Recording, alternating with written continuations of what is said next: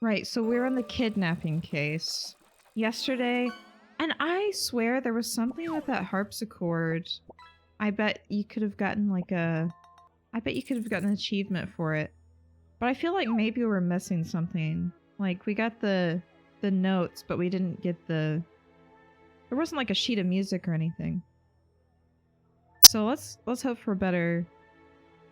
Hope for better, I don't like how loud that is. Let's hope for a better outcome here. Wouldn't you say it's time for a change of clothes, Miles? So? Right. What are you talking? Never mind. Okay, so same stuff. I think we're gonna get the same dialogue every time. Let me turn the voice up just a smidge more. So I think the last thing you did was lie to your wife for some reason. Oh yeah, yeah, because we were talking to Bob. Like, in our head.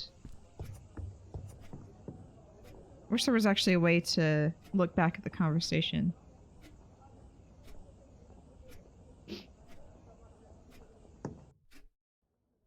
And then he said, "Oh, hello there. I don't believe we've met." Mrs. Delacroix, this is my husband, Oh, Miles. Miles, this is Mrs. Delacroix. Pleasure to meet you, madam. Likewise, young man. No! Pleasure. Hold on, we gotta Is reload. everything all right, Mrs. Delacroix? Ah! Yes, I just everything's remembered. fine. It's just that... Well, you weren't what I was expecting. We were supposed to... Ah! Hold on. I forgot. How do I get out? I'm just gonna close the game. I remembered now. Our wife had the client coming, and we were supposed to clean ourselves up. Like, brush our hair before we walked out there. We're gonna get ourselves cleaned up. How do we do that? We gotta look in the mirror, right? It's admirable just how organized Adelaide is. Maybe someday the same can be said about you. Well, how do I get myself cleaned up?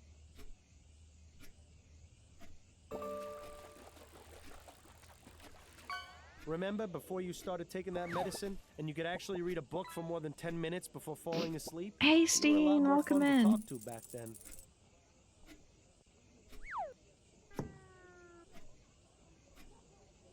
How do I...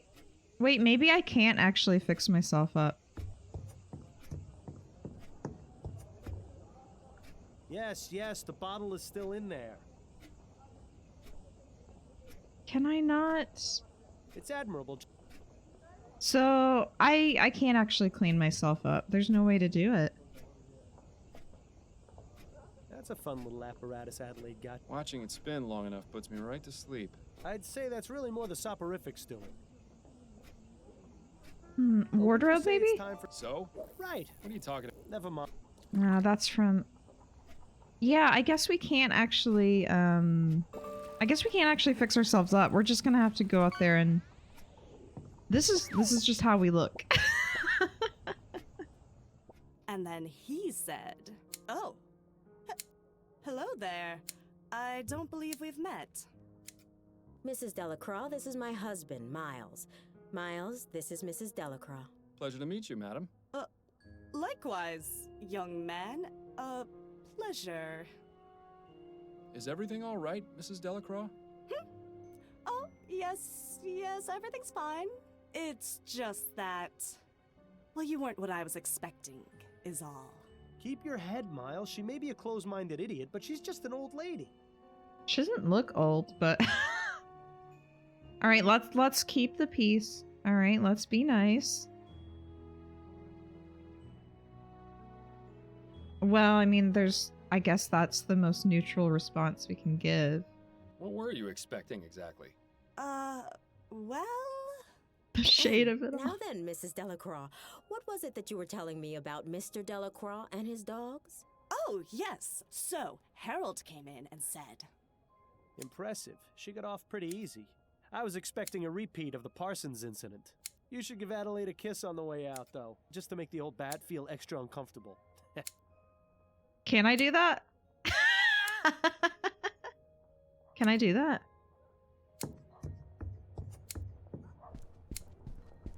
Addie?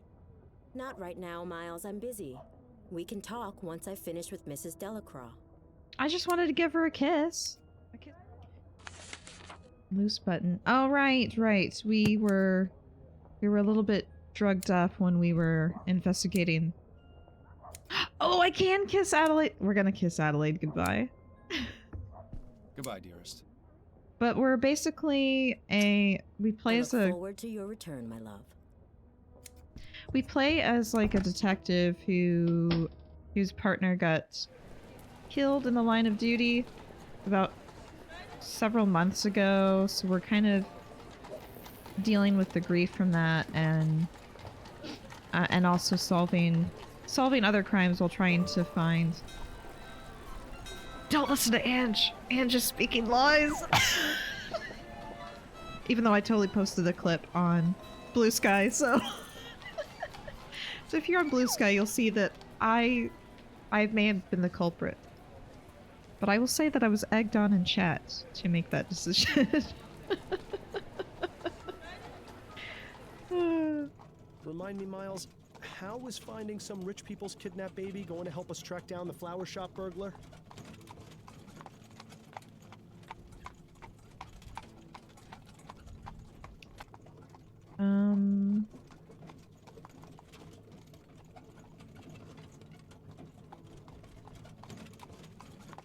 It's possible we might find a lead to the burglar during the course of this investigation. Really, Miles? You really believe that? Anything's possible, Bill. You remember how many times we encountered seemingly trivial matters which turned out to be important later on? Well, if you plan on solving this case, you'll need your full wits about it. Oh, and we're hearing like our dead partner's voice in our heads. I think it's kind of like a deep, like, subconscious thing. I don't know. Something like that.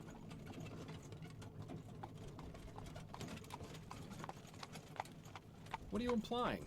I'm not implying. I'm flat out telling you. You need to stop taking that soporific.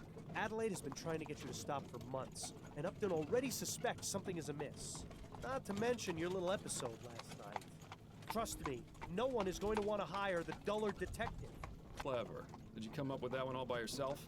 What are you going to do when the cases stop coming in? How long before you get put away in Riverview? If I do get locked away, it'll be your fault. Which is exactly why you need to get back to your normal routine so you can find the burglar.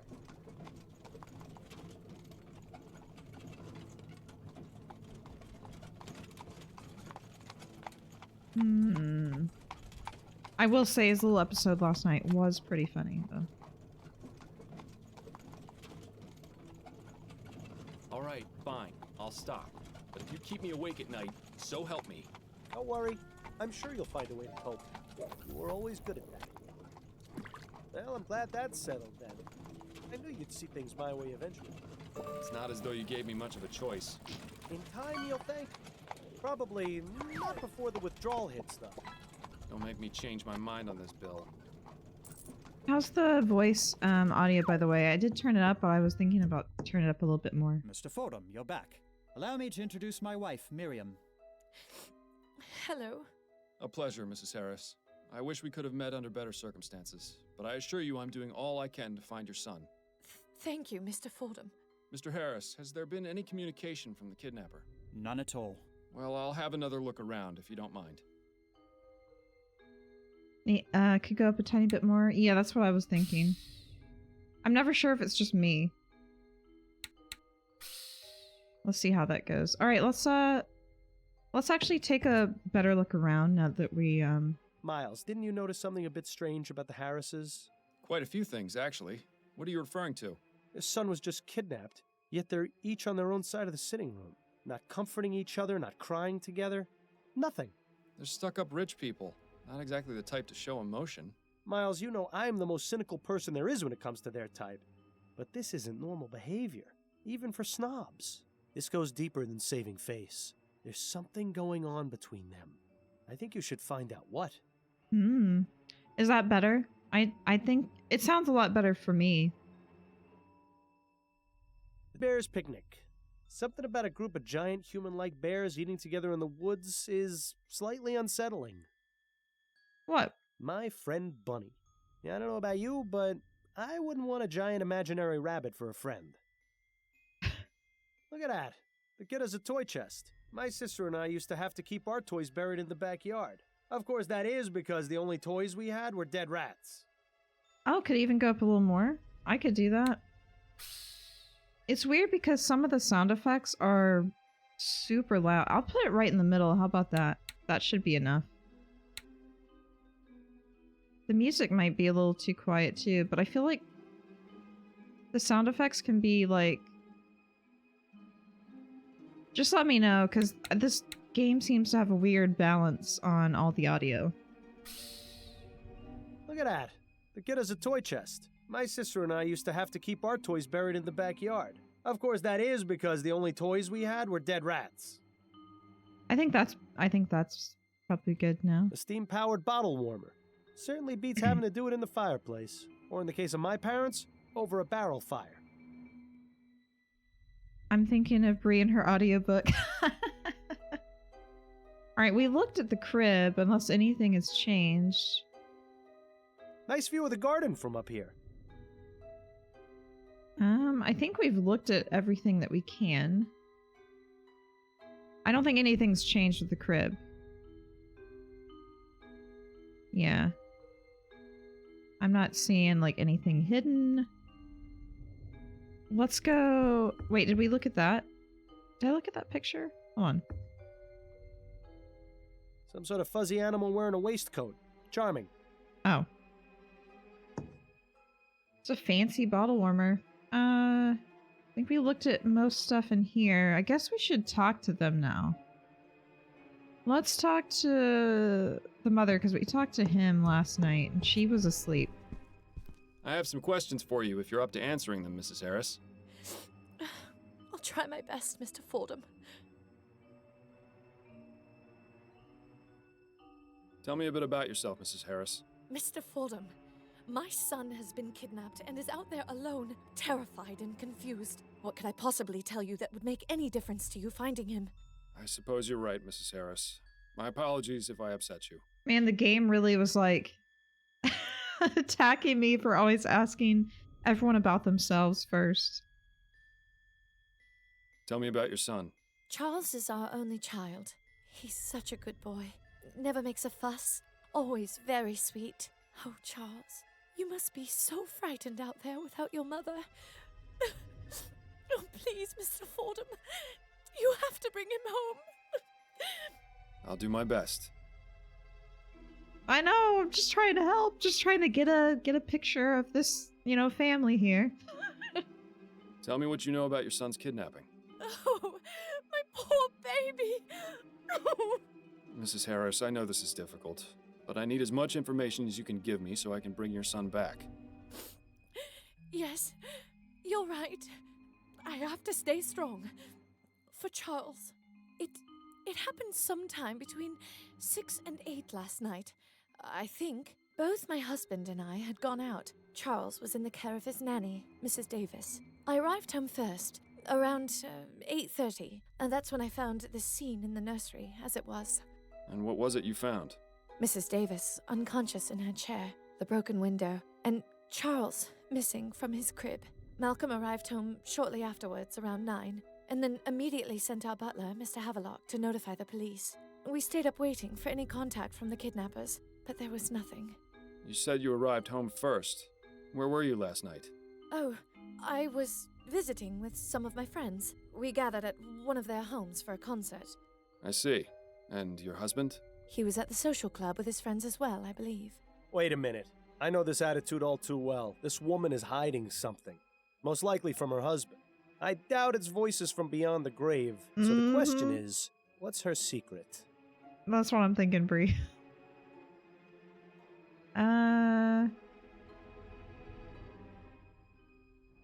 Motive. I found this button in your son's crib. Does it look familiar at all? No, I don't recognize it.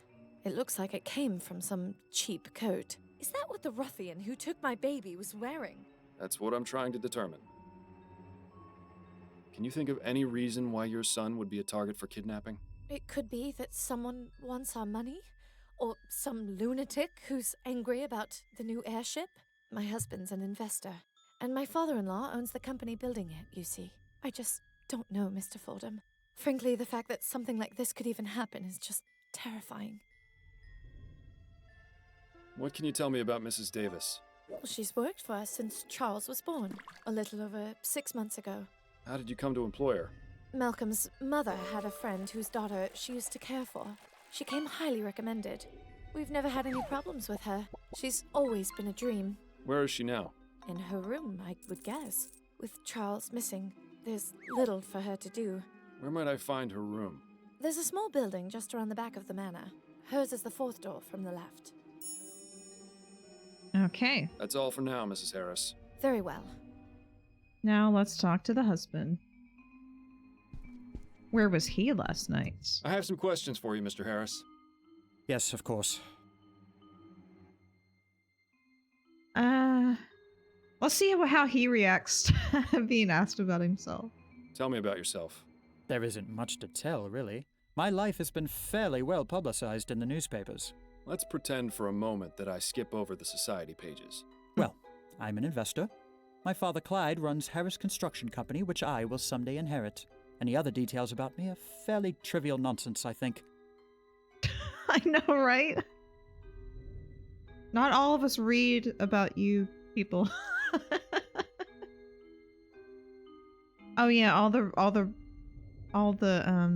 these are all like rich people who I'm investigating. Yeah, like both cases have dealt with rich families, haven't they? Tell me about your son. Charles is a good boy. Very quiet. Miriam had wanted a child almost from the moment we married. You know how women are when they have their hearts set on something. I saw no need to rush, but... Nice to know you're not the only one. Hey, Miles. The first 2 times Miriam was with child, she suffered some unfortunate accidents. She was devastated, as you can imagine.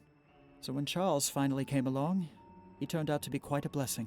I can't imagine what sort of depraved madman would take him from us like this. You must find him, Mr. Fordham. I intend to, Mr. Harris. Man said read my wiki page. Yeah. This is a wild ass story and I'm sucked in. Tell you about myself. You haven't heard of me? You don't know me? Hey, Star Dance, welcome in. I was actually just banking on him not knowing anything about his son, I'll be honest. Like, he's rich, they have a nanny. I was thinking, this guy's not gonna know anything about his son. Tell me everything you can about the kidnapping. I don't know much. I was out last night while it happened. Where had you been previously? I was out with friends. My wife can verify the time I arrived home. It seems hiding something from your spouse is an activity both Harrises partake in.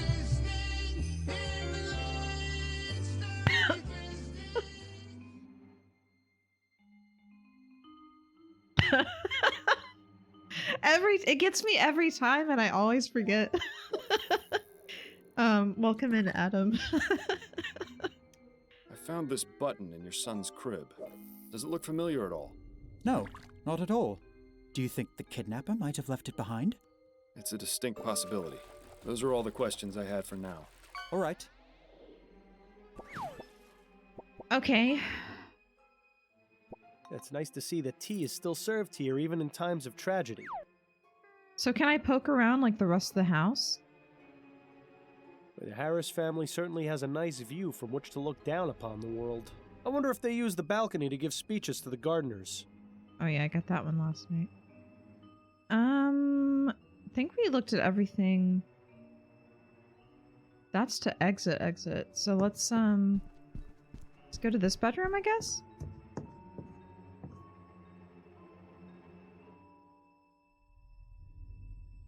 Snap sprays machine run. Fancy. Some poor servant's probably gonna get a flogging for leaving it in here, though. Who in their right mind would need that many drawers? Let's poke Let's around. see what we have here. A very poorly written letter addressed to Mr. Harris. I don't suppose it's a letter of admiration. On the contrary, the author seems quite upset. Mr. Harris, this is your weekly reminder on how much I hate you. Because wait, because of you, my wife is dead. My wife was a wonderful woman, and you have taken her from me. I hope you suffer as much as I have. Arthur Devons. Arthur Devons. Do we know that name?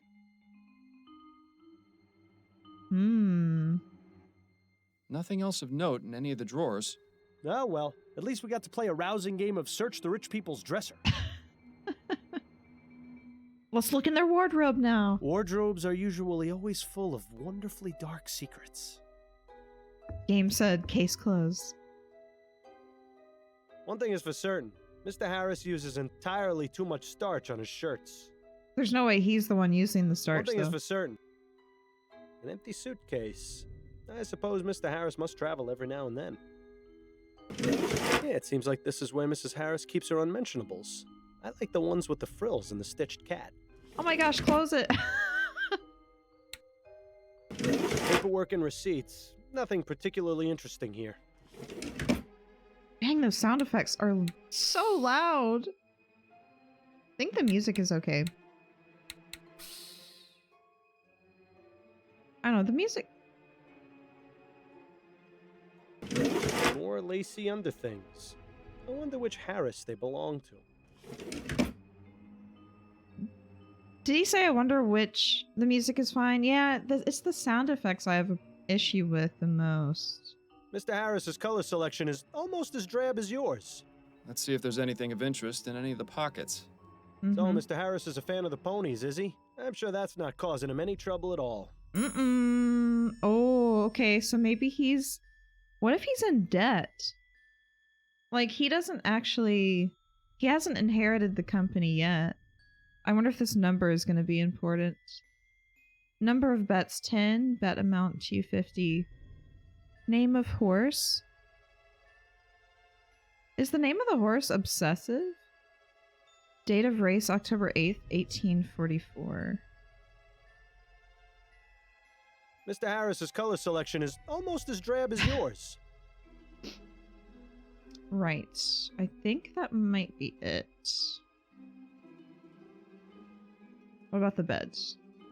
It looks like a pile of women's clothes. Must belong to Mrs. Harris. Yeah, we'll see if there's any There's a handwritten note among the clothes. handwritten. Miriam baby. Is Miriam the wife? I have to see you tonight. It's been far too long. R. Oh! Nothing else hidden among the clothes. Too bad. Oh yeah, there's some... Alright, so he's been gambling. She's been having an affair, at least. Oh, another four-poster. The Harris family certainly makes no secret of their wealth. Painting of the city. Probably the only time the Harris family sees any of the other boroughs. Okay, we can't look out the window. I think that... Excuse me, that might be it.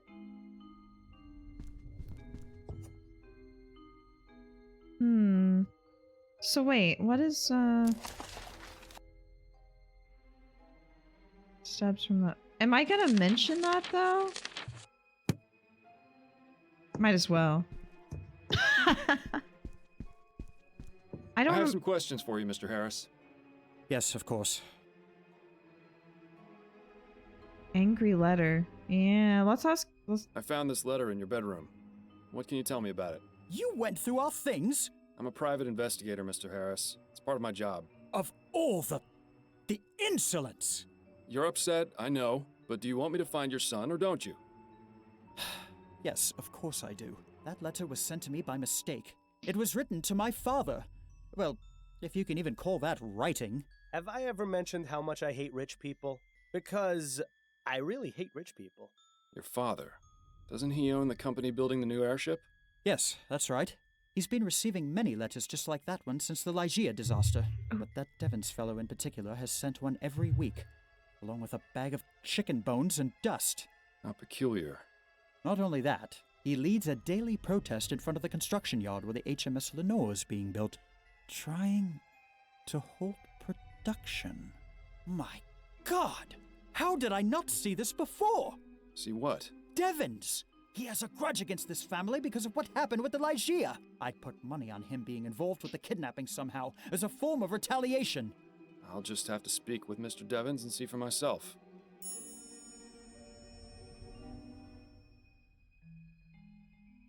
How goes the construction of the new airship? There have been some complications, but nothing we can't handle. Could you be a bit more specific? Well, I already told you about the trouble with protesters at the yard, and we're blocked pending Royal Maverick's review of the safety regulations for the prototype etheric diffusion engines.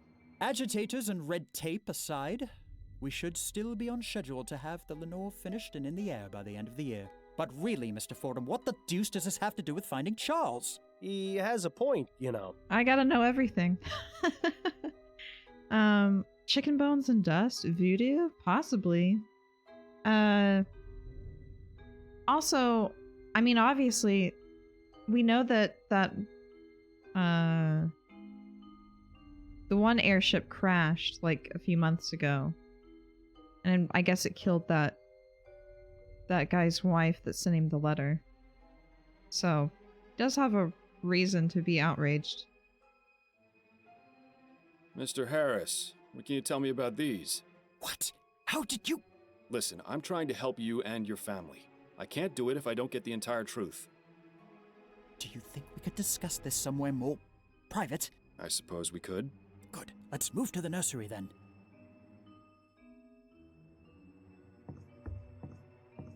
Am I gonna automatically go there? No.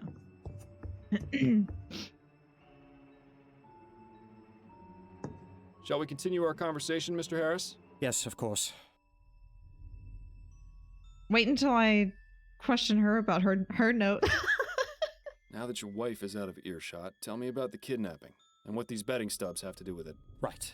As I said before, it had already happened when I got home. I had just come from spending the evening at the meadows. I see. I take it your wife isn't impressed by your hobby? I promised her weeks ago that I would stop going, but I've had such a good streak lately. The last thing I wanted was to upset her further, yet it would be foolish of me to just give up on something so promising. Can you think of anyone who might want to do you harm by taking your son? Several, I'm afraid. Go on. I haven't exactly had the best of luck, Mr. Fordham. That's why this latest streak was so important to me. The truth is, I've gambled away most of my money. I've had to take out several loans so Miriam doesn't get suspicious. If she ever found out, it would be over.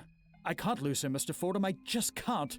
Where have I heard this before? You know, things would be so much easier if people just talked to each other. So I've tried doing true. business above board, but lately I've had to seek other resources.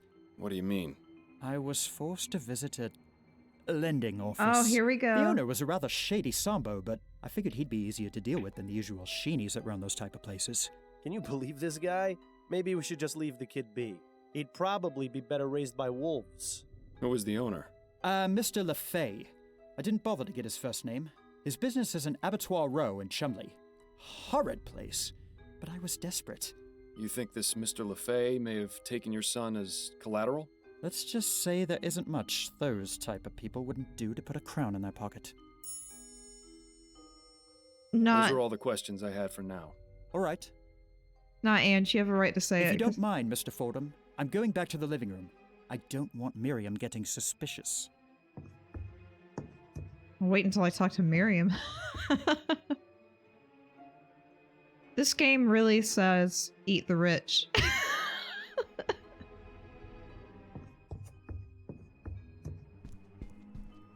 I have some questions for you if you're up to answering them, Mrs. Harris. I'll try my But best. could we Mr. talk? Fordham. Could I ask them in the nursery? I found this note in your bedroom. What can you tell me about it? I've never seen that note before in my life. Are you absolutely sure? Mr. Fordham, you mentioned you valued discretion. I ask you to please exercise some now. Would it be possible to speak about this in private In another room, perhaps? Out of the question, Mr. Fordham. I shall not leave this sitting room in the company of another man if my husband is not present. Yes, I understand. Let's put the subject on hold for now. What if we What got a our wife, life though? These rich people lead. All the money in the world and they're trapped like rats. That's all for now, Mrs. Harris. Very well. We should get our wife to talk to her. Right. So there's nothing more to do here. She said she wouldn't talk, So this is Mrs. Davis's quarters. We have the construction yard and the lending office. But I want to see if I can talk. Hey, Addie. Here I am. Good to see you've made it back in one piece. Let's see if we can get her to help us again. Addie? What do you need, dear? Let's compliment her. I'd forgotten how good you are at écarté. You absolutely destroyed me the other night. As I recall, you used to hold your own pretty well. We should have another match soon. That way I can hone my skills. Yes, we should. As long as you can concentrate, I'm sure you'll get as good as you used to be. Oh, Mrs. Yeah. I can't believe the nerve of that narrow-minded old cow. Who, Mrs. Delacroix? She's actually one of my nicest clients. I don't know how you can tolerate her. If I were you, I'd strike her off my list. If I did that for every one of my clients who thought the same as her, I'd be out of a job.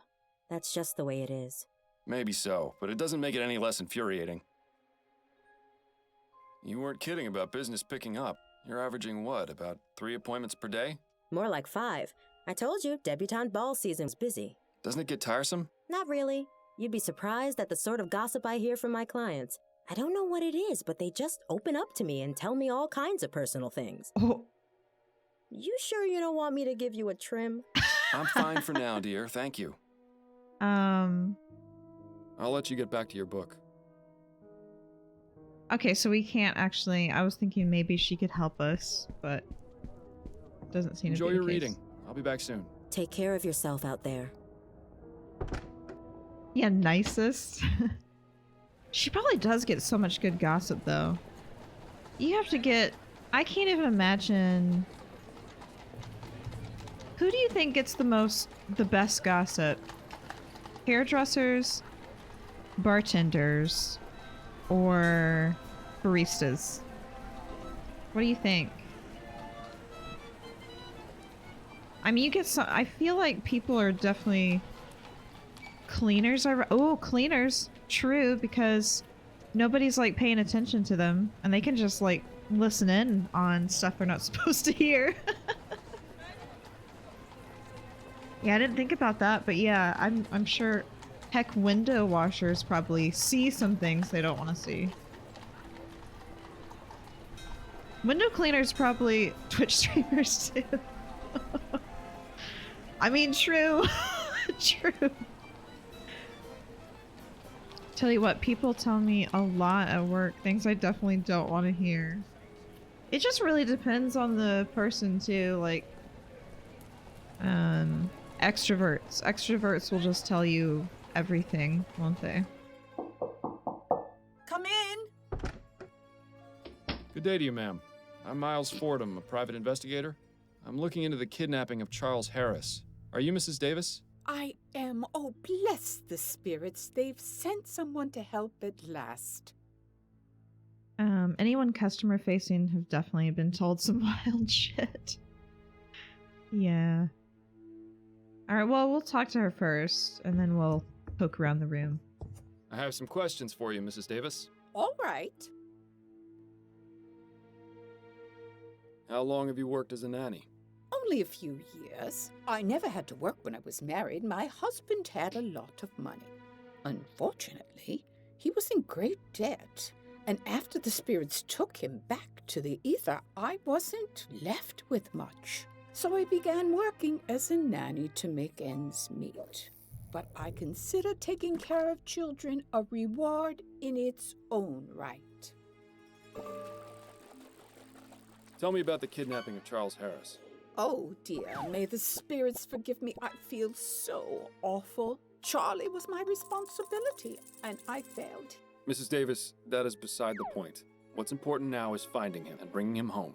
To do that, I need your full cooperation. Oh, you're right, Mr. Fordham. I'm sorry. I just need to collect my thoughts, get the negative vibrations out of my mind. Now, what specifically would you like to know?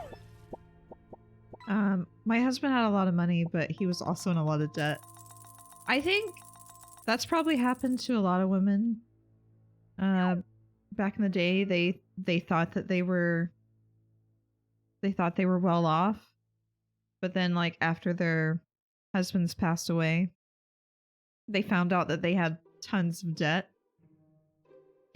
because their, husbands never told them. Lady, if he had a lot of debt, he didn't have a lot of money. Yeah. Yeah, because I imagine she probably didn't find out until after he passed away. Let's see, time of let's just go down the line, I think. What time did the kidnapping occur? I'm not entirely sure. I know I was in the nursery having a cup of tea about 8:30.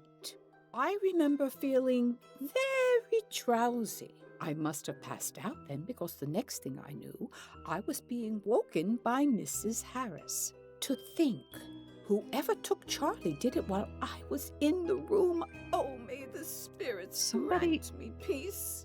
Do you happen to take any sort of sleep medications or soporifics? Oh, dear me, no. Those types of drugs cloud the mind and make it impossible to tune into the ether. You say that as though it were a bad thing. I beg your pardon? Apologies, I spoke out of turn. Somebody definitely put something in her tea. It seems like all the cases so far revolve around plants. There's something with the lilies at the very beginning of the game. Then somebody was making their own concoction to try to kill their mother, and then now we've got somebody lacing someone's tea. Can you think of anyone who would have wanted to take the child? Well, I'm not one to gossip, but I am You quite gossip. sensitive to the energy and vibrations that people give off. I get the impression that Mr. and Mrs. Harris aren't very happy in their marriage. Ah, come on. Anyone could have picked up on that. Anyone except you, that is. Mr. Harris likes to stay out late and not take his wife with him. I can't remember the last time they went out together. I don't know what he gets up to, but it's possible he may have made some enemies. Hey Cassidy, I didn't catch the end of yesterday's stream. Was it the daughter or the son? It was the daughter. It ended up being the daughter. Although part of me is like, was it the son? Did the son? I guess the daughter had more motive technically, but yeah, it ended up being her.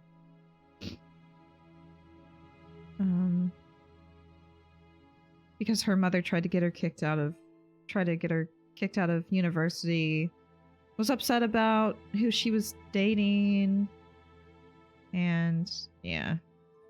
Can you think of any reason why someone would want to kidnap Charles? It might have been for money, but last I heard, there was no demand for a ransom. I honestly don't know why this happened, Mr. Fordham. I just hope you find the poor child. He must be scared to death. I found this button in the baby's crib. Do you recognize it? Why, yes. That's one of Barney's eyes. Barney. Charlie's stuffed bear. Is it a It's dinosaur? his favorite toy, a gift from my friend Linda. I didn't find a stuffed bear in the nursery. Then whoever took the baby must have taken Barney as well. Oh, at least the poor thing has something to comfort him. Bless the spirits.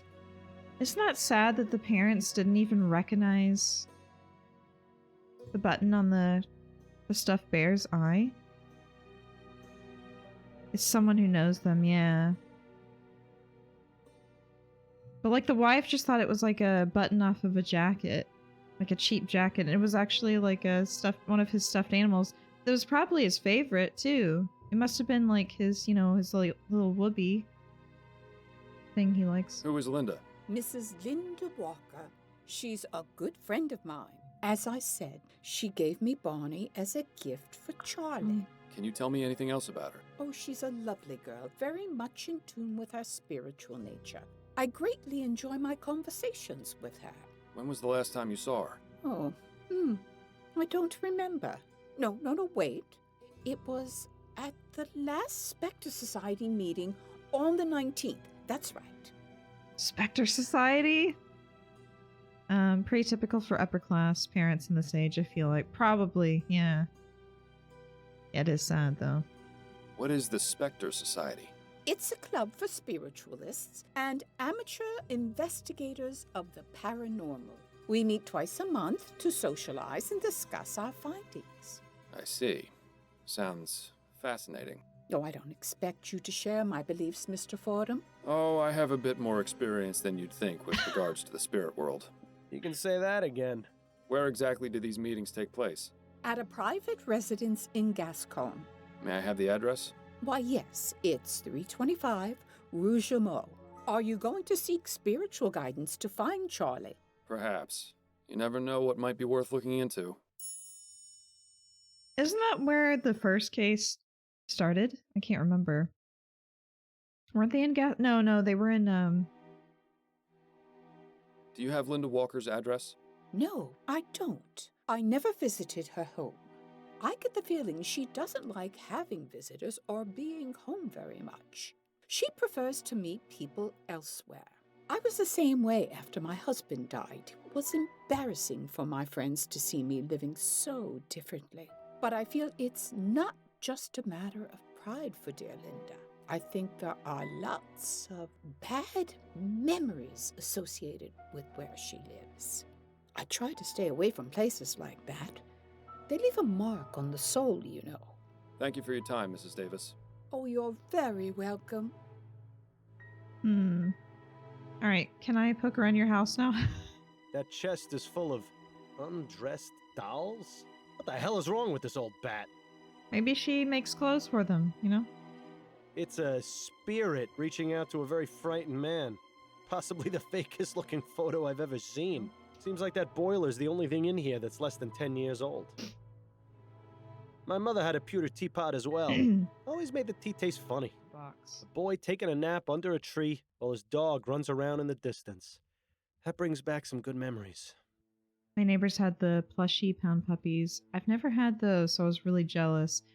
I think I got one of my kids one of the plushy pound puppies, and they were not into it as much as I was hoping they would be. These are all books on spiritualism and the occult. Mrs. Davis doesn't seem to have many other hobbies. Pretty distinguished looking gentleman. Handsome. Good fashion sense. Wonder who he is. I know, their little floppy ears. Wasn't it like,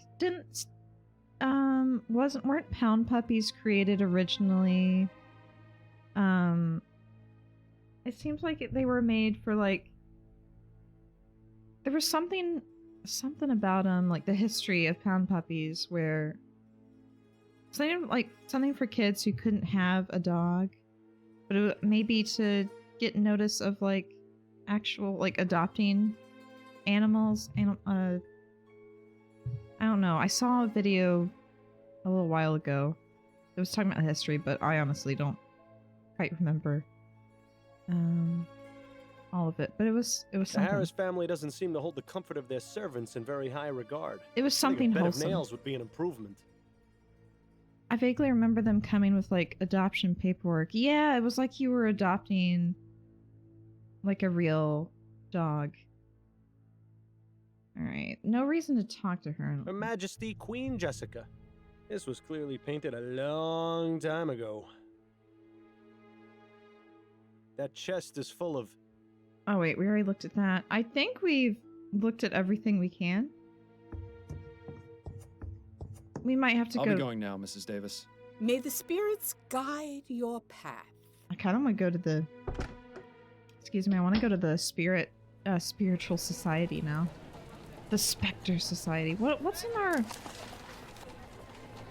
Speak with Arthur Devens at the Harris Construction Yard. Speak with Mr. LaFay, the moneylender. All right, let's go to Arthur Devens first, I guess. Where is he? Construction Yard. so we say to Harris and his cronies, no, we will not stand for this. Too many have died to allow this to continue. Steam tech must be stopped.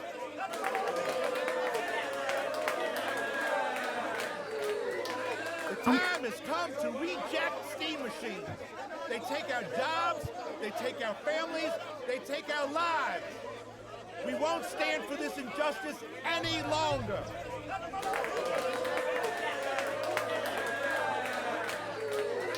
Clyde Harris has no concern for the people who died aboard the Lygia or their families. The only thing that matters to him is lining his pockets with the misery I know, of others. right, Brie? To this we say no! I feel like I'm actually playing Disco Elysium again. I've got a detective that's like addicted to substances. Well, someone certainly wasn't shy about making their opinion known. Murderers. Rich people really do like making others aware of what's theirs, don't they? Mark my words. Don't these people have jobs they need to go to? Hey now. But the way this gate is set up, I think trespassers should get an award for being able to breach the fortress. Elect Hart Leroy, the man of the people. That's preaching to the choir around here. It's very loud. It's very loud. Pardon me, are you Arthur Devons by any chance? Yes? Who are you? Miles Fordham, private investigator. Could I ask you a few questions? Guess so. Yeah. Oh god, am I gonna be able to hear anything? You seem very dedicated to your cause. I'll take that as a compliment, Mr. Fordham. There's quite a lot of people who are against steam tech, aren't there? Yes, the movement is gaining ground and growing rapidly, I'm pleased to say. I've heard stories about some more extreme members. Do you know anything about that? You mean Redites? Sure, I've heard of them. Even met a few. But if you think I'm telling you anything else beyond that, you're sorely mistaken. Are you a member of the Redites, Mr. Devons? No. I prefer more peaceful methods of making my voice heard. Now, if you don't mind, I think we should drop the subject. You recognize this letter, Mr. Devons? How'd you get that? That wasn't meant for you.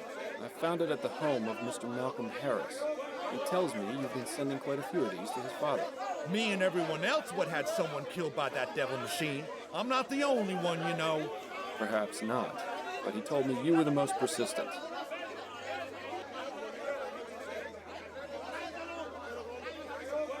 Bones and dust. Mr. Harris told me you send a bag of chicken bones and dust along with your letters. Why is that? Chicken bones? Dust? Nah, that's not right. I've only sent letters. Are you certain of that? Yes, as sure as I'm standing here. Right. And I'm the queen. I get the feeling this guy will crack if we figure out what the significance of his little gift is. Can I just end the conversation real quick, though? Because Good day to you, Mr. Devons. You too, Mr. Ford. I am thoroughly overwhelmed.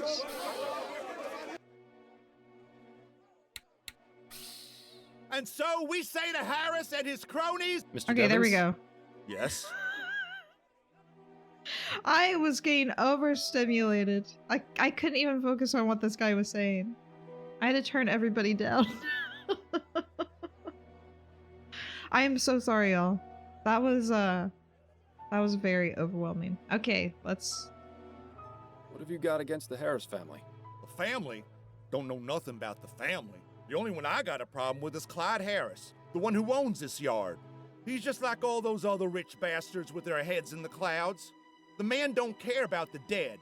He just wants to make as much money as he can. I'm just trying to make him realize how wrong he is.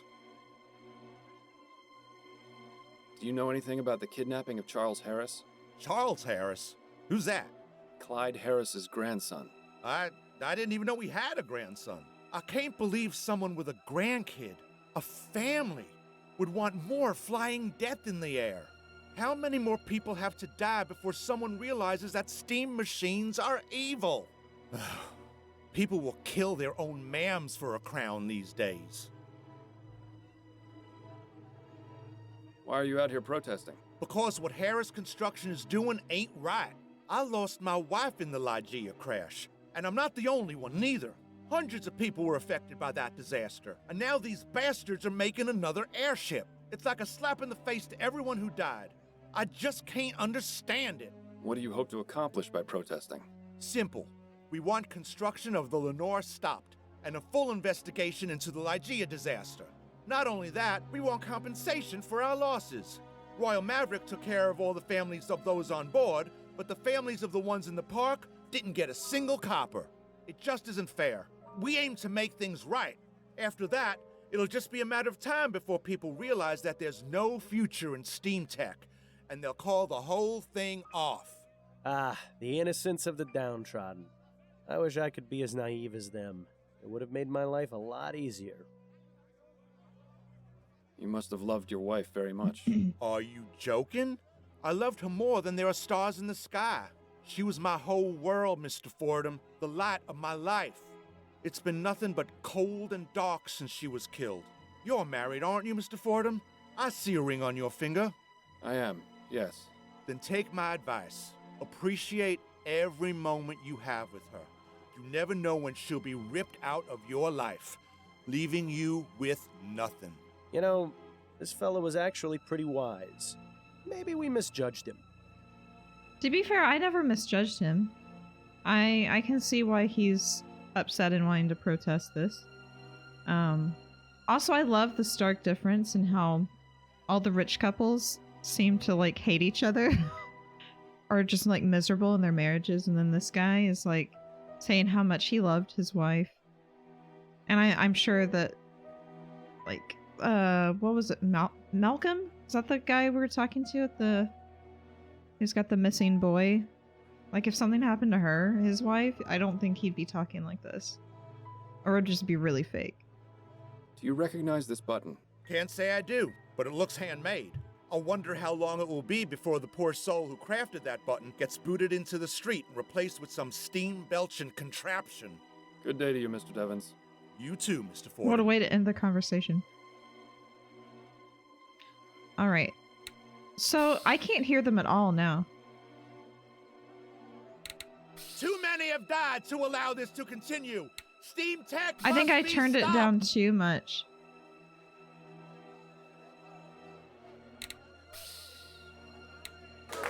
Whoa.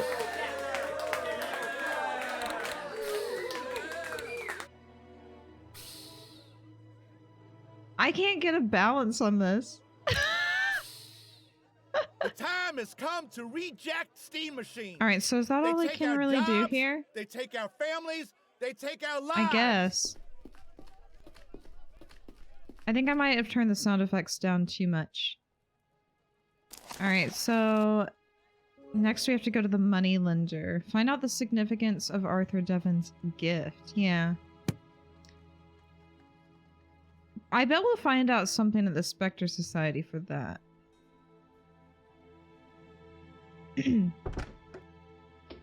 Hello, sir. Welcome to LaFay Lenders. I'm the owner, Chester LaFay. Are you looking to take out a loan? Not today, I'm afraid. I'm Miles Fordham, a private investigator. Look, I don't know what you've heard, but I run a clean business here. I don't need Do any you? trouble. And I'm not here to cause any, for the moment. Just keep your nose where it belongs. We should get along fine. Right, because the rich guy was he was in a lot of debt from gambling. Do you suppose LaFay turns the heat up to put some pressure on his clients? Must be soothing for LaFay to be able to look at this landscape while he sits at his desk. Got some missing candles on that. That's the latest model Computron. They don't come cheap. LaFay must be doing pretty well for himself. He actually has a degree in business from the University of New Britannia? What a waste. LaFay with a woman and a small girl. I wouldn't have taken him for a family man. A crew escaping a shipwreck on a violent sea. Not the most comforting painting to look at while waiting for a loan. Definitely not. I shudder to think how many people's financial freedoms are locked away in that cabinet. Alright, let's get to business. Mr. LaFay, I'd like to ask you some questions. Fine, but keep it brief. Tell me a bit about yourself and your business, Mr. LaFay. What's to tell? I lend people money, they pay me back. Surely it's not that What if they simple. don't Well, pay of back? course I charge interest, otherwise I'd never make a profit. I know people don't look upon the service I provide very favorably, but without my help, there would be a lot more unhappiness in the world. How did you go about starting up this business? I didn't.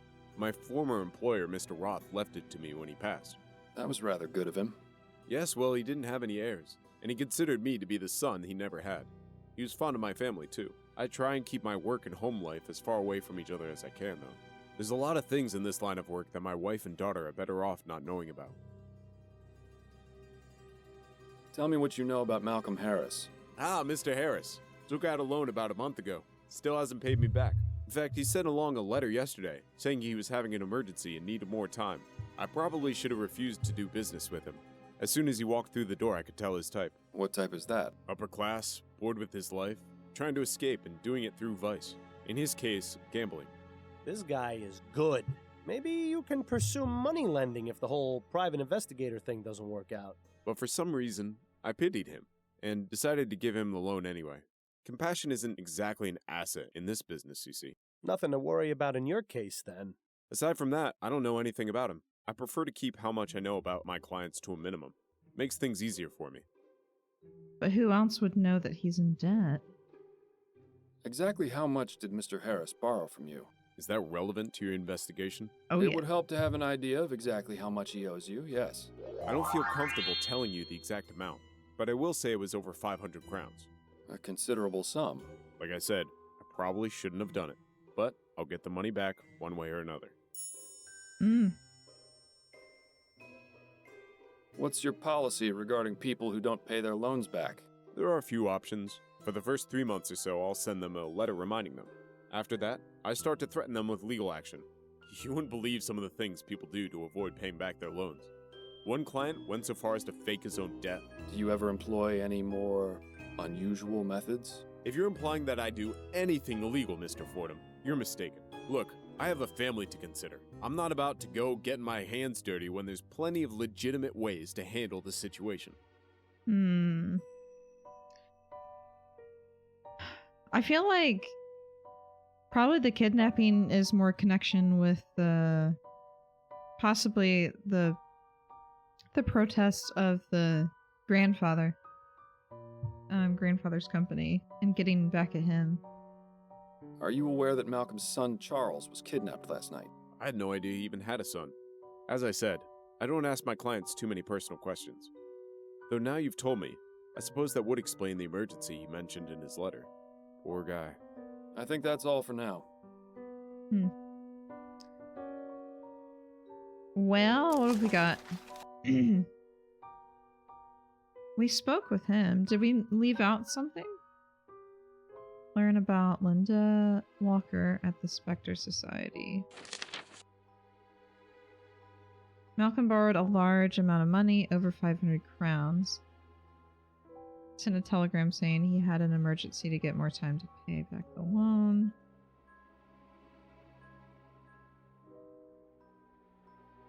Malcolm didn't, like, plan the kidnapping, did he? So that he could get more time? Maybe it's, like, even a fake kidnapping just so he can... I don't know. Possible. Hey Lou, welcome in. Hopefully you're gonna eat your, hopefully you'll eat your Burger King even though the 8-ball said you couldn't. Alright, I guess it's time to go to the Spectre Society. Check out these ghost enthusiasts. Too dark to tell what's inside. They must enjoy the somber atmosphere. I wouldn't like to have a street lamp right outside my window. Not without a good set of thick curtains, anyway. I wonder if Phillips steam-powered carriages will ever make those things go out of fashion. Nothing like the smell of horse manure in the baking sun, eh, Miles? Still, it's not as bad as the chum. What else have we got? Too dark to tell what's inside. They must enjoy the somber atmosphere. I guess we'll go in now. Nothing else to see out here. Yes? May I help you?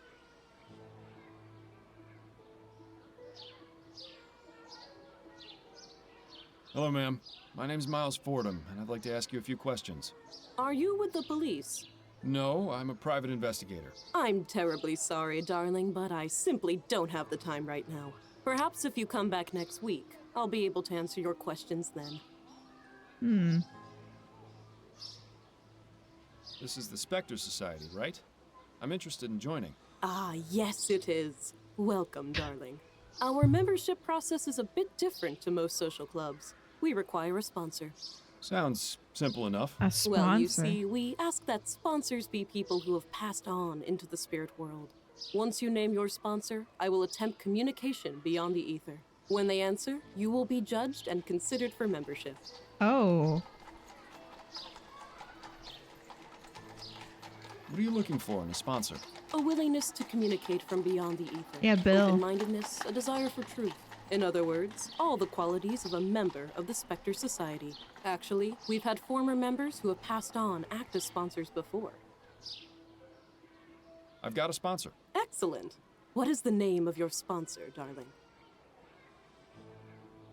Bill Legere is my sponsor. Seriously, Fordham? I thought you knew better than that. Bill Legere. Very well. I will attempt to communicate with him. Oh boy. What? She can do this all day. It's not gonna work.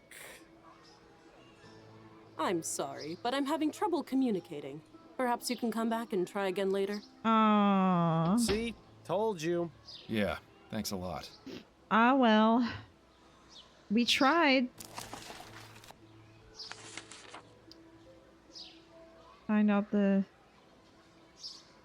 How are we gonna find out the significance of the gift? Bill, why would you do... Yeah, I know, right? Come on, Bill. It's for an investigation. We could try going back to her, maybe. See if she has more to say about that. Hello again, Mr. Fordham. Did you hear? The Harrises got a note from the kidnapper. I didn't hear. When was this? Oh, not long ago. Within the hour. You should go see them about it. Thank you, Mrs. Davis. I shall. Except, just a question real quick. I have some questions for you, Mrs. Davis. All right. Oh, chest of dolls. We can ask her about that. I couldn't help but notice that chest full of dolls in the corner. Oh, that. Oh, I know it must look a bit strange, but I pick up old and broken dolls so they can be repaired and donated to orphanages. It's my way of giving back to the community and helping poor children who have nothing to play with. Well, what a kind soul. I wish she would find less creepy ways to express her altruism. I got an achievement for that. Not what it looks like. Learn about Mrs. Davis's hobby. That's a lovely portrait. Who is it of? That is my late husband, Jonathan. He used to attend meetings of the Spectre Society with me, bless him. I tried to get him to be more in tune with the other side, but I think he was just humoring me. Oh, he was a good man. Everyone at the Society cared for him very much. Thank you for your time, Mrs. Davis. Oh, you're very welcome. All right. Well, let's get back to the manor and see. I'll be going now, Mrs. Davis. May the spirits guide your path. And see about this kidnapper note. See if we can get some more information.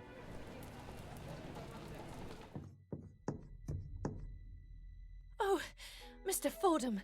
Oh, thank God you're back. What's going on? Our butler just brought this in. He found it stuck to the gate outside. Can we talk to the butler? Why haven't we been able to talk to the butler? Harris family, we have your son.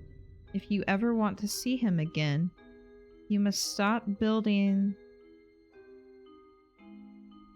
the airship. The new airship. We are not joking. Either this is written by a kid or somebody, you know, that with bad spelling.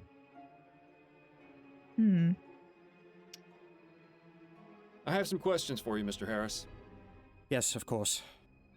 Same guy that wrote the first letter. Yeah, I'm just wondering... It is the same handwriting, but I'm wondering if it's actually like an adult or a kid. What is your opinion of this ransom note? It's obvious who sent it, Mr. Fordham. Why are you wasting your time here? Go arrest Mr. Devons! Those are all the questions I had for now. All right. What about... Wait, did he say go arrest Mr. Devons? We talked to Mr. Devons, right? He said he didn't even know that they had... He didn't even know the one guy had a grandchild. Also, how old is this boy? I have some questions for you if you're up to answering them, Mrs. Harris. I'll try my best, Mr. Fordham. There's something fishy going on. Did you read the ransom note? No, Malcolm wouldn't let me. He said I was already too upset. That's all for now, Wouldn't let her. Mrs. Harris. Very well. Wouldn't let her. Find out the significance of Arthur Devon's gift.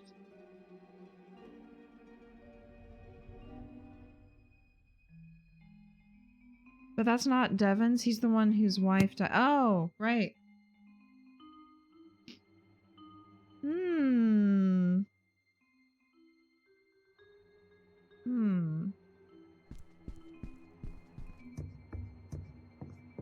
Not sure where to go now. Should we go back to the construction yard maybe? Oh, let's go to the coffee house and give an update. We'll probably get more information here. Can we talk? Go on, I'm listening.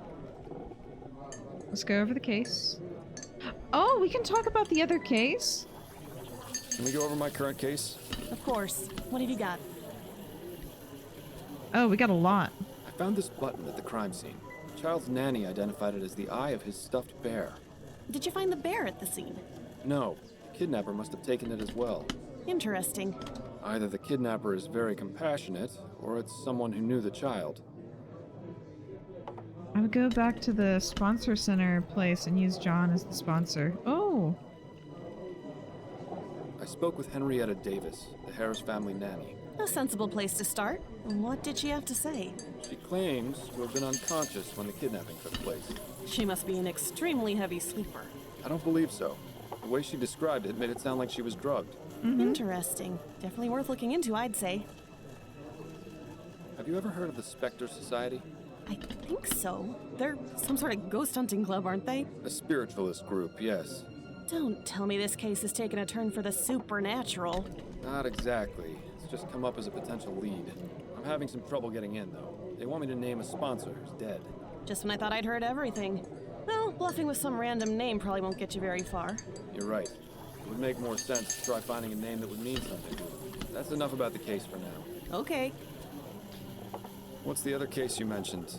The one you said was a higher priority. Well, it seems we might have a mass murderer on our hands. You don't say. That's right. I didn't say because I shouldn't say.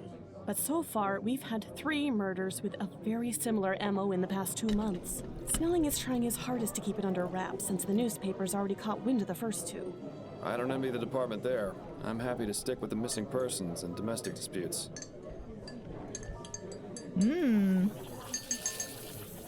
How's work going? Hectic as usual. Crime in this city seems to be getting worse and worse every day. I suppose that's the price of progress. God help us if they ever actually discover that ethericity stuff then. Things between you and Adelaide getting any better? I'm really not sure. They haven't gotten worse, but things haven't been the same between us since Bill died. Well, you need to figure things out, or everything is just going to explode in your face one of these days. Thanks for the vote of confidence, Upton. I'm merely speaking from experience. If I'd seen the warning signs with Harold sooner, it would have saved me quite the headache. At least your marriage seems like it's still worth saving. That's it, I think. Then you'd better get back to it. Right. So I guess the question is, do we have a name? Do we have a sponsor we can use?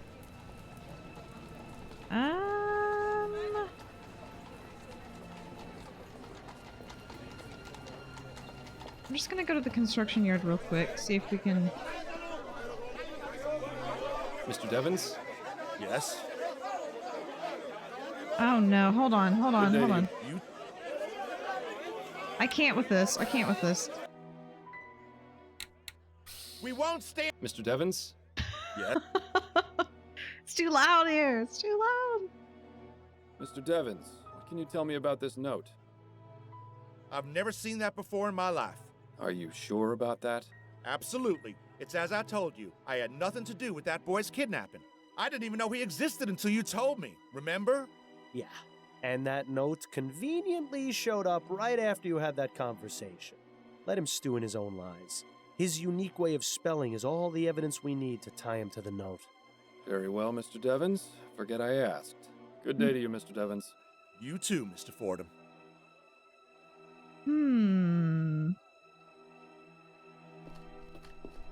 So, we still need to figure out what this chicken bones thing is. Which I'm assuming we might find out from the Spectre place. I'm just gonna... I don't think he's gonna be of much help. Okay. I was just checking. Just going back and forth. Let's maybe talk to her wife. I've managed to survive the wild streets of New Britannia. Seeing you come home always puts a smile on my face. She might have a name we could use. Addie? What do you need, dear? Let's see. Spectre Society, here we go. Have you ever heard of a group called the Spectre Society? I think I had a client once who mentioned it. There's some kind of spiritualist group, right? So it would seem. I don't really know anything else about them, sorry. I'll let you get back to your book. Okay. Dead in there. Maybe we could try going back. Time for me to get some things done. Don't work yourself too hard, dear. Do we have another name to use? Who was the John person? Let's see. See if he'll let us.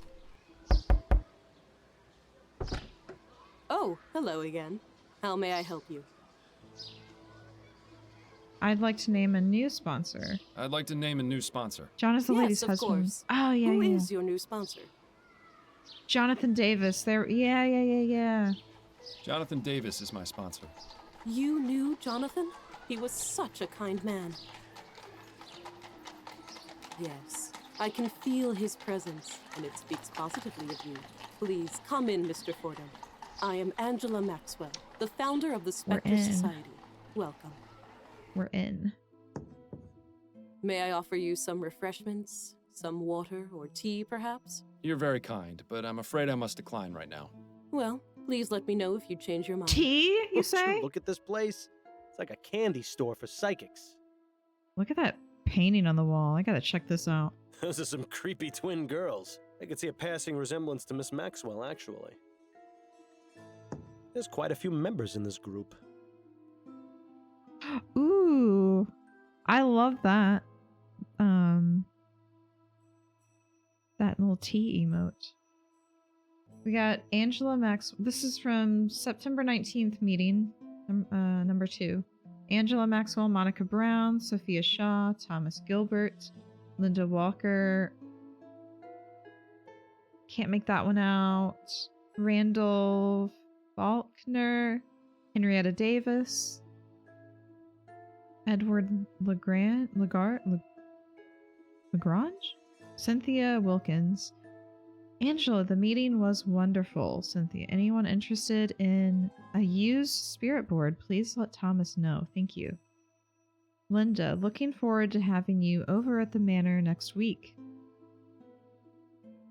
Come around 8 p.m. and you can meet Charlie. Henrietta, please ask the spirits to cure my son's illness. Sophia. Donald. Isn't Linda the wife's name? I think so. I need, like, I kind of wish it had a list of all the characters in all of this, because I keep forgetting everyone's name and all their connections. But isn't Charlie the boy that was kidnapped?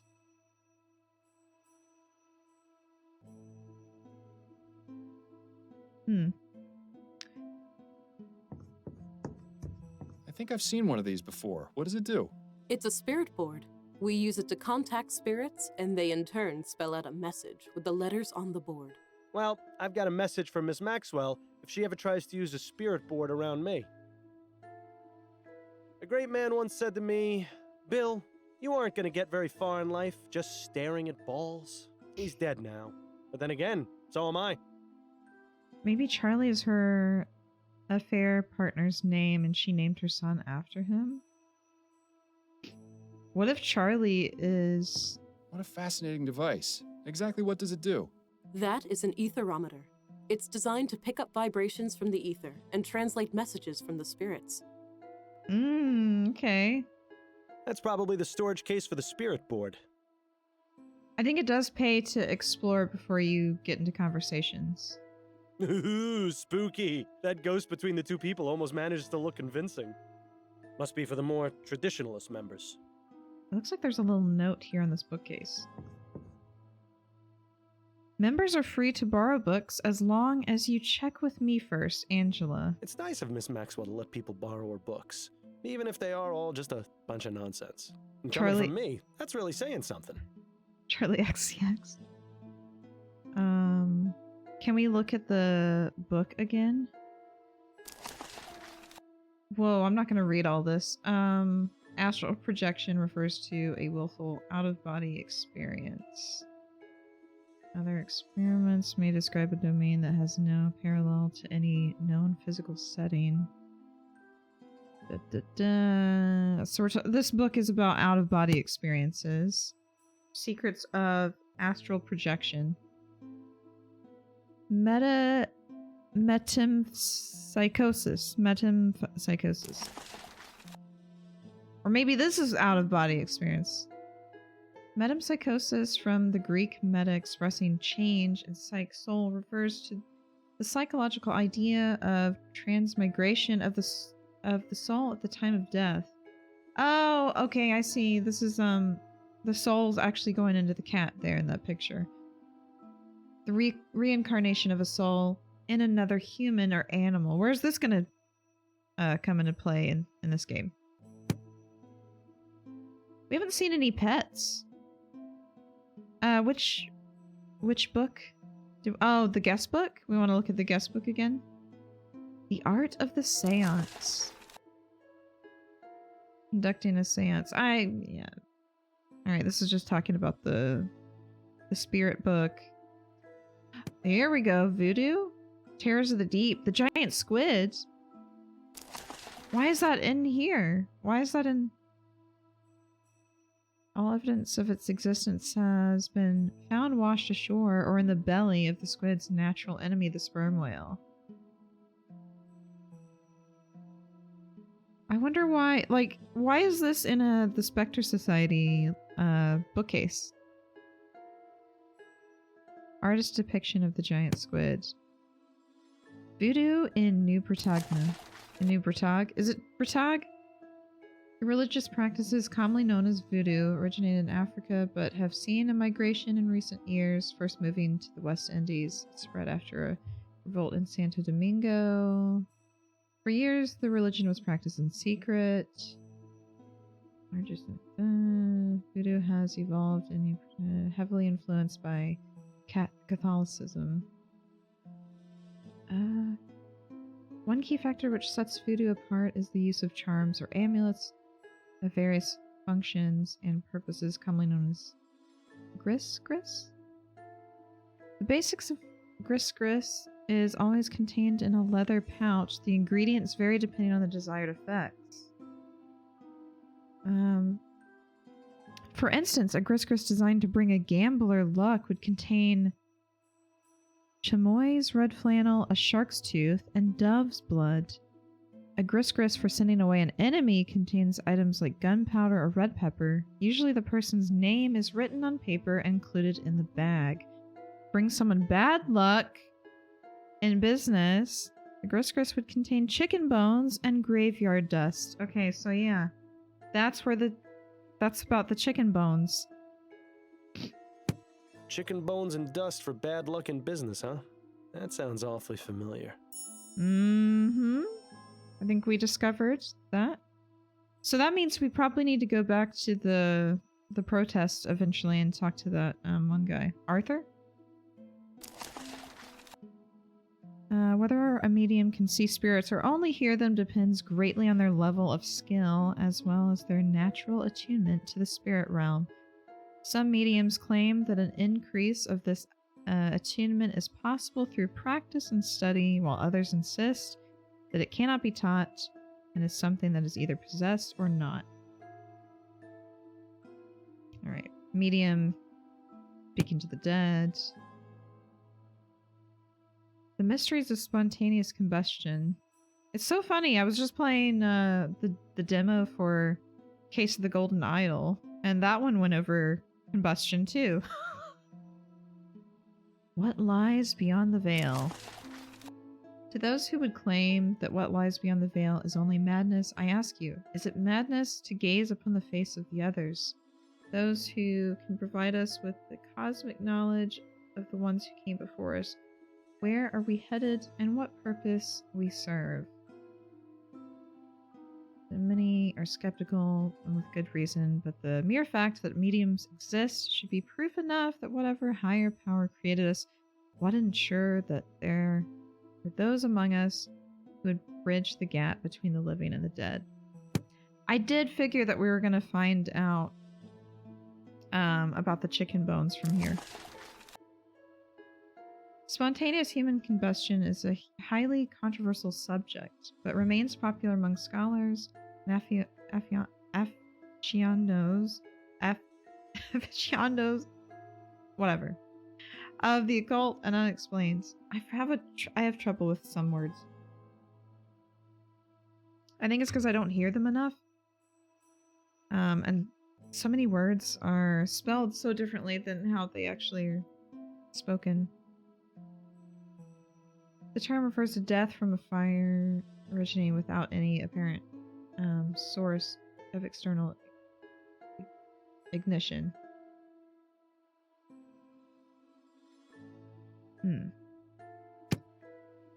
Secrets of the tarot. Okay, we got tarot.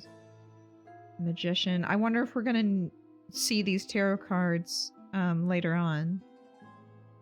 Specifically the Lover's one. Spirits and the ether.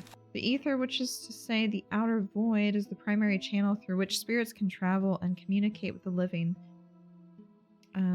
This unseen dimension exists in conjunction with ours, but can only be accessed by people gifted with the sight or special communication tools. Unfortunately, spirit photography is easily faked, and many fraudulent examples have arisen. Due to this, it has become increasingly harder to prove the real instances of spirits captured. Alright, so we discovered the chicken bones and everything. So we can maybe ask about that. Bree, I don't know if you're still here. I know you wanted to look at the guest book again. The plaque says Leonora Pattinson, seer. She looks like someone I would not want to fool around with. Let's go look at it. Oh, because of the names, yeah. There's quite a few members in this group. So who's Henrietta? Henrietta Davis. Linda Walker. Is that the Linda they're talking about? Looking forward to having you over at the manor next week. Henrietta Davis. Do we know the current date? I don't think we do. Yeah, the game really hasn't given us any dates of note. Alright, well, let's go ahead and ask her some questions now that we've had a peek around this place. I never much cared for all that mystic stuff. Why should your life be dictated by a bunch of cards? What's this book? Alright, let's go talk to her. Could I ask you about some things, Miss Maxwell? Certainly, darling. Let's get to know her. That's what I always like to do. What made you decide to start up this club? I began communing with the spirits at a very early age. My twin sister, Rachel, died after falling into an icy pond when we were 8 years old. I'm very sorry, Miss Maxwell. Oh, I appreciate your sympathy, darling, but don't feel too bad. Rachel began speaking to me shortly after that. She has served as my spirit guide ever since. Spirit guide? You mean you still speak with her? Oh, yes. Every day.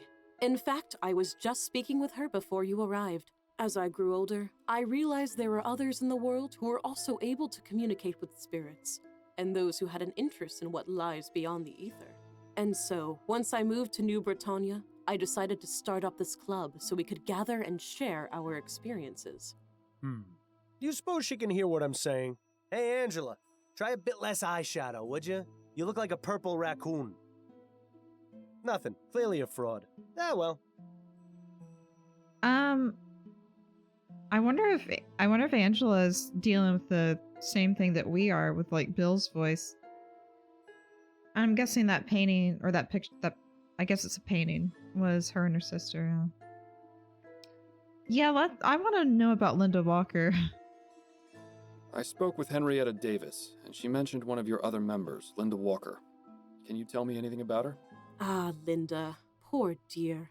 Of all our members, she is the one I feel for the most. Why is that? She's had a tragic life, but I believe the Spectre Society has helped her greatly. Not only has she made a good friend in Henrietta, she's also dealt with her grief in a positive way.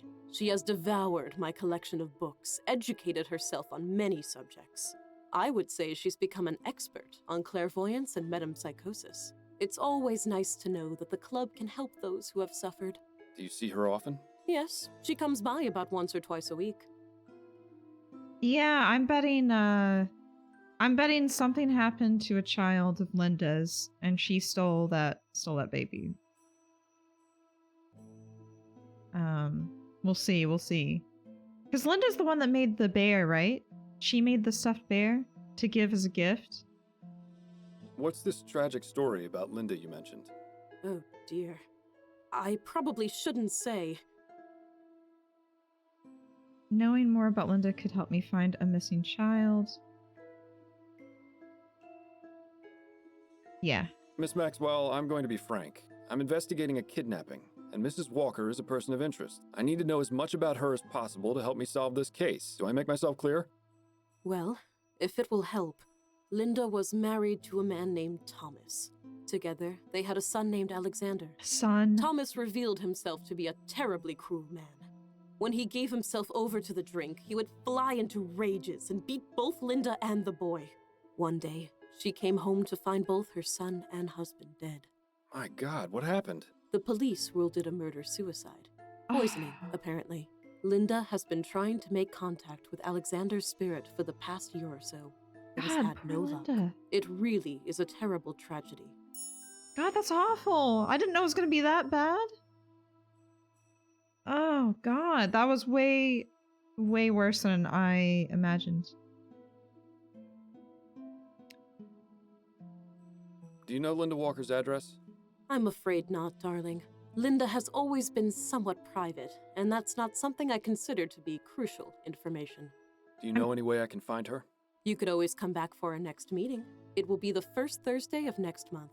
By then, we'll have completely lost track of Charles. There has to be another way of finding Linda. Yeah.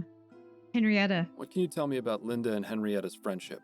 It's so lovely to see them together at the meetings. They're practically inseparable. It's quite sweet. They often leave messages for each other in the guest book. When Linda found out that Henrietta was taking care of an infant, she even gave her a toy bear for the child. I remember Linda lighting up with excitement when she asked about him. She really loves children. It's such a terrible shame about... But please, let's discuss something more pleasant, shall we, darling? And they were roommates. I guess let's get to know, like, what the Spectre Society is all about. What can you tell me about the Spectre Society? Where to begin? I formed this club 2 years ago, right after I moved to New Britannia. During our meetings, we discuss our experiences with paranormal phenomena and organize investigations. What sort of investigations? We look into places all around the city which have been reported as haunted. New Britannia is teeming with the spirits of those killed during the French and British takeovers of the city. Not only that, but there is a prevalence of mystic religious practices here in Gascon, brought over by immigrants from the Antilles. Fascinating. There are plenty of books on the subject over there in the bookcase, if you're interested in learning more. I may have looked a bit through them. I'm sorry, what was it you said? Madam Psy, what? Metempsychosis, darling. It's a philosophical term which comes from ancient Greece. It refers to the transmigration of the soul after death. Is that anything like reincarnation? Essentially, yes. There's a book on the subject over in the bookcase, which can tell you far more than I possibly could. Oh my god, do you think that Linda thinks that her son's been reincarnated in... Is the boy's name Charlie? Do you know anything about the kidnapping of Charles Harris? I'm afraid I haven't heard anything about any kidnappings, darling. If you wish, I can commune with the spirits and see if I can help locate your missing person. That won't be necessary, Miss Maxwell, though I appreciate the offer. I mean, we could give it a go. I was wondering. Yes? When you communicate with the spirits, are you able to stop? If I wish them to leave me, yes. I bid them farewell, and they usually depart back into the ether. What about the more persistent ones? You do remember I'm right here, don't you? Well, just between you and me. Those spirits are best dealt with by having the other kind of spirits. Quiets them right down. I prefer soporific myself. Oh? You hear the voices of the spirits as well, Mr. Fordham. But of course, now the reason for your visit to the Spectre Society is obvious. Do you see? All our paths eventually become clear. I'm glad yours has brought you here. Oh, wonderful. Now she started rhyming. Don't get any funny ideas about telling her about me. She may be a lunatic, but that's no reason to expose yourself as one too. Do we tell her about Bill? Henrietta told her to come see Charlie on September 19th. Oh, that was in the book. She said to come to the manor. All right. She's more likely to believe us. I don't think she would look at us as, not being of right mind. I don't hear the voices of all spirits, just one. Miles, what are you doing? Ah, you have a spirit guide. Please, tell me more, darling. I wouldn't call him a spirit guide so much as a spirit nag. This is a very, very bad idea. Do you know who this spirit is? Yes, it's my former detective partner, Bill. I shot him on our last case together. You shot him? He was on a roof being held at knife point by a burglar. They were too close. I took the shot, but missed, and hit my partner instead. Oh my, you poor darling. Is he angry with you? Well, he is now. He doesn't think it's a good idea to tell others about him, but normally he's the same as he was in life. He just wants me to find the man responsible for his death. I've told him I'm really the one responsible, but he insists it's the burglar. I see. This is quite the unfortunate situation. My advice to you is this. Spirits often know best. You do well to listen to him about keeping his presence to yourself. Not everyone is as open-minded as we members of the Spectre Society. Maybe I misjudged her. I know. It's been hardest keeping this from my wife, but I can't drive her away. She's all I've really got left. Your story has touched me, Mr. Fordham. I will do everything I can to help you and your spirit guide find peace. If I find anything out which might help you, I will contact you personally. Thank you, Miss Maxwell. I appreciate it. Well, that could have turned out much worse. I'm warning you, Miles. Tell anyone else about me, and I won't be so forgiving. Thank you for the information. It was very enlightening. It was my pleasure, darling. I got an achievement for it, for talking to her about Bill. Let me look at this guest book one more time. There's quite a... Yeah, Henrietta, looking forward to hanging out with you over at the manor next week. This was signed on the 19th, 8 p.m., and you can meet Charlie. And what was... It doesn't give any dates, does it?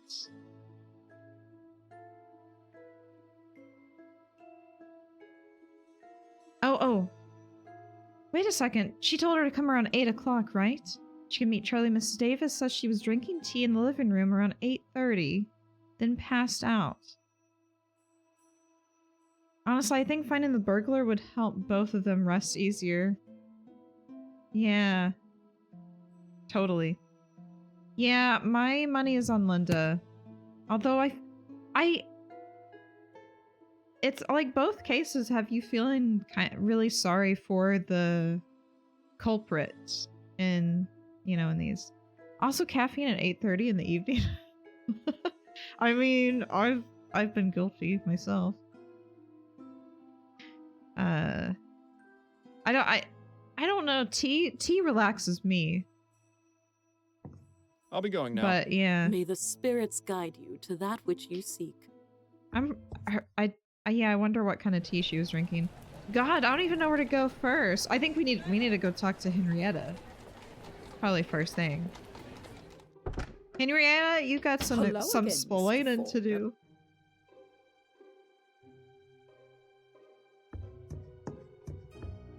I have some questions for you, Mrs. Davis. All right. Yeah, I've actually read that tea has about as much caffeine as coffee, I believe. Mrs. Davis, have you ever had Linda visit you at the Harris Manor? Oh, no, of course not. Then would you care to explain your note to her in the Spectre Society guest book?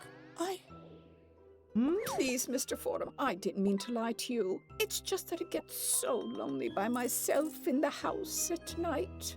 So every now and then, I invite Linda to come over for tea and some company. I see. And when was the last time this happened? 2 nights ago? Please don't tell Mr. and Mrs. Harris, Mr. Fordham. If they found out what I was doing, they'd have me dismissed without a reference. I Oh, won't, Henrietta. But I'd very much like to speak with Mrs. Walker. Do you have any idea where I can find her? All I know is that she works as a seamstress at a shop in Lyon, but I don't know the name. I'm sorry, I can't be of any more help than that. How does if they're Thank you for such your time, Mrs. Davis. Oh, you're very welcome. if they're such good friends, how does she not know where she lives? I swear I'll be this going is now, Mrs. Davis. really. May the spirits guide your path.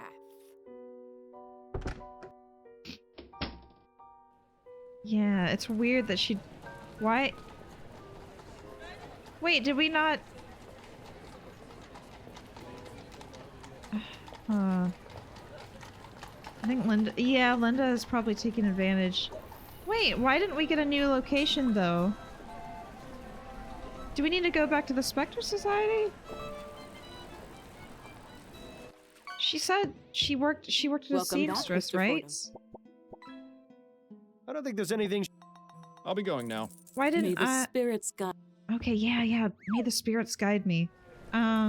Maybe. Oh, coffee. Let's go to the coffee house. Yeah, maybe the manor. We probably do need to talk to them again. Let me just Can we talk? Go on, just I'm get listening. her up to speed, you know?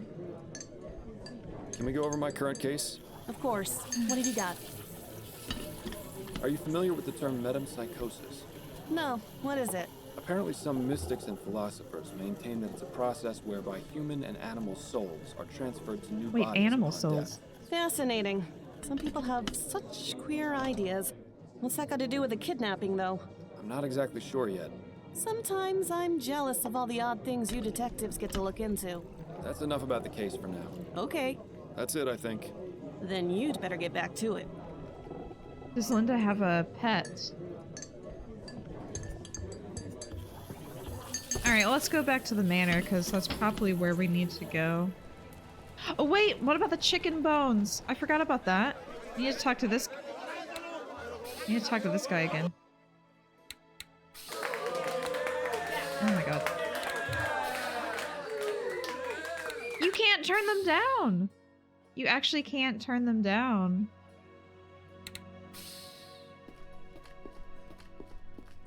Mr. Devons, Yes? Devins, you've got some splaining to do. do you practice voodoo, Mr. Devons? What? The chicken bones and dust you send along with your letters. It's a voodoo spell meant to cause bad luck in business. Quite a convenient solution, wouldn't you say? I don't know what you're on about. Come now, Mr. Devons. I'd appreciate it if you didn't think I was stupid. All right, fine. I went to go see one of them magic women in Gascon. She told me about the spell and what I needed to do. I don't believe in the stuff, but I thought maybe if I used it, I could scare Harris enough to get him to stop making the new airship. Well, I don't mean to be one to put a damper on your amateur witchcraft, but it doesn't seem to be doing you much good. No, his grandson got kidnapped. That's not something I'd call lucky. Good day to you, Mr. Devons. You too, Mr. Fordham. Alright, so we got that much. This Arthur Devons Joker is bad news. Not only is he making threats to the Harris family, he also has the nerve to send a ransom note. We have enough evidence to pin the crime on him, I think. The police can deal with the headache of actually finding the baby. Yeah, but I think Linda's got the baby. Todd Harris has no concern for the people who died aboard the Lygia or...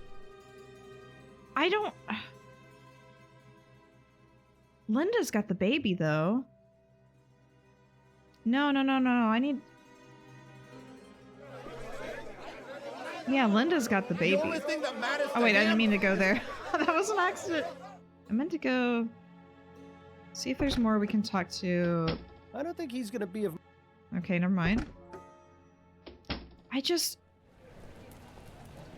We need more. Welcome back. I don't think there's anything... No? I'll be going now. May this... How do we get to Linda?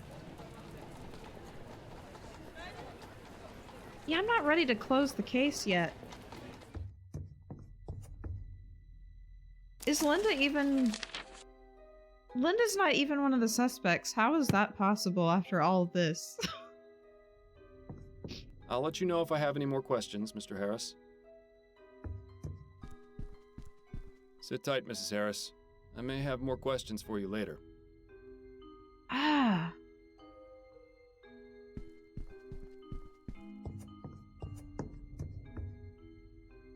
I'm confused. What? How is it all of a sudden on Devon's, though?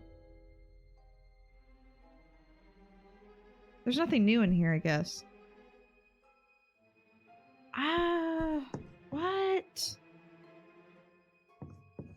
I'm not really ready to close this case yet, but the game is wanting me to.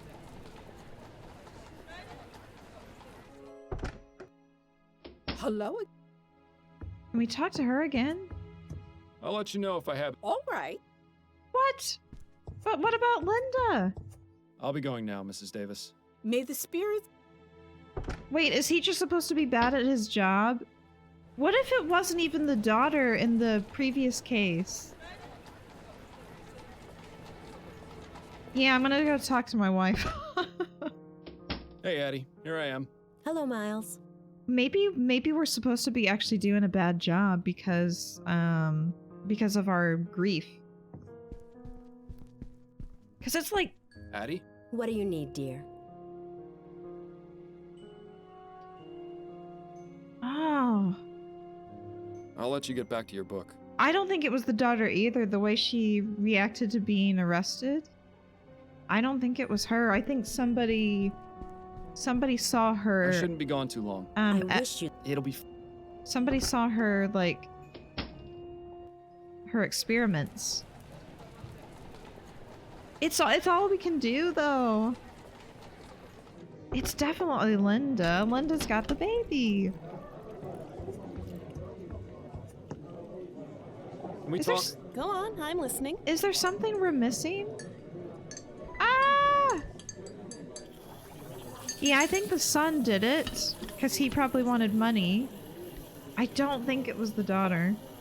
And I don't think this is the guy... Ah. I'm ready to wrap this case up. Okay, I'm not, but who's your there's prime something else to suspect? do. Unsolvable case.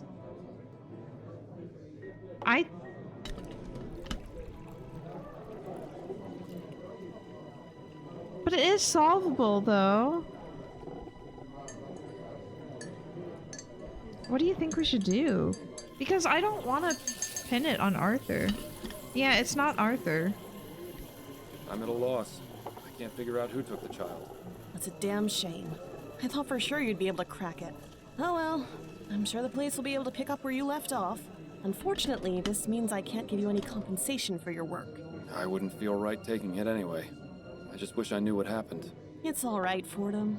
Sometimes even the best detectives have a bad day. For now, go home to your wife. I'm sure I'll have something else for you to look into fairly soon. Damn. Addie, are you home? It was Still at her appointment, it would seem. It You know, was. Miles, I have to say, I'm proud of you. I assume it's not because of my performance on this case. Nope, you're quite right about that. It's because you actually listened.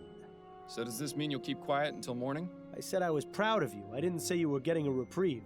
Then I need to figure out how I'm going to sleep through the night without the soporific. You worry about that too much, Miles. You can sleep when you're dead. You don't ever seem to. That's because I slept quite enough when I was alive. In any case, I need to clear my head. The best way to do that after a case was always going for a drink at the Angel. The Angel? But you haven't been there since you died. Excuse me. But perhaps getting back into old routines will help. Perhaps. It would be nice to see old Patrick again at the very least. Then it's settled. A drink or two at the Angel, for old time's sake. Ooh, okay. Also, I got an achievement for making a case unsolvable. I have to say, it's been a real pleasure having you back, Miles. I was worried about you. I appreciate your concern, Patrick. The past few months have been a bit rough, but it's good to be back in familiar territory. Miles, can I ask you something? What is it? Well, it may be none of my business, and you can feel free to tell me to stuff it. Enough with the preamble, Patrick. Just ask. I know you quit the force, but why are you still working as a private investigator? Why not leave all that detecting stuff behind?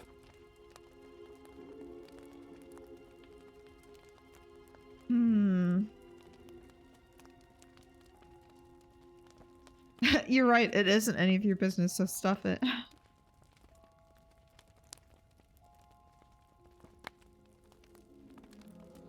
It's all I know. My grandfather was a cop, my father was a cop, so I became a cop. That's just how it went. Oh, I hear ya. I come from 3 generations of butchers myself, but I broke the streak because I can't handle the sight of blood. If only that had been true in my case. Now then, will you be wanting another drink? I'm not sure. I've already had 2. I should probably be getting... Wait a minute. Patrick, do you hear something? No, Miles. I don't hear anything. Bill's not talking Neither to do us. I. Another gin, if you please. Coming right up. You didn't hear Bill anymore.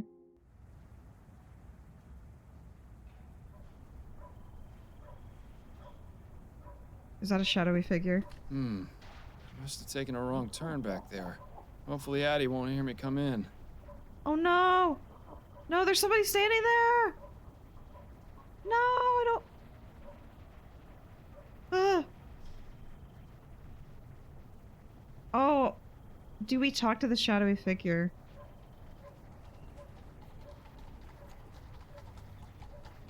I want to. I'm too curious. Excuse me, sir. Could you spare a shilling? Is that the burglar? Is that the same voice?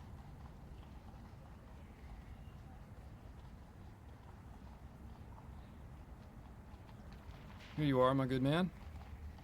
You always were willing to help the less fortunate, weren't you? But perhaps you should start thinking about helping yourself. I beg your pardon? Just look at yourself. I may be a beggar, but even I feel sorry for you.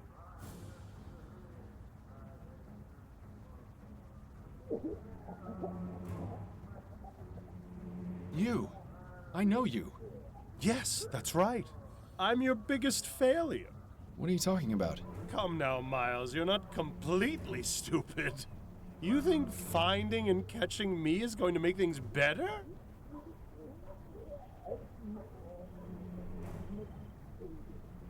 I don't know. It might not, but at least I'll have closure. Again with the lying to yourself. Let's say you do find me, and this grand chase finally ends. What do you do the next morning? You still have a dead partner, no real job. Your wife knows you've been keeping things from her. Even if you solve 100 cases, it won't relieve that empty feeling inside. What's your point? I'm all you've got, Miles. Once I'm gone, there'll be nothing left. So just admit it. You don't want to find me. Not really.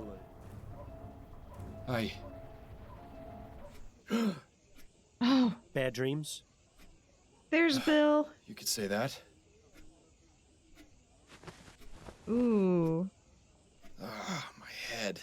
How many drinks did I have last night? You're asking the wrong person. I was out after the first one. It seems Miss Maxwell was right about the effects of spirits.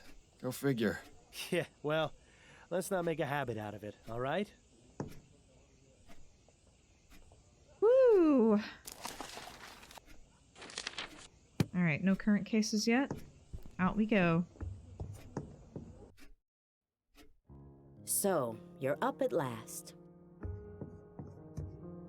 Is something the matter, Addie? Oh, I see. You don't remember last night, do you? I guess I shouldn't be surprised. Uh-oh. Please tell me I didn't do anything stupid last night. No, I wouldn't use the word stupid. Oh, thank God. Disgusting and shameful would be more appropriate, I think. Oh. What did I do exactly? Uh-oh. It was nearly 2 when you burst in here, soused to the eyeballs from God knows where. I imagine you've probably forgotten that too. You were muttering something about peace and quiet and then proceeded to relieve yourself on my begonias before stumbling into bed. Charming. I salute you, O Vice Admiral of the Narrow Seas. Good Oh. God. How embarrassing. I'm so sorry, Addie. I don't know what came over me. I don't either.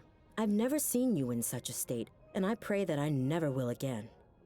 Oh my God, why'd you do that?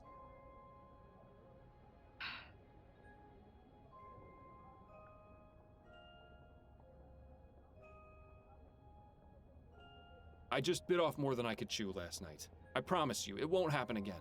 What possessed you to go out and get so drunk anyway? I decided to stop taking the soporific. It was interfering with my ability to focus on cases. I thought perhaps having a drink or two would help me sleep, and I got a bit carried away. I see.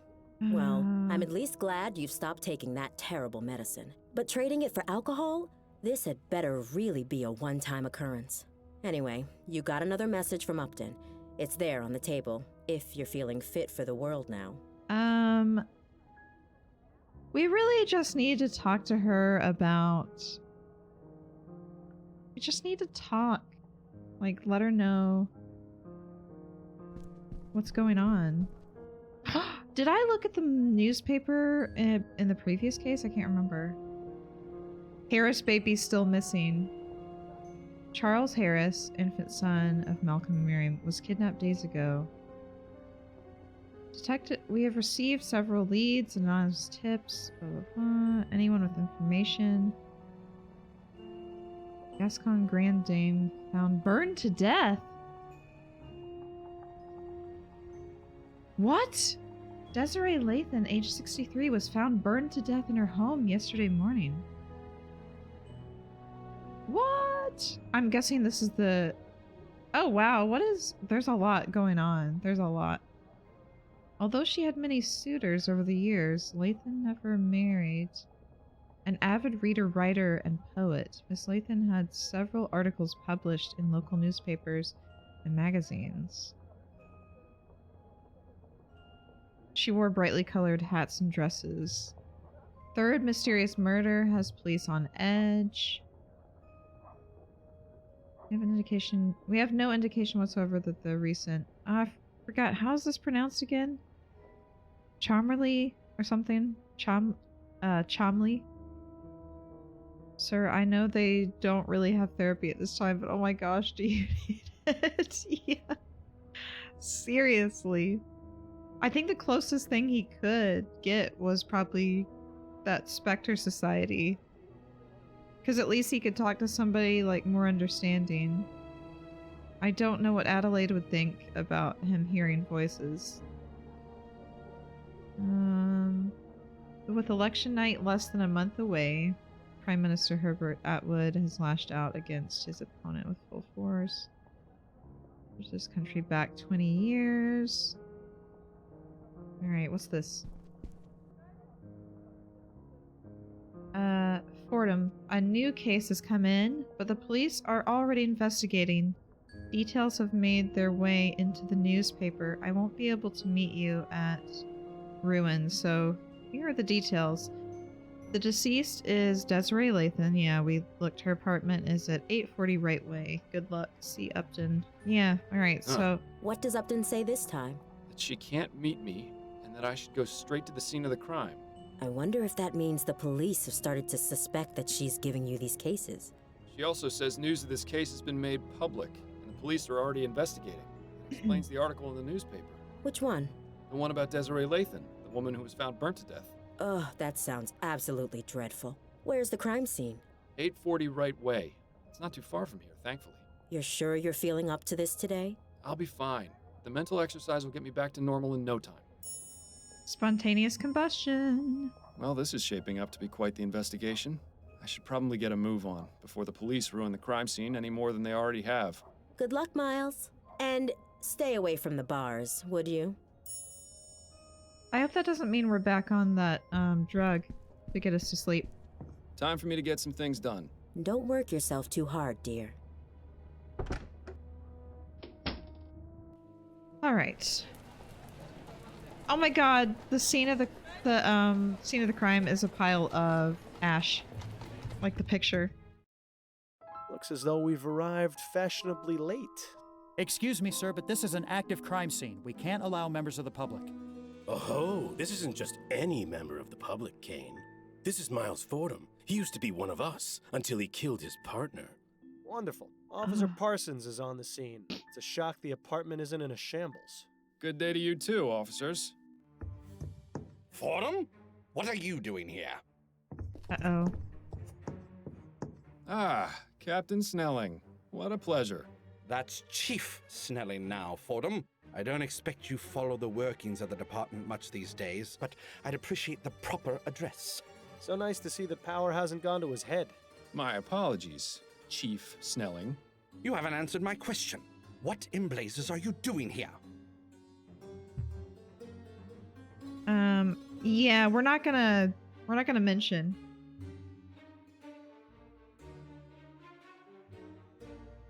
Yeah, we did see it in the newspaper, so that's not a total lie. The story was front page news. I couldn't resist coming to have a look for myself. There's no respect for police business anymore, damn meddlers. This is an active crime scene, Fordham. Leave the premises immediately. If we work together, we can solve it. And solve this in no time. You can try and keep me away, but I'm not giving up. Come on, let's be strong. Let's be honest, Snelling. You could use my help on this. I see your resignation hasn't done much to curb your arrogance. We don't need any help. Not even from former detectives. Parsons, I'm going back to the station. I want you to report the minute you're done here. Understand? Yes, sir. Now, don't get any funny ideas, Fordham. If you so much as breathe on anything in here, I'll have you arrested for tampering with a crime scene. Do I make myself clear? I'm sorry, but that breathe was so funny. Don't let the door hit you on the way out. I guess we'll be respectful. Yes, sir. I'm glad that's settled.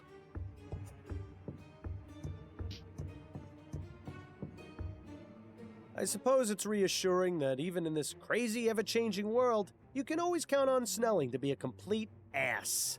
You heard the chief. No snooping around. The sooner you get out of here, the better for all of us. Why did she send us here?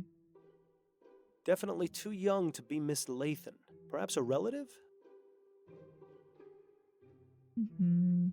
Judging by these books, Miss Lathan was quite the fan of poetry. Let's just hope her taste was better than Madame Dupre's. I mean, to be fair, it did mention that in the... No title. I doubt it's a diary. People rarely leave those things laying out in the open. Okay, it's time for my 20-minute nap. Let me know who done it. Have a good nap, Bree. An invitation to the Gascon Grand Dame's Ball. It seems it was held 2 nights ago at the Gascon Supper Club. Might be worth looking into, seeing as it's our only lead right now. True. You have to hand it to her. Miss Lathan certainly had a unique taste in fashion. I bet you could see her coming a mile away. What? Blue hat and orange scarf? Should we bother talking to these guys? I might as well. Excuse me, Officer Parsons. Clear off, Fordham. The chief doesn't want you here, and neither do I. You aren't on the force anymore, so you've got to respect the rules, just like every other citizen. He'd be respecting my fist if I were alive, believe me. I'm not trying to cause any trouble. I just want to ask a few questions. Well, if it will get you to leave faster.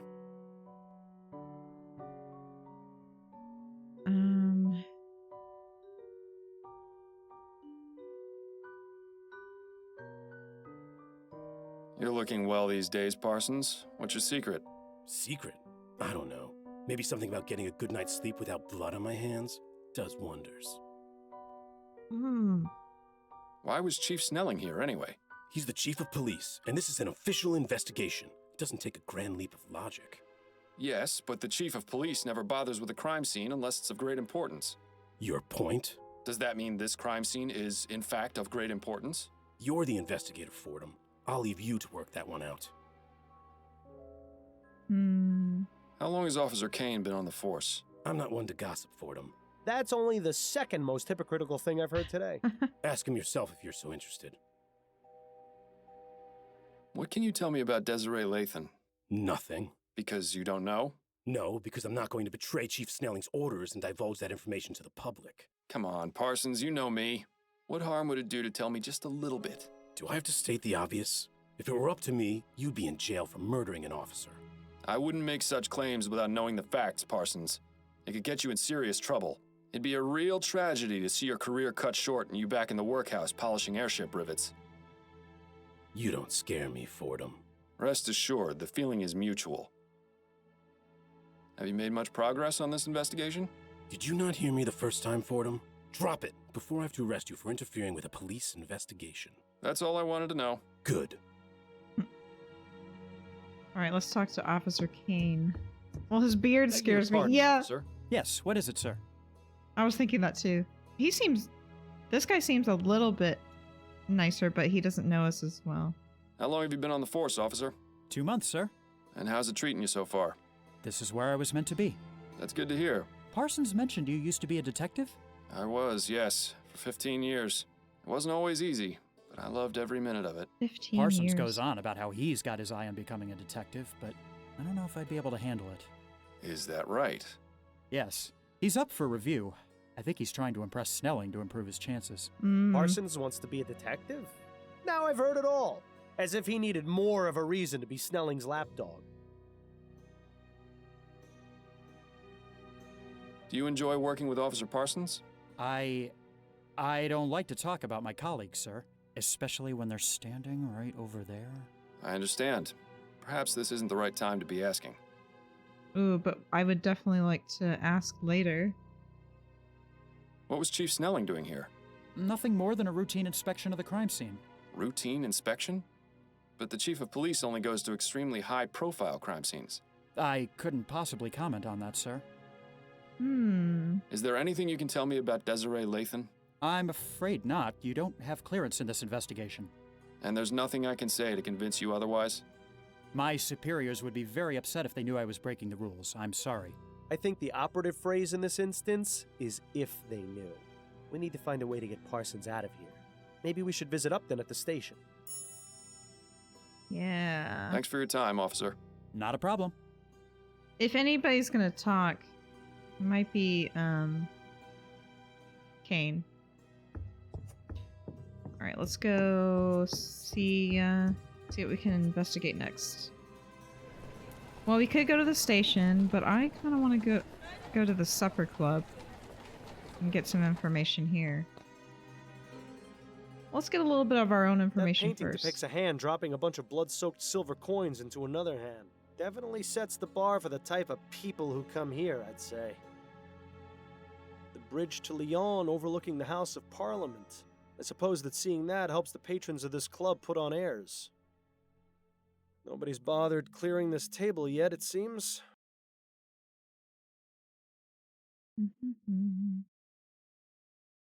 These are all high-end foo-foo liqueurs and cordials. You couldn't pay me to drink that rubbish. Alright, so let's speak to this woman. Excuse me, miss? Oh, well, hello there, handsome. I've never seen you around here before. Care to join me for a drink? Isn't it a bit early? Thanks, but I'm afraid I'm married. A bit early in the day, don't you think? Perhaps I would think, if I wasn't on my third cocktail. Impressive. You may have just met your match. The name's Miles Fordham, and you are? Charlotte Robineau. Pleasure. Would you mind if I asked you a few questions? I suppose not. It would help pass the time.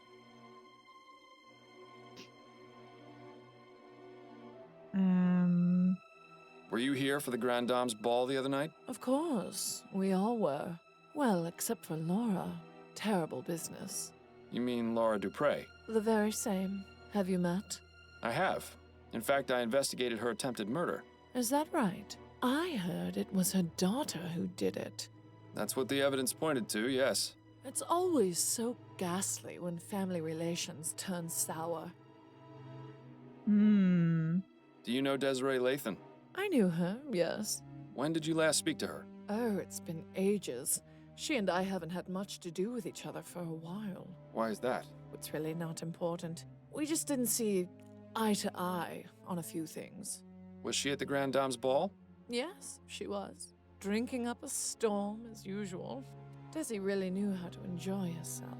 How much did she drink? Oh, I don't know. She used to outmatch me, and I can handle quite a bit. What can you tell me about Desiree's death? Just what I've read in the papers. She burned to death. It's horrible. She certainly didn't deserve to die in such a gruesome way. Did she have any enemies? Anyone who might have wanted to do her harm? No. Everyone loved her. Except you? Mr. Fordham, I said we haven't had much to do with each other. That doesn't mean I didn't care for her. Now please, let's drop the subject. Hit a nerve, maybe? Tell me a little about yourself. Why, Mr. Fordham, I hardly know you. Well, that said, I'm always open to making new friends. Ooh, watch out, Miles. I think she's getting ready to pounce. I am not complimenting her. Thanks for your time. I'll let you get back to your drink. Thanks, sweetheart. I am not opening that door. Okay, now let's go to the, I guess, police department.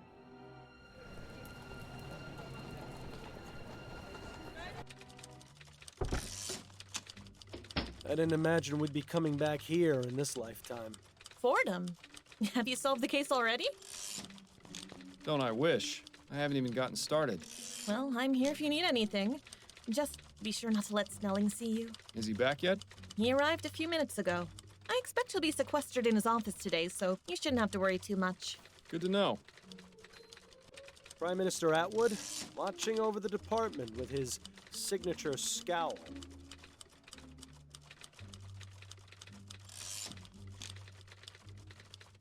Sure was nice when that sign didn't apply to us. What does he even say? Oh, no unauthorized personnel beyond this point, I think. The old Jack and Stars. I don't think I've ever seen anyone reading those books. I'm half convinced they're purely decorative. Well, all we can do is Got a talk moment, to Upton? Constance. Yes, but let's make this quick.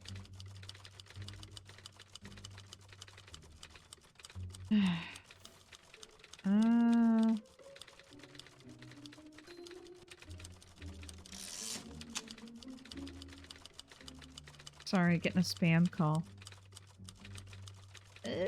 Charles Harris, mass murder. There's so much. There's so much.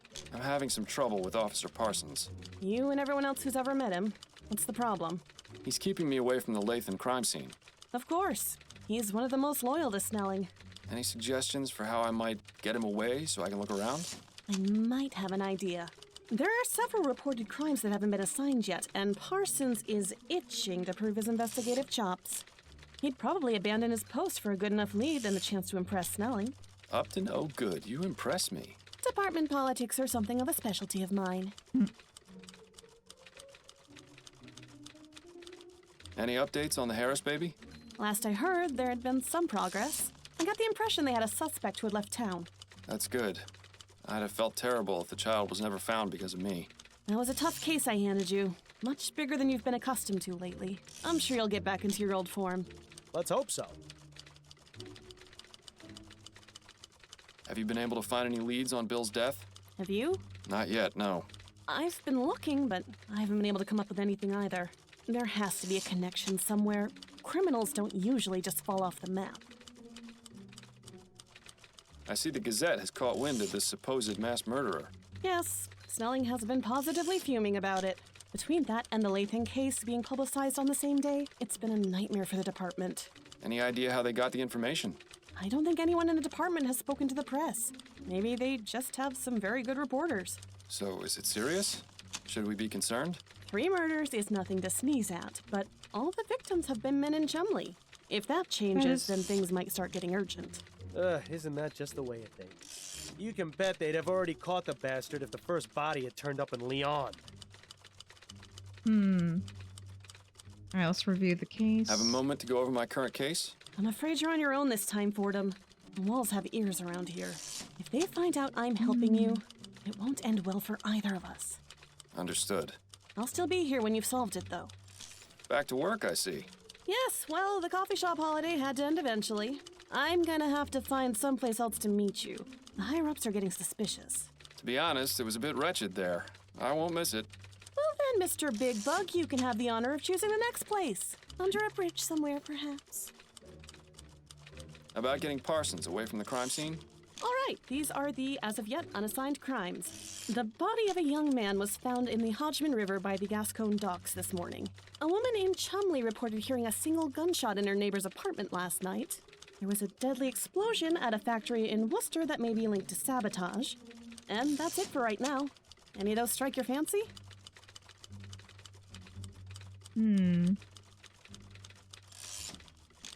Give me the details about the factory explosion. The owner of the Hawkins Steelworks reported an explosion at his factory that killed 2 of his workers. He says he's been getting several threatening letters about his current project. And so he suspects someone has sabotaged the operation? Yes, likely the Redites. Do you think Parsons will be interested?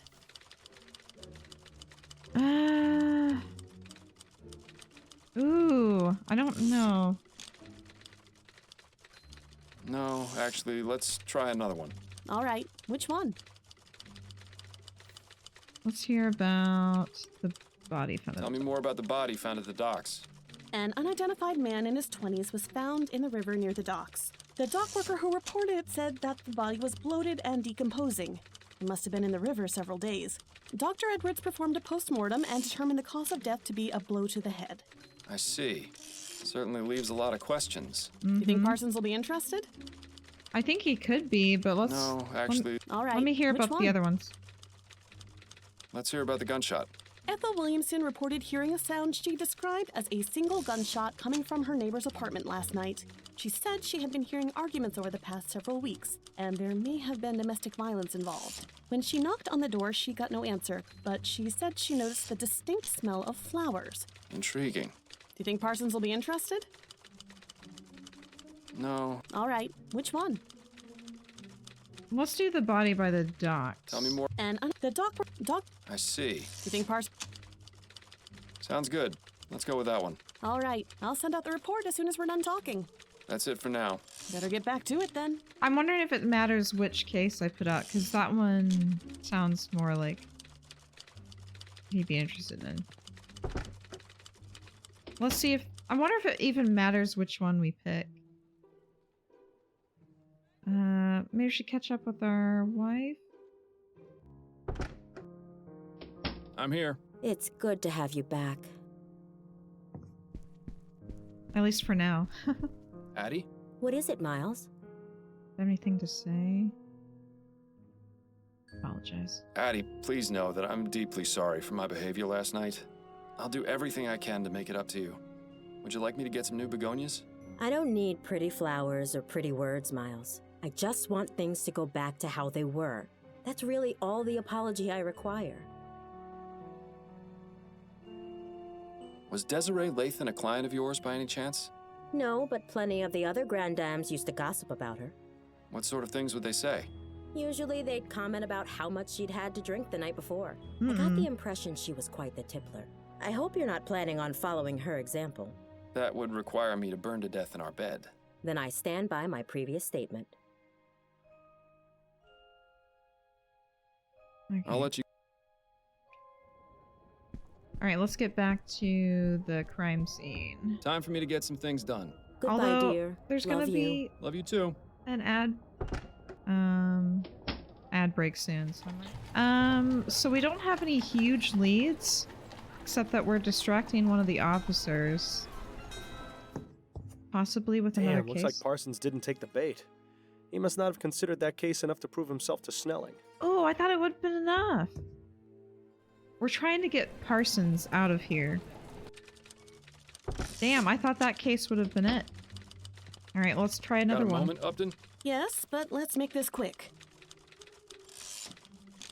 Unfortunately, Parsons didn't take the bait. Nothing worse than a picky investigator. I wish more people were like you. Thank you? All right, these are the, as of yet, unassigned crimes. A woman in Chumley reported there was a... Yeah. Let's do the factory explosion. Maybe that's more Give of me the his details speed. about- He says he's been getting several... And Yes, likely the Redites. Do you think sounds good. All right, That's it. better get... Alright, let's try that one. See if that's enough. I'm gonna laugh if it's the last one that I expected him to go for. Oh, come on! Damn, looks like Parsons didn't take the... Really? I really thought... So he'd be more interested in a Got a moment, mysterious Upton? gunshot Yes, but... from an apartment? Not... All right, a woman in... Well, let's hear about the gunshot. Ethel Williams, she's been... Intriguing. Do you think Sounds Yeah, good. let's go with that one. That's better get... I can't believe... You got two, yeah, it's tough, that game. Ah, thank God.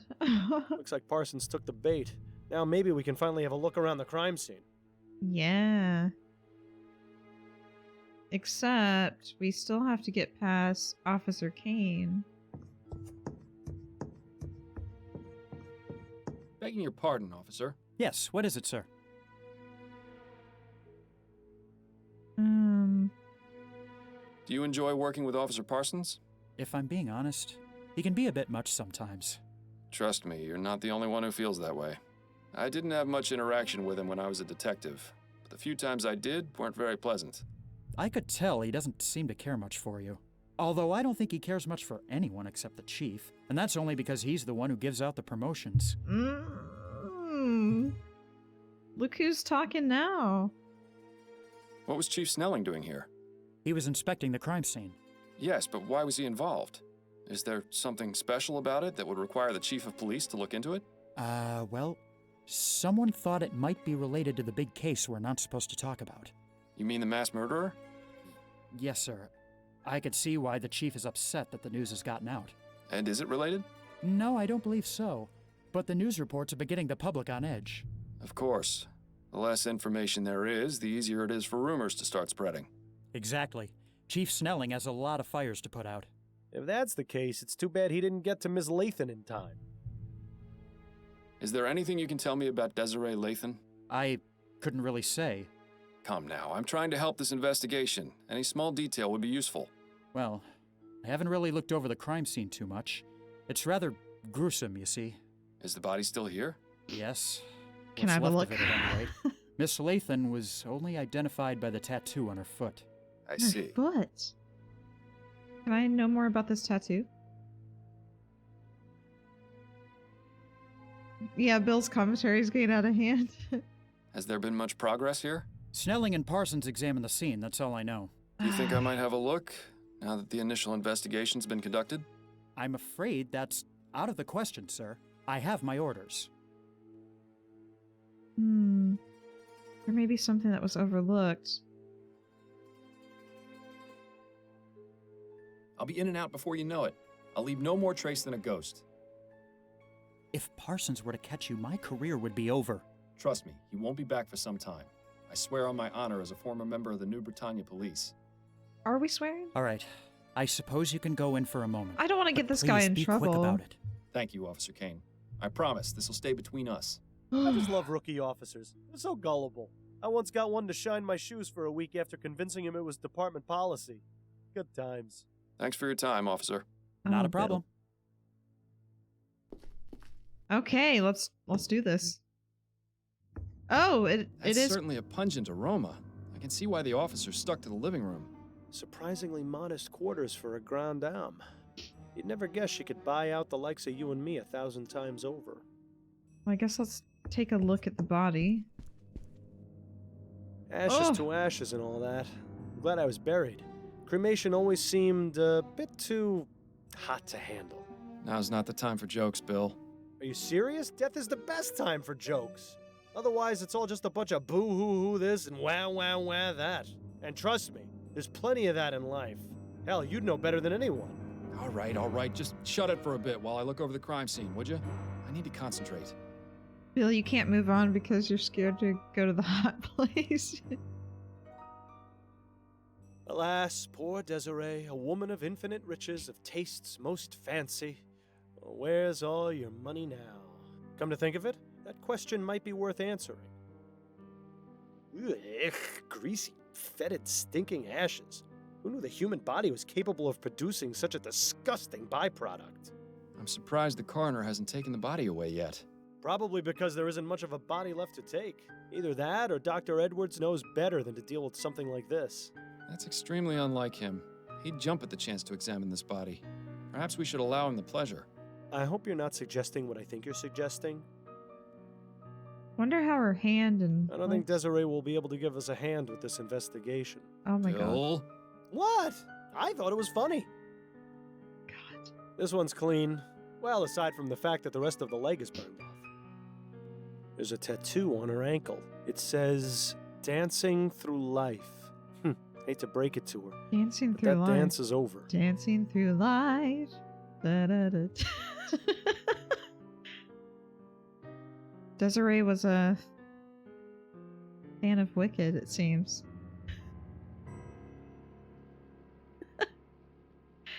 Alright. Let's check the nightstand. There's a letter in here. Dear Miss Lathan, August 23rd, my birthday! This just keeps getting more and more interesting. The law firm of Usher and Price isn't too far from here. I think it's definitely worth paying him a little visit. Dear Miss Lathan, this letter is to inform you that we have received your request to make changes to your beneficiary so as indicated in your last will and testament. Oh, uh-oh. Please come to the law offices of Usher and Price at 72 Cadman Street, Worcester, so that we may review the documents and make the necessary edits. Yours, James Usher? Is that James? Odd. Another pile of ashes under the bed. Looks as though whatever she kept underneath got burned too. Or That's it could be that interesting. whatever was under the bed is what caught fire in the first place. Although, there's no evidence of what started it. All that's left is a small piece of cloth. Might as well take it. We got a clue. The cloth appears to have some oily residue on it. Interesting. Gas. Looks like this one barely managed to survive. Pity. It looked like a nice work of art. The flames must have been fairly high to be able to stain the ceiling like that. I'll say. That's a nice portrait of Miss Lathan. Too bad it was damaged by the fire. The area where the artist's signature should be has been singed and is unreadable. Too bad. But the date is still legible. It's from this year. Interesting. Some crumpled up letters. They look to be of the romantic variety. They're from the same person. One Peter Andrews. It's always sad to see a case of unrequited love. I'm thinking we should find out who this Peter Andrews is. I wonder Good idea. if Now, are you finally willing to admit that looking through rubbish does yield results sometimes? Fine, you win. But I don't think I envy your prize. Peter Andrews is an artist. Dearest Desiree. This is from July 15th, September 27th. So we got one from August 23rd. Oh wait, no. Those weren't love letters. That was like from the lofts. I offer you my heart, though I am sadly unable to offer you my hand. Oh, that circumstances were different. Why must life and love both be so cruel? I must continue to love and admire you from afar. I can only hope these feelings are mutual. My dearest Desiree, once again I must declare my love for you. Though you have not yet responded to any of my letters, I maintain hope that you care for me as I do for you. I remain ever faithful. Call upon me and I will rush to your side. We will embrace as Mr. and Mrs. Andrews at long last. Love, Peter.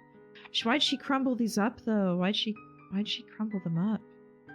Or was she the one that crumbled them? I'm thinking, I wonder if Andrews is an artist and his name is burned out there. It looks as though Miss Lathan was in the middle of writing something. It's an article for Brentwell magazine. Igniting the fires within. A bit on the nose, wouldn't you say? Classic Brentwell. They have a reputation for making their writers go to extremes for their articles, all for the sake of entertainment. Perhaps we should pay their offices a visit, see exactly what it was Miss Lathan was doing for them. We are all familiar with the idea of an inner fire, a term usually applied to our sense of passion or determination. But what if that inner fire was a more physical nature? That is to say, if each of us had the capability to light a real fire within our bodies. Interesting. As much as I like this painting, this isn't the time for art appreciation. There's no drawers. Doesn't look as though this fireplace has been used in a long time. I suppose we can rule it out as the source. But there's nothing in there? No clues? I can't look at this book? Oh, I can... Wait, I already looked in the nightstand, didn't I? Yeah, I just found the letter, that was it. Nothing else of interest. Okay, so what have we got? We've got a burned cloth that has an oily residue on it. We have a message from Upton. We have a letter. Oh, I could have just read them here.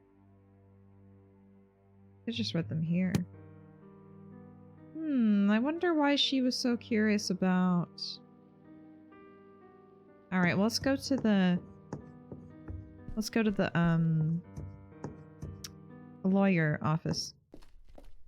Was there someone else in the room just now? I thought I heard you talking. Oh, no. It's just sometimes I think aloud when investigating crime scenes. I see.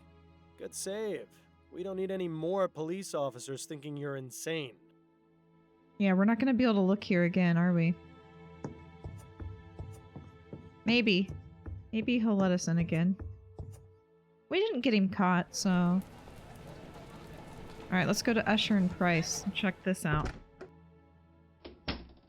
Good afternoon, sir. Welcome to the law offices of Usher and Price. May I help you? Yes, good afternoon. My name is Miles Fordham. I'm a private investigator, and I'm looking for Jonas Usher.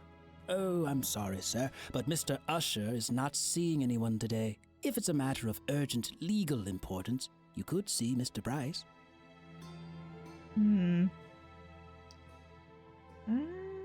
That pipe really clashes with the rest of the decor in here. The plaque says it's a portrait of Thomas Usher. Looks like a real go-getter.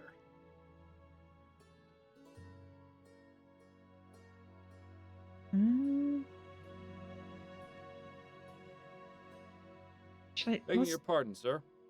Let's just ask him some questions.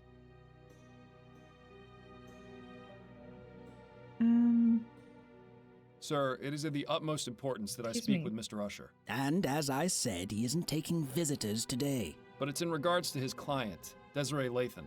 Or should I say, former client. Miss Lathan found another attorney? No, I'm sorry to be the one to have to inform you, but she's dead. Dead? I had no idea. No? It was in today's newspaper. I haven't read it yet. Mr. Usher forbids it in the office. But surely he's That's read it, interesting. just because he forbids you reading the paper in the office. No, I mean he forbids the presence of newspapers in the office. He fears they bring in outside germs. I see. In any case, if what you say is true, I'll need some sort of proof. I suppose just bringing in a copy of the newspaper is out of the question, then. We'll have to find another way. Perhaps Mr. Usher will see me when he sees this. Oh, what's that? Germs person. A letter from Mr. Usher to his client, Desiree Lathan. What? That's private correspondence. How did you get that? It was evidence I found at a crime scene. And how is it relevant? The crime scene in question was Miss Lathan's own bedroom, where she was found burned to death. That's quite a claim, Mr. Fordham. I can assure you that Mr. Usher deals primarily with facts. Right now, the only fact this letter proves to me is that you somehow rummaged through Miss Lathan's possessions and acquired it.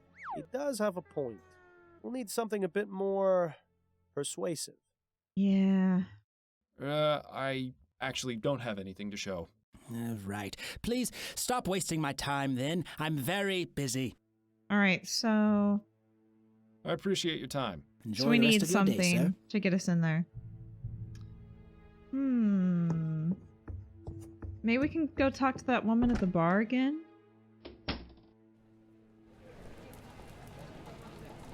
Brentwell magazine. Wait, who is this? Visit the offices of Brentwell magazine. Speak with the attorney Jonas Usher.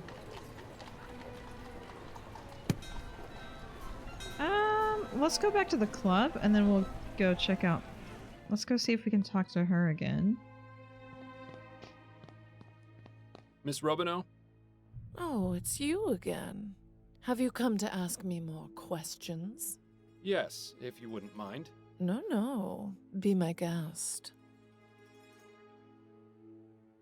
Is the name Peter Andrews familiar to you? Peter Andrews? Is he still around?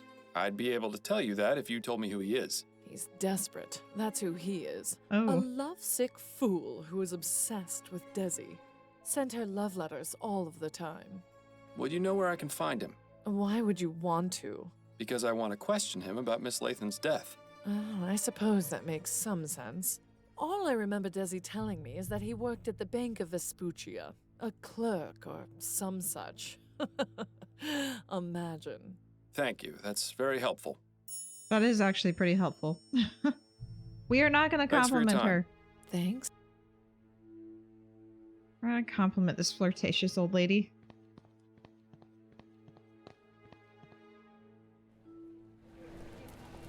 Before we go there, though, let's check out the Brentwell magazine. Ah, hello there. Are you here to drop off an article? No, actually, I'm a private investigator. The name's Miles Fordham. How exciting. You must have so many interesting stories. You could say that, yes. Having deja vu. Please, come in. I'm Alan Brentwell, owner and publisher of Brentwell Magazine. Pleasure to make your acquaintance. For Whom the Bell Almost Tolled by Suki Snobs. Fascinating stuff. Confessions of a Steam Addict by Ezra Bartley. I think I'm better off not knowing. Useful for getting to those hard-to-reach places. In my case, that's everywhere. For the publisher of a sensationalist rag, Brentwell is awfully well read. Assuming he actually has read all those books, of course. Empty. Too bad. Brentwell has a front row seat to all the horrible things he might want to write about in his magazine. I like the little idle animations that you get. Filing cabinets. I can only begin to imagine how many lurid and salacious articles are kept in those cabinets. I can only begin. Okay, that's it for that. Well, I guess all that's left is to talk. I have some questions for you, Mr. Brentwell. wonderful! It's so seldom I get to answer questions. It's very excitable. He looks like John Slatter. Is it Slattery? Slattery? Roger from Mad Men.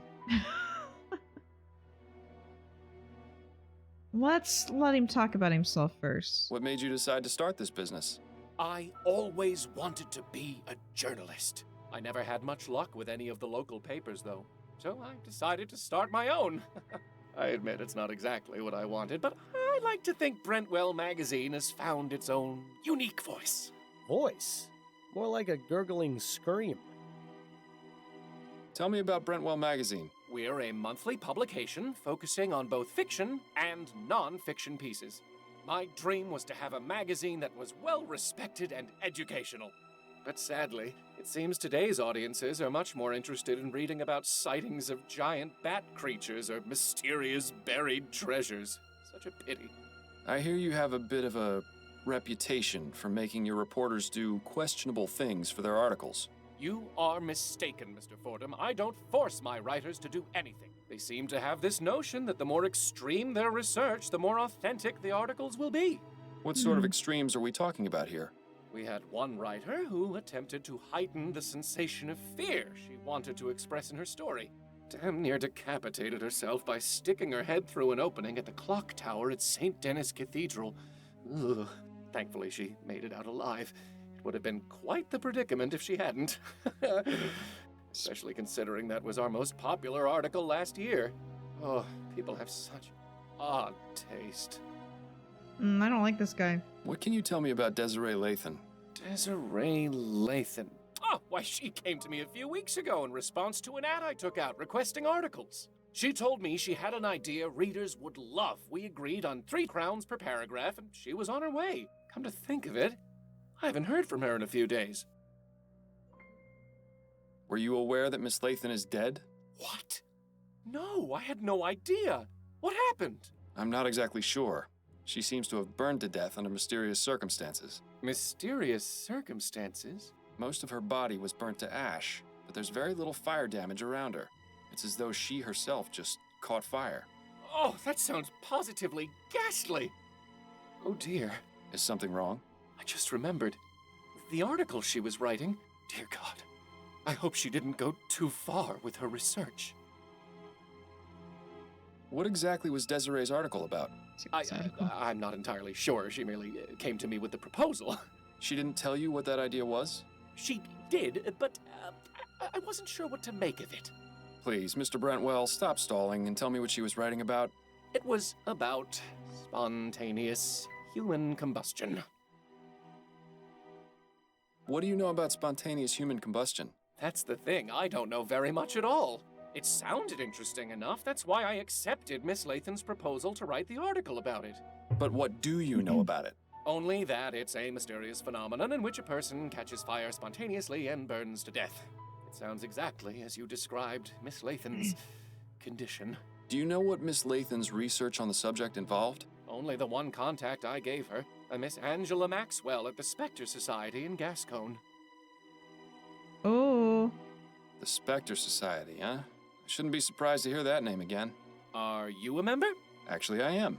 Then I suggest you do some research there. There's bound to be something relevant in that curious library of theirs. Thank you. Perhaps I will. Oh, we're going back to a place that we've Thanks been for your to time, before. Mr. Brentwell. The pleasure is all mine. Well, this is interesting.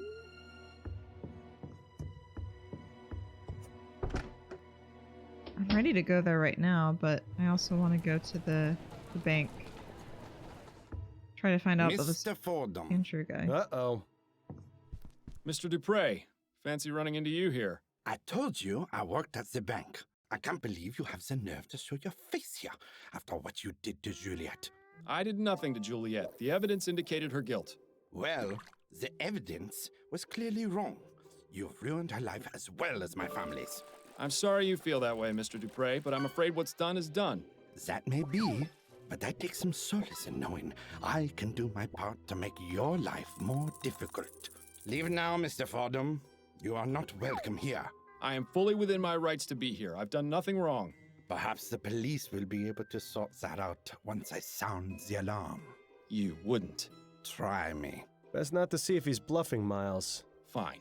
Good day to you, Mr. Dupre. Oh, damn.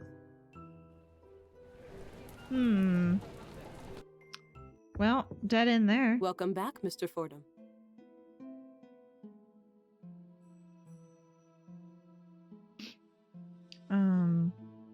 His sister didn't do it. Who was that? Oh! Oh, yeah. That's why he doesn't like us. Is it his sister? No, it's his stepdaughter, right? She was his stepdaughter. Oh, can we look at? There's quite a few members in this group. Is there a new? Oh, There's what? quite a few members in this group. We can't look at the guest book. I was hoping we'd see a new entry. Could I ask you about some things, Miss Maxwell? Certainly, darling. Are you familiar with a woman named Desiree Lathan? Yes, she came to see me just last week. She told me she was doing research for an article she was writing for Brentwell magazine. What sort of research? She asked me a few questions and looked at my books. That was all. She wasn't here for very long.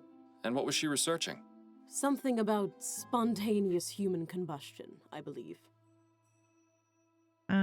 Oh, that was the husband. Yeah, I think that was the guy that she, that girl's mother, like, remarried. And I think he got her back into the university. Or called off the one thing. Or put a halt to it or something. But him and that woman were not, they didn't have a strong marriage, it seems. Did you know that Desiree Lathan is dead? What? My God, no. I didn't. What happened to her? She was found burned to death in her bed. How awful. Do you have any idea how this may have happened? There are a number of possibilities. But if she was in the middle of researching spontaneous human combustion, and then to have this happen, it can't be a coincidence. Are you suggesting she herself was a victim of spontaneous combustion? One need only compare the circumstances of her death with the facts, darling. She can't be serious, can she? Yeah, there's so many different characters in all these cases that we're gonna end up like Charlie from Always Sunny with the wall, with all the connections. What can you tell me about spontaneous human combustion? I'm not overly familiar with the subject, but I do have a book about it on the shelf back there. You are welcome to look at it if it will. We actually did. I may, but I'd like to know what your understanding of it is. Well, I believe it is when the human body inexplicably catches fire and burns. It usually occurs among elderly women who drink to excess, and very little fire damage is caused around the body. That's really all I know, darling. It's not a very agreeable subject for study now, is it? Thank you for the information. It was very enlightening. It was my pleasure, darling. I wonder if we should look at the book again. This all sounds strangely familiar, but spontaneous human combustion can't be real, can it? Then again, sometimes the simplest explanation is the correct one. I don't know, though. There's got to be more to it. I feel like we're not investigating enough.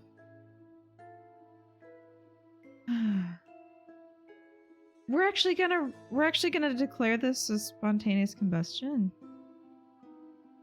We didn't get to talk to the attorney, though. Why does every NPC suck? I'll be going now. Maybe we can. can. Spirits guide you to that which you seek. But that guy didn't want a newspaper as proof. But I feel like maybe we can bring the newspaper with us. Honey, I'm home. You know, I've always wanted to say that. Seeing you come home always puts a smile on my face. Can we pick up the newspaper? Oh, we can. Wait. Can we pick it up?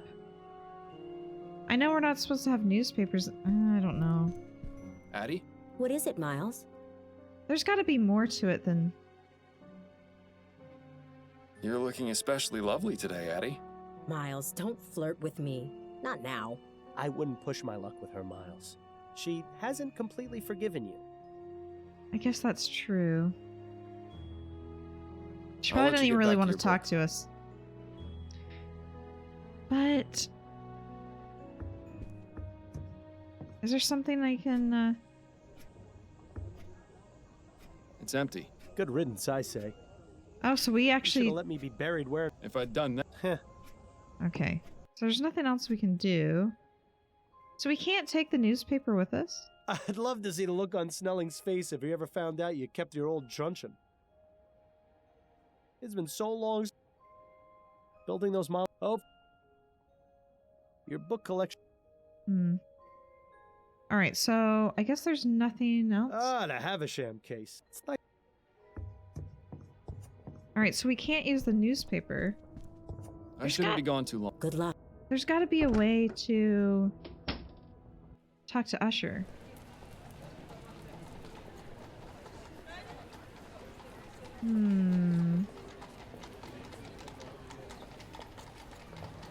Okay, let's go to the police station and talk to Constance. Got a moment, Upton? Yes, but let's make this quick. Oh, I don't want to wrap up the case yet. That's it. It's too easy. It's that's all we can.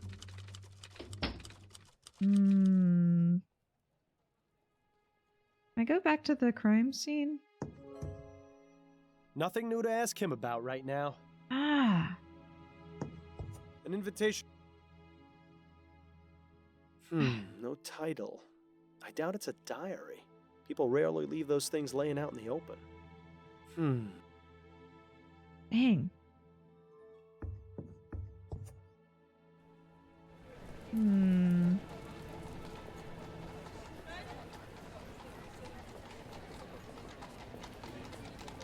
Talk to this lady at the supper club again?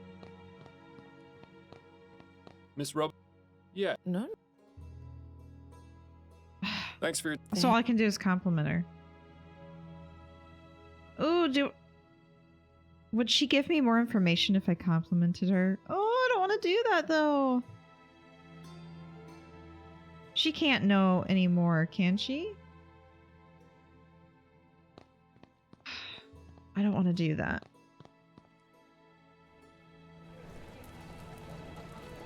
There's nothing else we can do at the Spectre Society. We have nothing to go on, do we? What happens if I just try to It would be open... unwise to barge into Mr. Usher's office having been told he isn't seeing anyone today. We need to find a way to make him change his mind.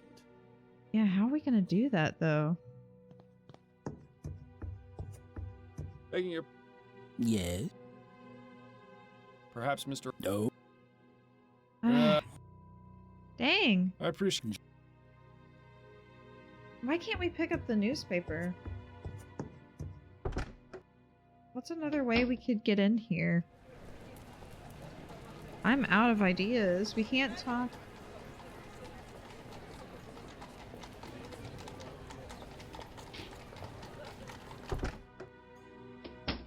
You can talk to this I guy don't think again? there's really anything else worth asking him about. Confessions of a... Filing cabinets. Yeah, there's nothing here.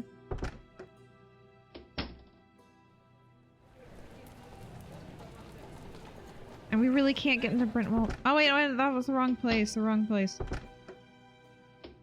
I forgot. Where was I? Oh, it's not even on the map anymore. Yeah, I got kicked out. Maybe I'm just locked out of that because of the case. I guess we're gonna say it was spontaneous combustion, huh? I don't really know what else to do. I don't have any other documents. I don't want to flirt with that lady at the supper club. I guess we're just gonna close the case. I don't know what else to do. Got a moment? Yeah? I'm done with... Oh? Unless we just make them all unsolvable. There's just got to be more to it than this. I don't really want to... I don't want to... I don't know. Actually, I'm... Nope. That's it. Alright, let me look at everything first. Piece of cloth. It appears to have traces of some oily residue on it. Miss Maxwell suggests that Desiree may have been a victim of spontaneous human combustion. See, it may have been. It's not proof, though.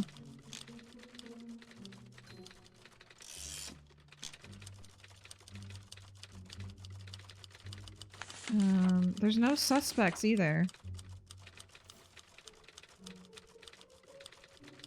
Is that really all we've got to go on?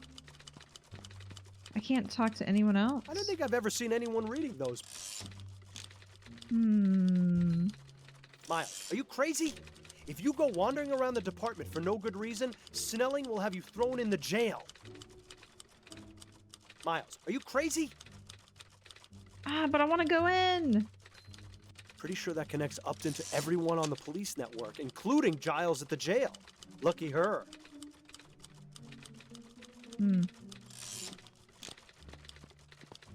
Got a moment? Yeah. I don't know. I guess we'll go ahead and do I'm done with the Lathan. Oh? I just don't think there's any more to do. We can't... We don't have any other leads except that it could be human combustion, but...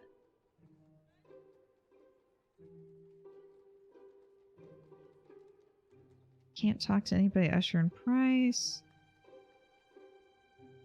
Why can't I pick up the newspaper? Honey, I'm home. Hello. It's just not enough, I guess. Addie? What is it, Miles?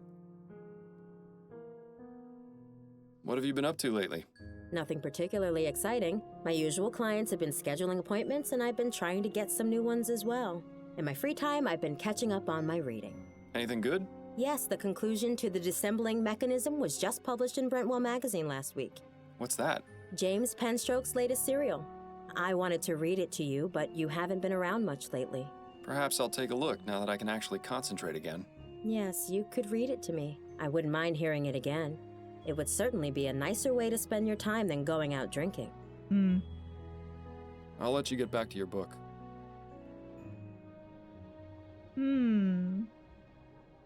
If there isn't a pair... I guess that's not enough. I mean, it's something. She's reading something from Brentwell. What is the new... Can the newspaper give us any details? Police were called to the scene by a neighbor who smelled smoke, only to find the grisly scene. Not ruled out the possibility of foul play. I think it's closed off to me because of how I solved the first case. Enjoy your reading. I'll be back soon. I look forward to your return. I'm thinking, what if I had just made them all unsolvable? I'm gonna rule this one unsolvable too. Because I don't have enough information and it won't let me get any more. Yes, but... Because I can't... I'm done with the Lathan. Oh?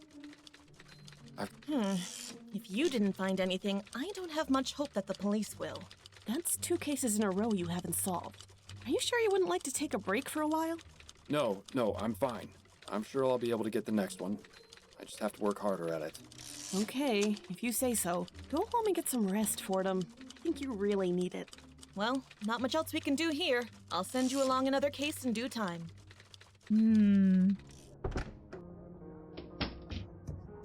Dearest, I'm back. There you are. I was starting to get worried you wouldn't make it home in time. In time? In time for what?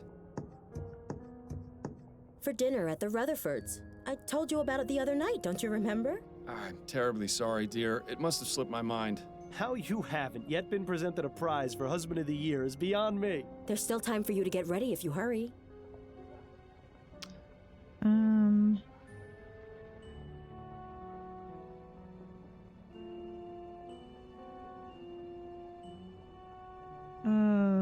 Why not just reschedule?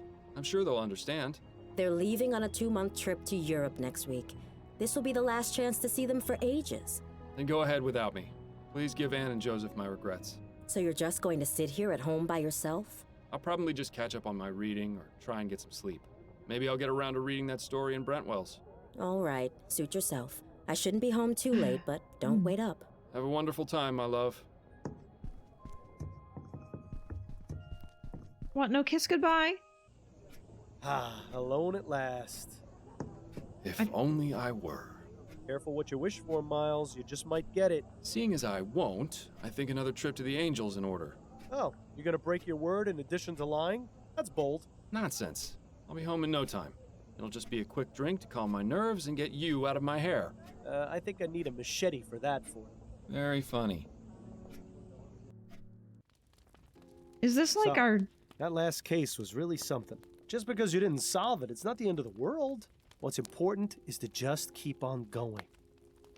You're not listening to me, are you? Oh, right, you've had 2 drinks already. Fine, I'll just see myself out. Copper for your thoughts, Miles? Oh, I was just thinking about a story I read tonight in Brentwell magazine. It's called The Dissembling Mechanism. Are you familiar with it? Afraid not. Brentwell isn't really my type of magazine. It isn't mine either, but my wife suggested I read it, and it struck a bit of a chord. Go on, then. What's it about? There's this inventor. He's the greatest mind of his age. Ah, you can make it a... The story concerns an inventor, a woman who's the greatest mind of the modern age. In this story, ethericity's been discovered, and the inventor understands and uses it in her work. Ah, one of those fantastic speculative stories. Anyway, this inventor spends her time creating mechanical wonders, the likes of which the world has never seen. One day the inventor's spouse dies tragically. Child dies tragically. The inventor has a husband whom she loves dearly. One day, he meets a tragic end in a carriage accident. The inventor is devastated. All too common in these types of stories. Yes, well, as I mentioned before, the inventor is the greatest mind of the modern age. She spends weeks researching a way to bring him back. She toils for hours, forgetting to eat, neglecting her duties, forgetting her friends. Finally, she finds a way to repair his broken body with mechanical implants. Once that's done, she harnesses the power of ethericity and revives him from death. Why would she go and do something like that?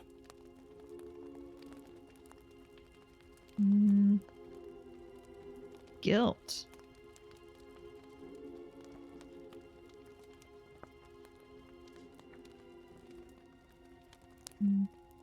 Because the inventor's obsession was fueled by guilt. She felt responsible for the death of her loved one, and would stop at nothing to make things right. But why? She had nothing to do with the accident, did she? Guilt is a strange emotion, Patrick. It can easily trump rationality, believe me. In any case, things don't go well. The inventor brings her husband back, and at first he's confused, wild. With time and patience, she tries to ease him back into the world of the living. But gradually, she comes to realize that this person she's brought back isn't her husband. Not as he was, anyway. When she understands what she's done, she flies into a fit of madness, and she kills both her creation and herself. How tragic. Oh. She also leaves behind a note which closes off the story. I can still recall the exact words. This dissembling mechanism hath not the vital breath of he whom I loved. It is not him. I have formed but a vain, mocking shadow of what is forever lost. That's one hell of a story, Miles. As I said, it resonated with me quite deeply. Same here. I can tell you, I'm glad that ethericity crap hasn't been discovered, or else this sort of thing won't just be in stories. You mark my words. It'll be in games, I suppose too. that's one way of interpreting it. I should probably be getting home. One last gin for the road? Ah, hell, why not? No, we said no. It's later than I thought. Oh, Addie no. must be asleep. Oh, don't pee in the plant Miles, again. I thought you said you were staying in tonight. What happened to you? Nothing. I went out for a bit and lost track of time. Miles, you're dead drunk. No, of course I'm not. Oh, Miles. Don't you dare keep lying to me, Miles. It's obvious. I can smell it on you. But I'm not drunk. I only had 2, I think. I don't care how many you had. You promised me this wouldn't happen again. Where exactly did you go tonight anyway?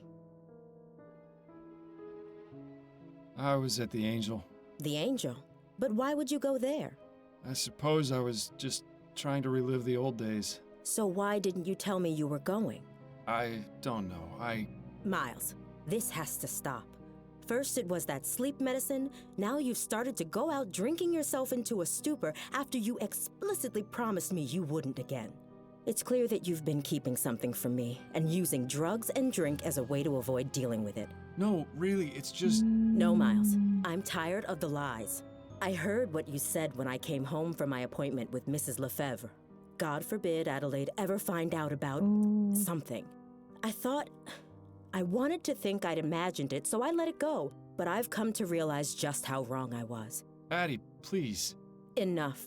No more excuses, no more lying. I just want to hear the truth. What is it you're not telling me? If I tell you, you wouldn't understand. You'll never believe me. You'll think I'm crazy. I can't tell you, Addie. I'm sorry, but if I do, you'll think I'm crazy. Do you know what I think is crazy, Miles? The fact that you think it necessary to lie to your own wife. Am I to believe that for all these years you've never felt you could trust me? Of course not. It's just that this is different. A lie is a lie, Miles. And the bottom fact is you've been lying to me for months. Perhaps I was too naive or too distracted to see what was really going on, but you finally opened my eyes. This can't go on. Oh, sorry. It's just snoozing. I refuse to let it go on. What are you saying? Get out, Miles. And don't come back until you're ready to tell me the truth. Addie, you don't mean that. I do mean it, Miles. I don't care where you spend the night, but it's not going to be here. If you ever decide you want to tell me what's going on, I'll listen. But until then... I mean, I thought I was going to. Just go. I thought I was going to tell her.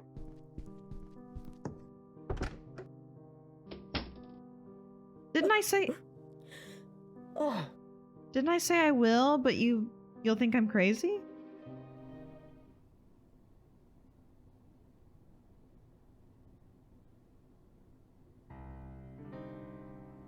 Take me away from all my troubles.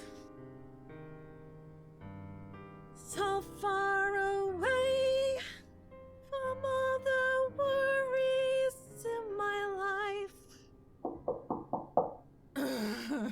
Who in the ether is calling at Is this time Constance? of night? Oh my god, we're coming to stay with Constance. Oh, Miles! Please come in. It's so nice to see you outside of work. Oh, I get a hug and a kiss?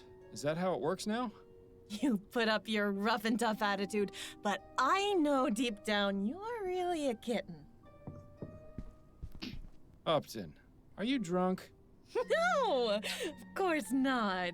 I admit I like to have a glass of wine or 6 to unwind after work, but I can hold my own. Well, I'm glad you're not, because I am. 2 shots of vodka. What's going on? Is everything all right? No, I'm afraid I've made a mess of things at home. Addie threw me out. Oh, Miles. I'm terribly sorry to hear that. Not as sorry as I am, believe me. What happened? It's really not worth getting into. Let's just say I need to figure some things out about my life. Don't we all? Constance, I hate to impose, but... Of course you can stay here, Miles. As long as you need to. Thank you. I won't need much space. That chair in the corner should do nicely. Are you sure? You won't be uncomfortable? I've slept in worse places, believe me. All right. Well, I should probably be getting to bed. Early morning tomorrow and all that. Of course. Have a good night, Upton. And thank you again for letting me stay. Not a problem. Good night.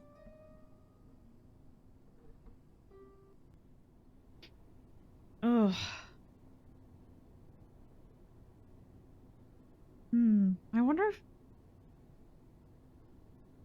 week later. Ah, election night. The perfect opportunity to switch out one rich swindler for another. Don't know why you're wasting your time. It's not as though the Prime Minister actually does anything. It's oddly quiet in here. Maybe my mustache drawing campaign had an effect after all. Good evening, sir. Are you registered to vote? Yes, I am. Here's my registration card. Sorry. Very good, Mr. Fordham. You've come at an excellent time. Go ahead and step inside a booth. Take as long as you need. Thank you, young man. We're not gonna actually have to choose who to vote for, are we? An ad for a brothel. At least they seem to know their audience.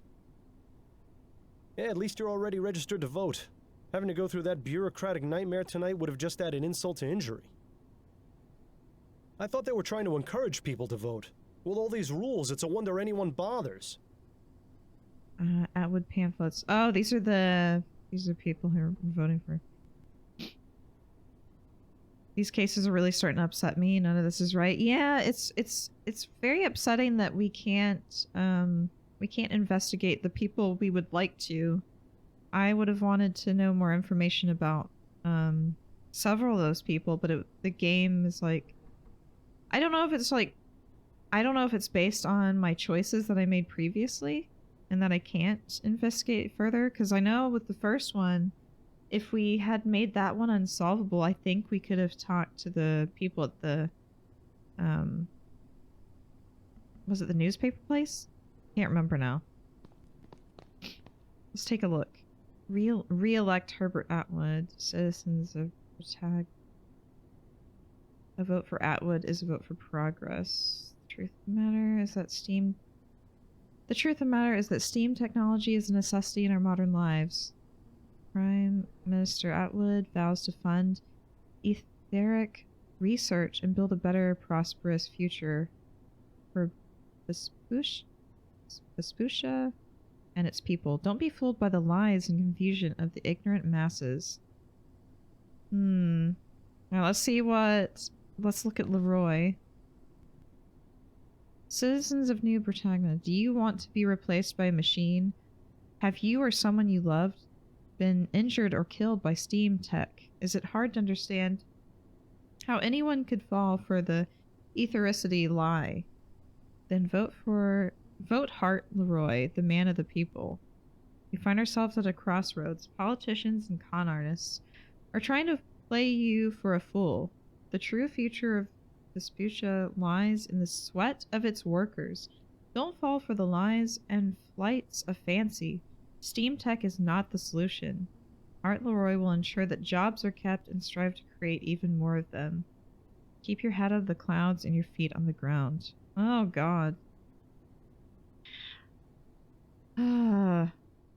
It just seems like the whole game has been trying to kind of guide us away from ethericity.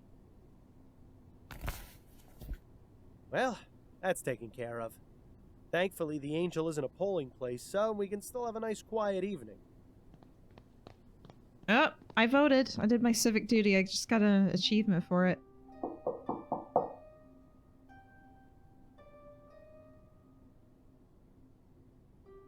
Who's knocking at the door? What?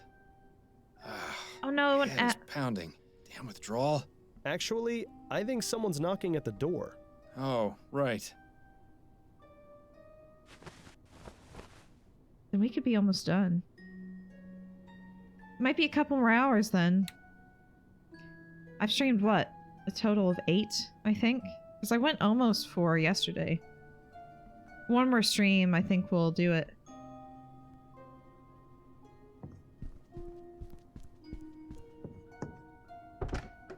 Good afternoon, miss. If you're looking for Miss Upton, I'm afraid she's not in right now. No, I've already spoken with Miss Upton. I'm looking for Mr. Miles Fordham. Oh, I see. Well, I'm Miles Voice sounds familiar. What can I do for you, Miss? Daisy? Mrs. Emily Morgan. I have a problem, you see. Miss Upton said you'd be able to help. It's probably I suppose you'd better come in.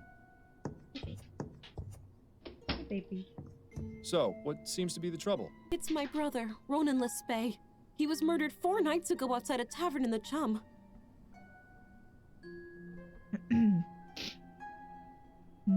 4 nights ago. On election night? Too bad he didn't get to see the election winner.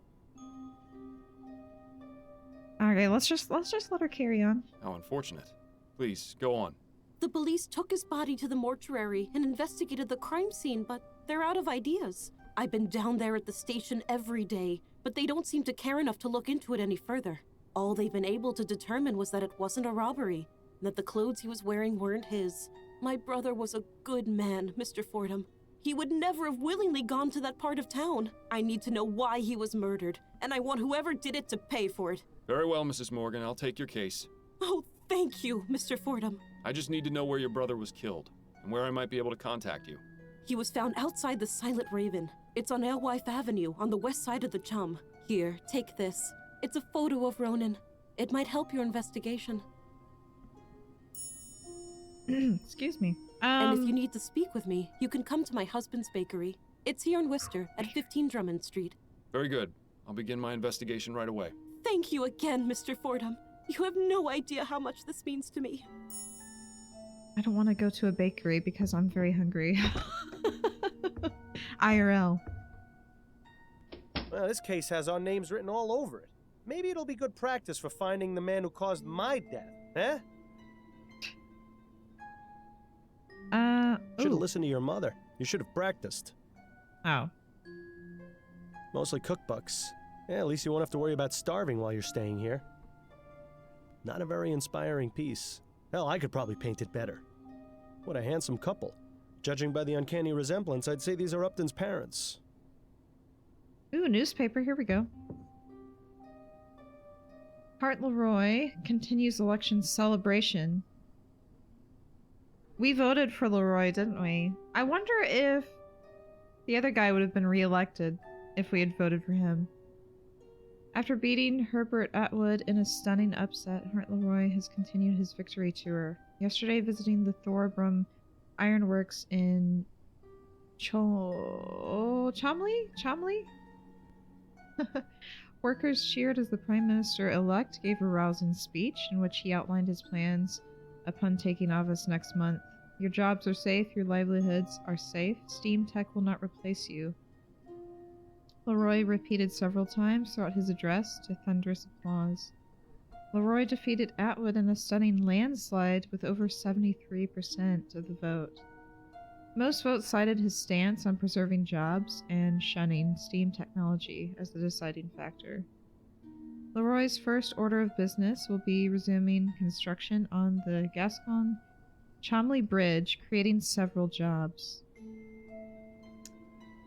The Justice Killer strikes again, the latest victim of the serial murder. Murderer is Burley Cause of Chomley. Cause was discovered in his apartment, killed by a single gunshot wound to the head. His neighbor Ethel reported a domestic dispute in which she heard the gunshot. Oh, we read about that case. Police arrived at the scene and found Cause along with the word justice written in blood on the wall of his parlor. Class action suit filed against Royal Maverick. The law firm of Usher and Price announces that a class action lawsuit has been filed against Royal Maverick on behalf of those killed in Foster Park during the Ligeia disaster in June of this year. Those who lost family members on June 24th as a direct result of the airship Ligeia crashing into Foster Park are encouraged to contact the law firm at 72 Cadman Street in Worcester. Royal Maverick operates several transportation services, most notably transatlantic airship services starting with the HMS Ligeia. The HMS Lenore? The Ligeia sister ship is nearing completion. Usher and Price are alleging gross negligence on Royal Maverick's part due to the lack of proper maintenance, which resulted in the disaster, causing 54 deaths on the ground, in addition to the 300 passengers on board. Jonas Usher claims. Grand Dame's bizarre death ruled an accident. After a full investigation by the New Bretagne police, the death of Gascon Grand Dame Desiree Lathan has been ruled an accident. While foul play was initially suspected, we have been unable to find any evidence to support this theory. Further investigation indicates that Miss Lathon's tragic death was a result of an unfortunate accident.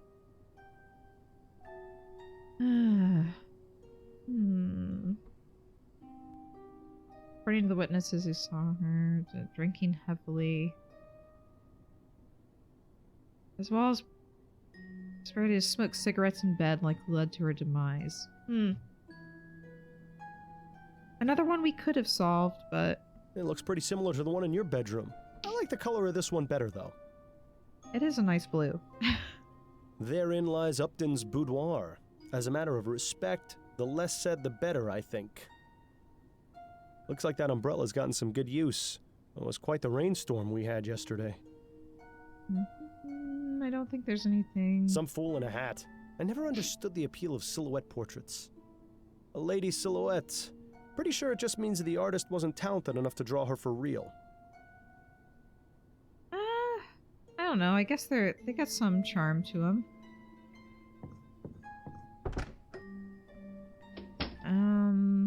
I'm trying to decide how much of this case I want to get involved with. The Silent Raven. What was this? Investigate Ronan Lespe's murder site. Why do I have this, though? Wait, is the murder site at the bakery? I can't remember. What was it? Was found murdered in a part of town he never went to in clothes that weren't his. Was he leading a double life?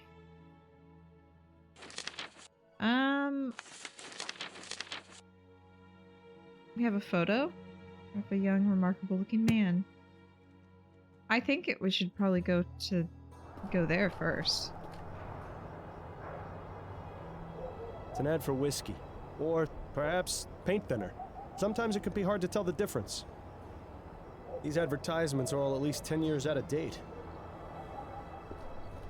There's a drain here. Oh, there's something over there. Yesterday's rain has made the water level rise significantly. Is it just me, or does it look like there's something resting at the bottom of the drain? If there is, I have no way of getting to it through the drain cover. Securely fastened, unfortunately for you. If only there was some way to undo these bolts and remove the drain cover. Okay. What's over here, though? Oh, this is the crime scene, huh? To think, in an instant, a man's life can be reduced to some scribbles on the filthy pavement. Now's not the time to get poetic, Bill. What a mess.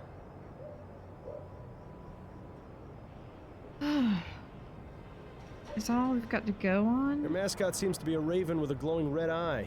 Is that meant to attract customers or to scare them off? I suppose you could do worse, as far as bar names go. I think we just have to go in. Because that just exits. This is really messy. Yeah, it really is. This grog shop looks pretty rough, even by chum standards. Wow. Let's keep a low profile while you're in here, Miles. Yeah. Doesn't look like cleaning up is high on the list of priorities around here. Broken glasses everywhere. There's a knife on the chessboard. They don't seem to have much variety in their beer selection. Looks like that's where they keep the good stuff. Of course, around here, good is an extremely relative term. Alright, well I can't talk to this guy. Barmaid. Excuse me, barmaid? Hi, what do you need?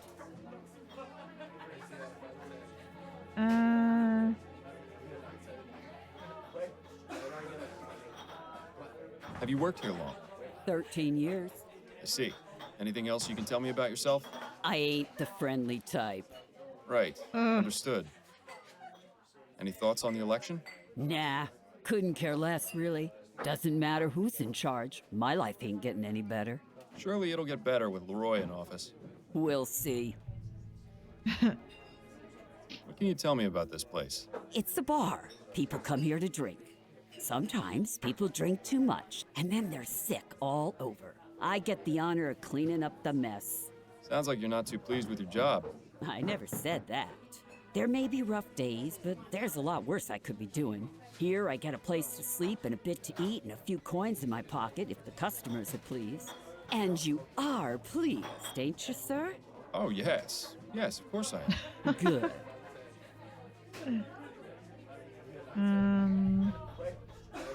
Where might I find the landlord?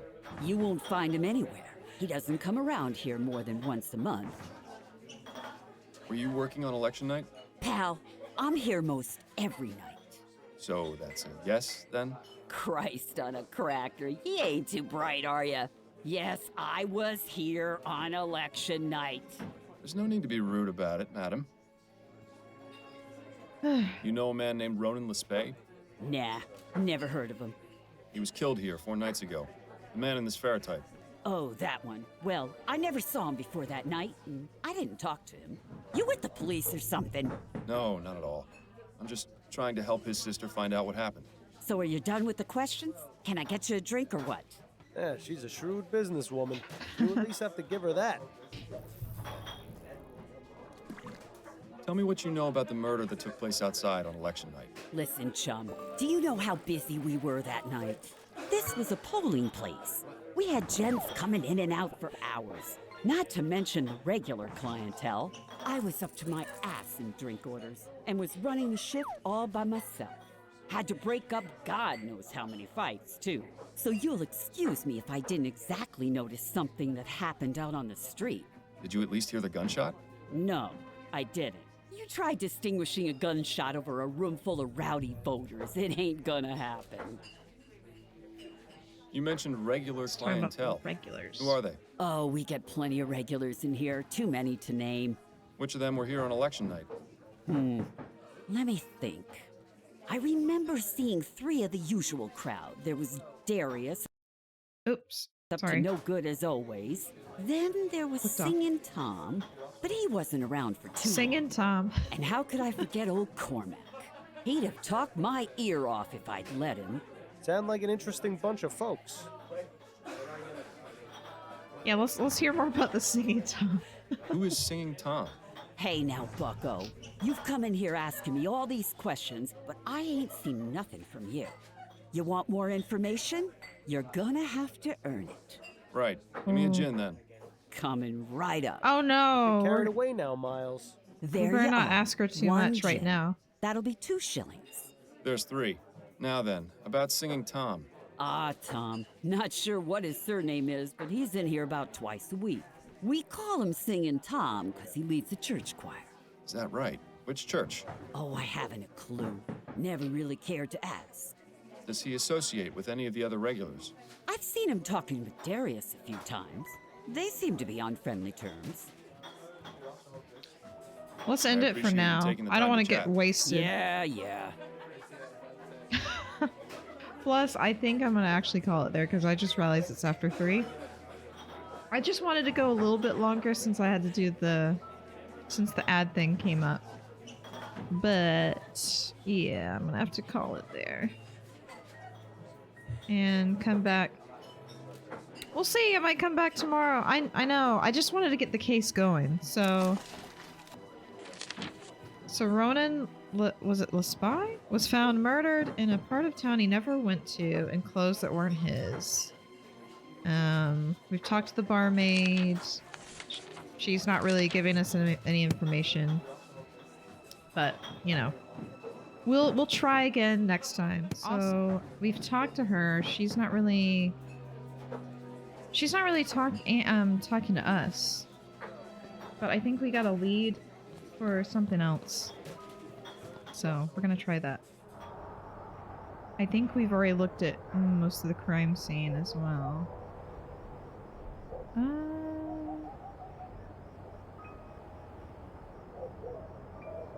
We're probably gonna find a screwdriver somewhere else, I'm guessing.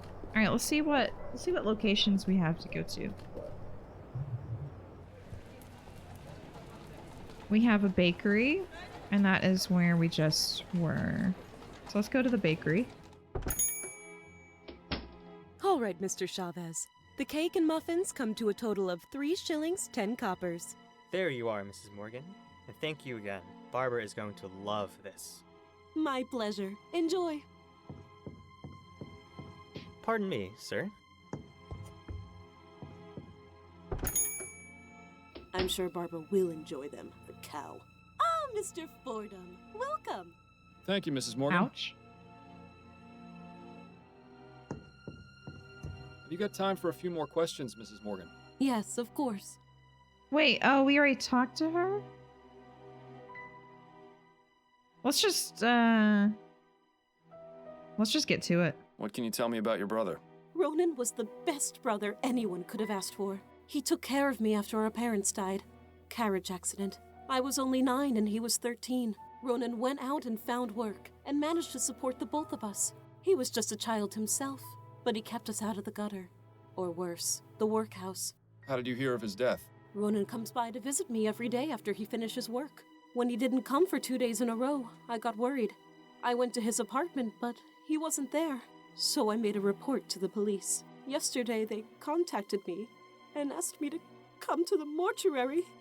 I'm terribly sorry for your loss, Mrs. Morgan. Thank you, Mr. Fordham. Please, find whoever did this to him. Ronan deserved so much better. Let's talk about his life. What sort of life did Ronan lead? You know, just normal. He'd go to work, come visit me afterwards, and go home. He didn't have much of a social life. At least he never mentioned any friends to me. I always hoped Ronan would meet a nice girl to settle down with, but he was so shy, you know. Where did Ronan work? At the Grips Home Taxidermy Shop in Gascone. I always thought it was rather macabre work, but he enjoyed it. Bit lonely, though. Ooh, taxidermist. She killed him. Bree's already got her on the suspect list. Can you give me the address of Ronan's apartment? It's at 1172 Bushmill Street. I have a spare key. Perfect. That would be most helpful. Thank you. Oh, hey, Tommy. Thank you for the lurk.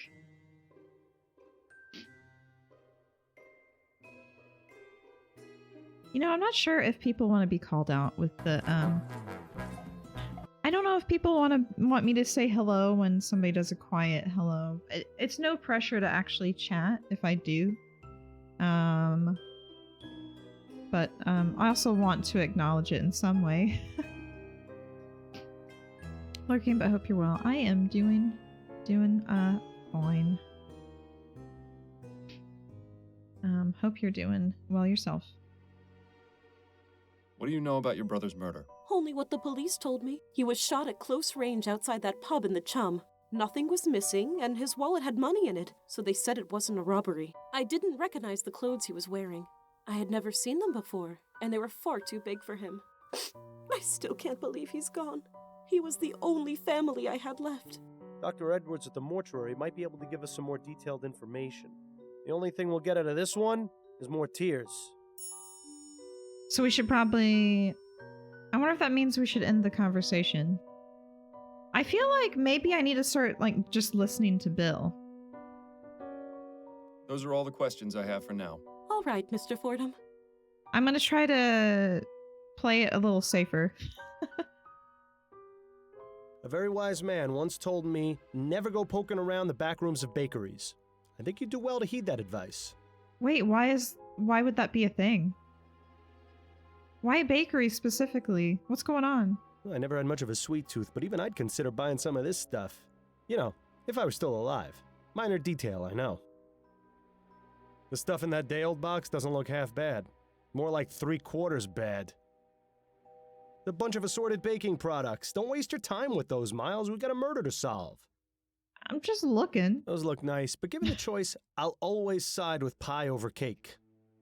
I approve of Bill. I approve of him. Because I am the same way. Alright. No screwdriver lying around? That we can, Because I remember there was that drain that we need to try to get the bolts off of. Oh, should we go to the taxidermy shop? Or his apartment first? I'm so panicked. Like, is there Quite the collection of exotic items in here. Ronan appears to be a seasoned world traveler. Or at least knows someone who is. Like, I wonder if there's a certain series of places you should go first. Or things you should ask first. Just looking at this painting is making me feel seasick. This one is scarier than the other masks. Wait a moment. I think I saw something shiny in the back of the mouth. Oh, a key, perhaps? Sorry, I was just closing Discord, so I didn't have anything open. How about that? A perfect hiding place for a key. Yes, we can snoop. I bet it's for that desk there. Some kind of owl mask. The hair looks incredibly familiar. The hair? This mask looks African. You should try it on. It'd be an improvement. Alright, well, let's look at the desk, because we have a key for it now. Now to find out what Mr. Lespay finds so precious. We got a diary? Is that tea? Ooh, how long has that been in there? Ooh, this teacup could use a washing. I'd be surprised if it isn't permanently stuck to the desk. There's a stain here. Happened quite a bit. It's empty. Too bad. Aha. A letter from someone called Jimbo? Jimbo? Let's look at it in here so I can actually read it. Ronan, next week will be a year since we met. I can honestly say my life has changed for the better in every possible way, and I will always hold July 8th as a special day in my heart. I can't wait to see you again, Jimbo. Interesting. Wait, who? So this somebody called Jimbo? They appear to be a pair of letters from Ronan's landlord. July 2nd, 1844. Ronan, with regards to your request for an extension to pay this month's rent, I'll gladly give you until next month. You have always been a reliable tenant who has paid on time, so don't be concerned. I hope you resolve your issues. Danforth. Ronan, I understand we all go through financial difficulties, but I'm afraid I can't extend my generosity beyond the end of 2 months. Please have the rent ready by then, or I'll have no choice but to seek legal action against you. Yeah, that's what it seems. This one appears to be from Emily. Sounds like, Bree. Ronan, Gerald and I will be celebrating the new year, and would like to invite you to spend it with us. Please feel free to bring along any guests you'd like, especially any lady friends you might have. All my love, Emily. Empty safe. Oh, right. We already opened that. Oh, but... A model of the SS Joondalup. Looks like a merchant vessel to me. A model... Oh, I thought there was going to be more. What is this? Oh, that's just the... I'm looking anywhere. Looks like you found Ronan's journal. Perhaps this will be able to give us some more insight into what he was up to before he died. Also, we need to be more considerate of... I need to be more, like, decisive in not giving away that I've been snooping, I think. Let's read... Yes, entry from July 8th. There are 2 entries, one from this year and one from last. So, start with last year's. July 8th, 1843.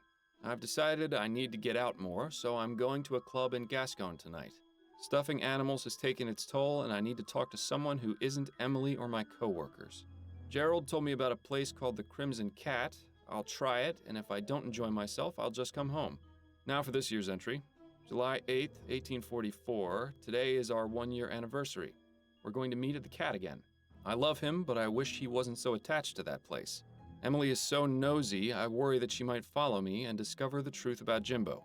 If we moved around, I wouldn't worry, but with him, it's always the Crimson Cat. I really shouldn't complain, though. What we have is something truly special. Well, it seems that our best hope of finding this Jimbo character is to visit the Crimson Cat. Bing! Oh my god! Yeah, okay. Because that letter was, yeah, from Jimbo. So is Jimbo Gerald then? Let's see. Or did we meet? October 21st, 1843. The air is growing cold and is reminding me that I need to purchase a new pair of boots for the winter. I don't think this entry will be of much interest. Can I keep reading entries? June 17th, 1843. Someone brought in a rare big-eared hopping mouse from Australia yesterday. Stuffing it was quite a challenge, as the organs were difficult to remove without damaging the body. I think I'd rather not read about Ronan's taxidermy process any further. I'm gonna keep reading. March 11th, 1844. I must have eaten something last night which didn't agree with me because I've had a terrible case of the runs. Probably best to skip this one. Agreed. Let's just keep reading until it won't let us anymore. February 24th, 1844. Jimbo has been at sea for nearly 2 months. These long periods away are the most difficult, but all the time seems to disappear when I see him again. My solace is that he will return with plenty of tales of adventure. I can hardly wait to hear them. That's where the masks are coming from. The masks are from Jimbo. He's always traveling. November 9th, 1843. I have an uneasy feeling of dread today. Last night I had a frightening dream where fire rained from the sky and people were afflicted with an awful disease. I'm just going to focus on my work today. Perhaps the feeling will pass. I'm gonna keep reading. March 11th, 1844. I must have eaten... Oh, is that it? Agreed. Is that it then? February 24th, 1844. These long periods... Yeah, I think that's it. I don't think we're gonna get any more. So these masks are from Jimbo then. Wasn't there a redheaded guy in the bakery? Some kind of owl mask. The hair looks incredibly familiar. The guy that we talked to, maybe Jimbo. Ronan's book collection mostly consists of cheap pulp adventure novels, but this top shelf looks interesting. Oh, what do we got? We got Exotic Fauna of Africa, of Australia, Secret Customs of the Orient, Bible? Unmarked book. I want to look at the unmarked book. No title, and it appears to be blank. I wonder if Ronan just kept empty books on his shelf to appear well read. No title. Ah, I thought we could read it.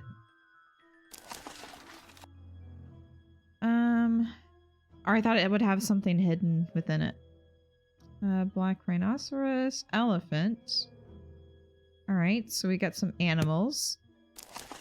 Kangaroo. Oh, didn't the journal entry mention something about a stuffing a kangaroo?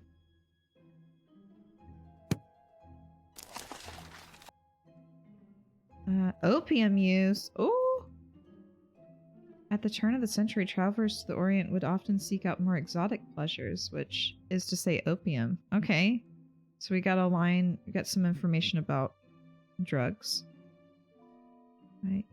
If you are offered wine, make sure you understand what exactly it is you're about to drink. Chances are it might be... Is that baijiu? A clear liquid usually distilled from fermented sorghum, although other grains may be used. I probably butchered that It's in another language, but it appears to be a Bible. Alright, so it's got a Bible from another country, but I feel like the opium and the animals are important. I had an illustration that looked similar to that one. I wonder where it ended up. I guess Ronan won't be realizing his world travel dreams now. Death really has a way of messing up your plans. Ronan wasn't too concerned with comfort, apparently. This is hardly bigger than a bunk at sea. It also looks like it has a very, very thin mattress.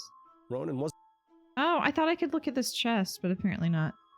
Well, I think that might be it. Yeah, maybe hiding drugs in the animals, yeah. He was struggling to pay his rent. He was selling drugs. There might be drugs in the... Oh! Yeah, so we really need to find that, I don't know if we need to go to the police station. I think we should go to the taxidermy shop next. Let's go explore that. Oh, Hello, God. and welcome to the Gripsome Taxidermy Shop. Please let me know if I can be of service. What a horrifying place. Oh my God, and they have buttons so that you can... What do they make sounds? Is that supposed to be a lion?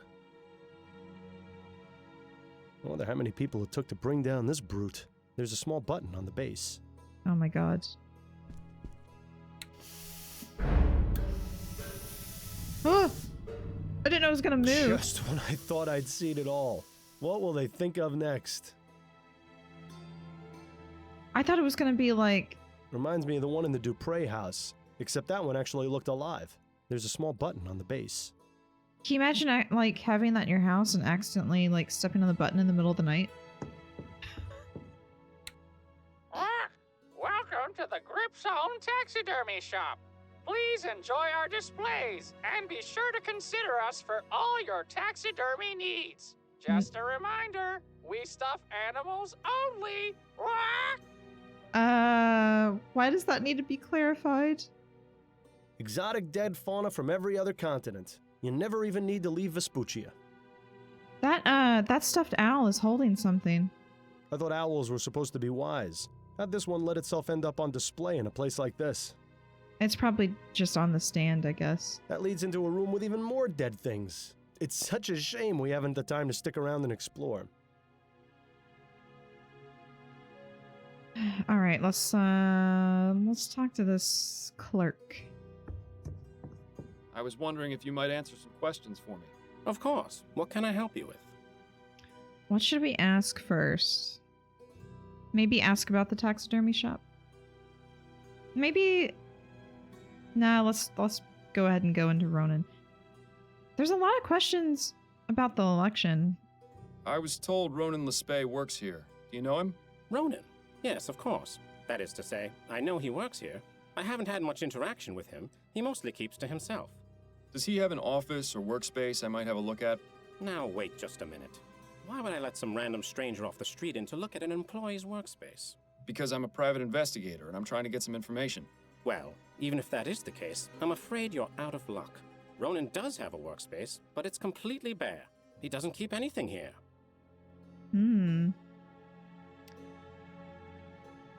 Were you aware that Ronan was murdered 4 nights ago?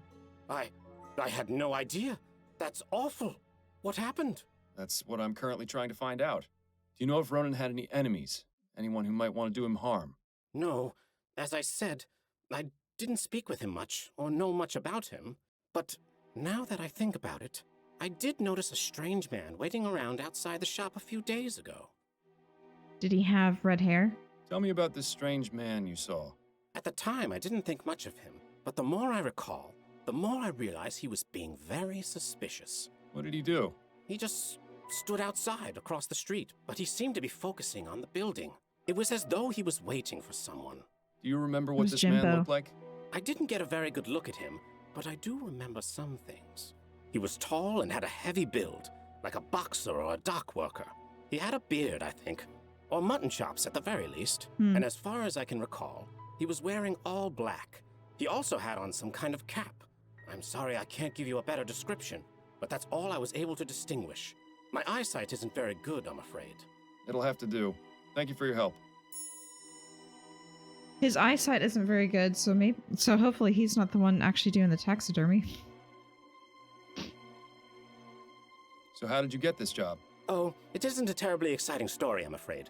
I just saw an ad in the Gazette for a clerk position. I never expected to learn so much about taxidermy. I'm sure he's amazing conversation at parties.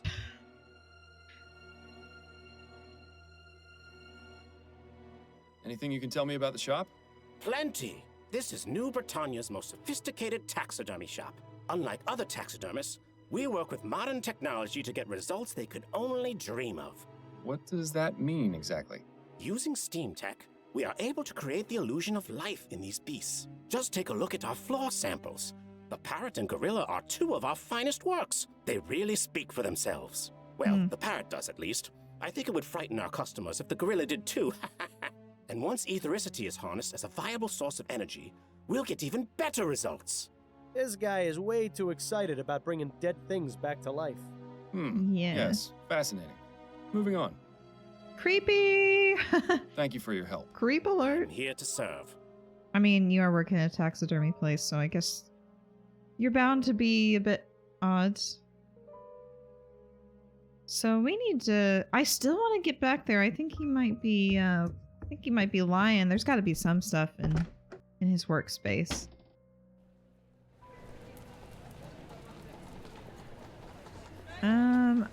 I guess next we're gonna go look at the Crimson Cat. Ah, the Crimson Cat. One of my favorite underground clubs. Ooh, I spent some wild nights here. Which reminds me, I wonder if Stefan is still working the bar these days. Call me old-fashioned, but I've always felt the piano should be played by an actual human. These automated ones just don't have any soul. I think This they're place kind has of been cool. around for quite some time. That well-dressed feline is Red, the official mascot. Let's see, what's this? Looks like a view of Claremont Street with St. Denis Cathedral in the background.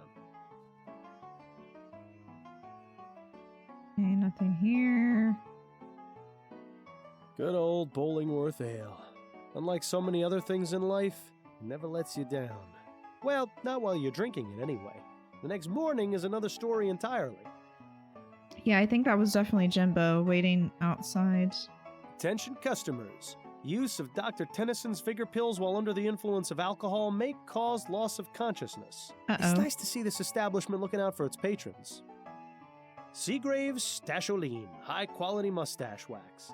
You know, I always wondered what you'd look like with a mustache. Fine beer always served here. Good to know. Is that somebody with a hat and wearing all black? Quite the selection. It rivals even the Angel. Oh, you can't see the hat. But yeah, there's somebody sitting here and they've got a little cap on. Looks like they've got Bollingworth, Millhopper, and Brooklyn Lager. Not a bad set of beers. Says they're a sailor. Beg your pardon. Your name wouldn't happen to be Jimbo, would it? Yeah? Who's asking? Miles Fordham, private investigator. Can a guy enjoy his shore leave without being harassed by the law? I've done nothing wrong. I didn't say you had, and I'm most certainly not the law. I just want to ask you a few questions. All right, fine. Oh, what should we ask first? I guess, should we just go right into Ronan? Do you know Ronan the Spey? I knew him, yeah. Knew him? He and I haven't spoken recently. In about a month, actually. Things didn't go so well last time. How do you mean? Let's just say we didn't part on the best of terms. He made it very clear that he didn't want to speak to me again. He probably doesn't know that he might not know that he's murdered. Were you aware that Ronan was murdered? What? No, when? What happened? He was shot outside a tavern in Chumley 4 nights ago. Chumley? What was he doing there? I was hoping perhaps you could tell me. I honestly don't know. Ronan hardly went out, and he especially never crossed the river. Why was that? I think he was just too scared of the world to go out and see it for himself. He was happy enough reading about it in his books or collecting things I brought him back from my travels. Honestly, that's what I liked most about him. He was just an average, boring man. It was just the sort of balance I needed in my life. That's pretty much the exact same reason I always enjoyed working with you, Miles. Ooh, are we gonna pry into the relationship? I hope we're not gonna say anything, let's be tactful about this. You and Ronan had a special relationship, didn't you? Mr. Fordham, we're in an underground club. You don't have to tap dance around it. Yes, Ronan and I were a couple. At least up until last month. What happened, if you don't mind me asking? We had a misunderstanding. Ronan thought I had been seeing someone else. He was extremely jealous. I tried to explain that he had it all wrong, but he wouldn't hear me out. I was going to give him some time to cool off, but, well, that's not going to happen now, is it? If it's any consolation, I found a letter you wrote him, which he still kept in his desk. Damn. Thank you for telling me that. Oh. Where does the name Jimbo come from? It's just a nickname. My real name's James Bowcroft. And what is it you do? I'm a sailor. I thought you detective types were supposed to be extra observant. Shouldn't you be able to tell me what my occupation was just by looking at my fingernails or something? Sorry to disappoint. Perceptiveness is important in my line of work, but I'm also just a man. I think perhaps Jimbo has been reading too many of those detective stories in Brentwells. Thank you for your time. You're welcome. I'm not asking anybody about the election. I don't know if I should. Maybe. Okay, so what have we got? We need to find this landlord. Danforth. Danforth is who we need to find. Should we ask Emily maybe about this letter? I don't know if we should, especially any lady friends, I don't know if we should mention Jimbo to Emily. I don't know if she'll be, I don't know if she'll be approving, plus she could be, we don't know, she could be one of the suspects. Well, we know this one's Jimbo. We have no suspects yet. Alright, where should we go next? We could go to the police station maybe and talk to Constance. We haven't talked to her, but we can't really get too much information from her anyway. Oh! I just went to Constance,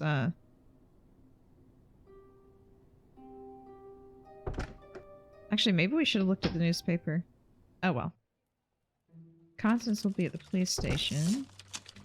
I was beginning to wonder when you'd show up. Well, wonder no longer. I'm here and I need to see Dr. Edwards. Right. You know the way. Snelling isn't in today, so you're all clear. Well, that's a relief. Thanks, Upton. Oh. Wait, I forgot. Was that on our list of things to do? Oh, this... Dr. Edwards' lab was always a fascinating place to learn about death. A bit less so now that I'm quite the expert. Coroner, eh? What is our... speak to Dr. Edwards about the murder.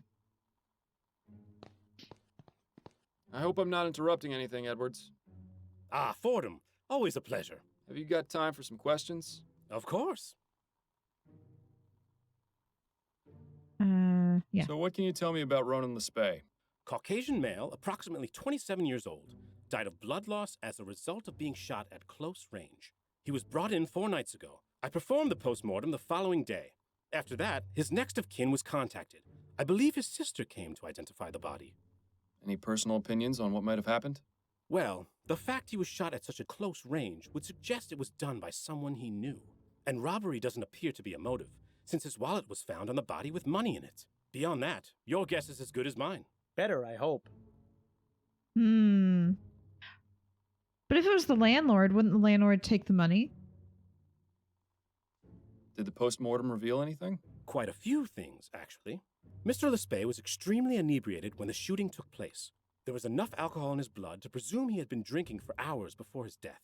I also managed to remove the bullet from his heart. It's a .36 caliber lead ball, standard revolver shot. It shouldn't be too hard to match to a weapon, provided you can find it. Oh, I bet the bullet's gonna be in the, it's gonna be in the grate, the drain. Did you notice anything unusual about the clothes Mr. Lespay was wearing? Unusual? Not really. They seemed a bit big for him, but that's all. His sister seemed convinced that they didn't belong to him. That's a distinct possibility, but I couldn't say for sure. He could have just been a sloppy dresser. So no murder weapon's been found? That's right. Either the killer still has it, or the police just overlooked it. If you happen across any weapons in your investigation, be sure to bring them to me. I can tell you if it matches the bullet. Thank you, Edwards. I'll be on the lookout. How's the coroner business? Things have been pretty dead around here lately. Don't quit your day job, Edwards. I'll be going now, Edwards. We really need to find... Take care, Fordham. And remember, not everyone gets to leave the morgue alive, so consider yourself lucky that you can. Creepy. We need to find some, like a wrench or something. This provides the room with just the right amount of heat. Unlike the incinerators in the crematorium. Talk about overkill. Edwards keeps assorted bottles and specimens in there. Nothing too remarkable that I can see. It's important to keep your hands clean when dealing with dead bodies. After all, you never know where they've been. Until after the postmortem exam, anyway. I wonder if Edwards ever got around to fixing this typewriter. The letter E being out of alignment always made his reports a nightmare to read. We need to find a tool. That collection of stains, fluids, and other repugnant materials almost makes me homesick for the chum. I feel sorry for the poor slob who has to clean that out. Can we clean it Seems up? to be empty for now. That's most definitely a good thing. Ugh. Edwards must have some very good friends in the department to have gotten this custom-made table. It does suit the room, though. Oh my gosh, yeah, it's got skulls on it. It's got skulls. Assorted lab equipment for setting things on fire or causing explosions. You know, the perfect way to pass the time. Assorted lab... Oh, I can't... Where am I going to find, like, a tool? I remember when Edwards used to keep his collection of preserved reproductive organs on this shelf. He must be getting soft in his old age. Or perhaps that's exactly what happened to his collection. I'm pretty sure I saw Edwards weighing his lunch on this once. It looks rather fresh. There's a plaque at the base of the jar that says H. Putnam. There's a... Well, at least he died with a smile on his face. Sort of. Oh my god. Okay, I don't think we can get any items out of here.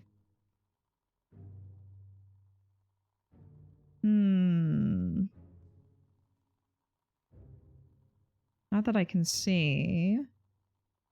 Nothing else on the floor. Okay, let's leave. Alright, so we need to find the murder weapon. For sure. I don't think we can talk to Constance, but maybe she can give us some more information. Can we talk for a moment, Upton? Certainly. What's on your mind? You wouldn't happen to know anything about Ronan Lespay, would you? Probably nothing more than you already know. His body is in the mortuary, and the reason for his murder is unknown. I suggest you speak with Dr. Edwards. Well, we did. Upton, I need you to put out a bulletin. There's someone I need found. Oh? Who's that? I don't know his name. I only have a description. Wait, no. All right, I'll need to ask you a few questions. Could you describe the man's height and build?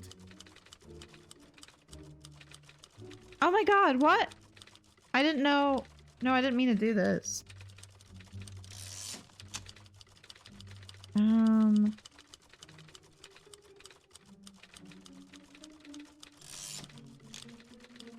Oh shoot. How was he described again? He was tall and large, wasn't he? He was like, yeah, tall and large. With a large build. All right. What color is his hair? Was it black hair? Brown hair? I can't remember. Actually, we didn't know the hair. The guy didn't describe it. He just said he was wearing black. Yeah, it doesn't say, so we don't know. I think we got this question too soon. Yeah, he was wearing a cap. We didn't know the hair, though. I don't know. Should I say... I believe it's black. Dressed in all black. A beard or mutton chops? Yeah, we definitely... Didn't he mention mutton chops? He was dressed in all black. I see. All right. The bulletin is out. I'll let you... Thanks, Up. I didn't actually mean to do that. I didn't know that's what was going to happen. I probably wouldn't have if that were the case. Maybe we should go...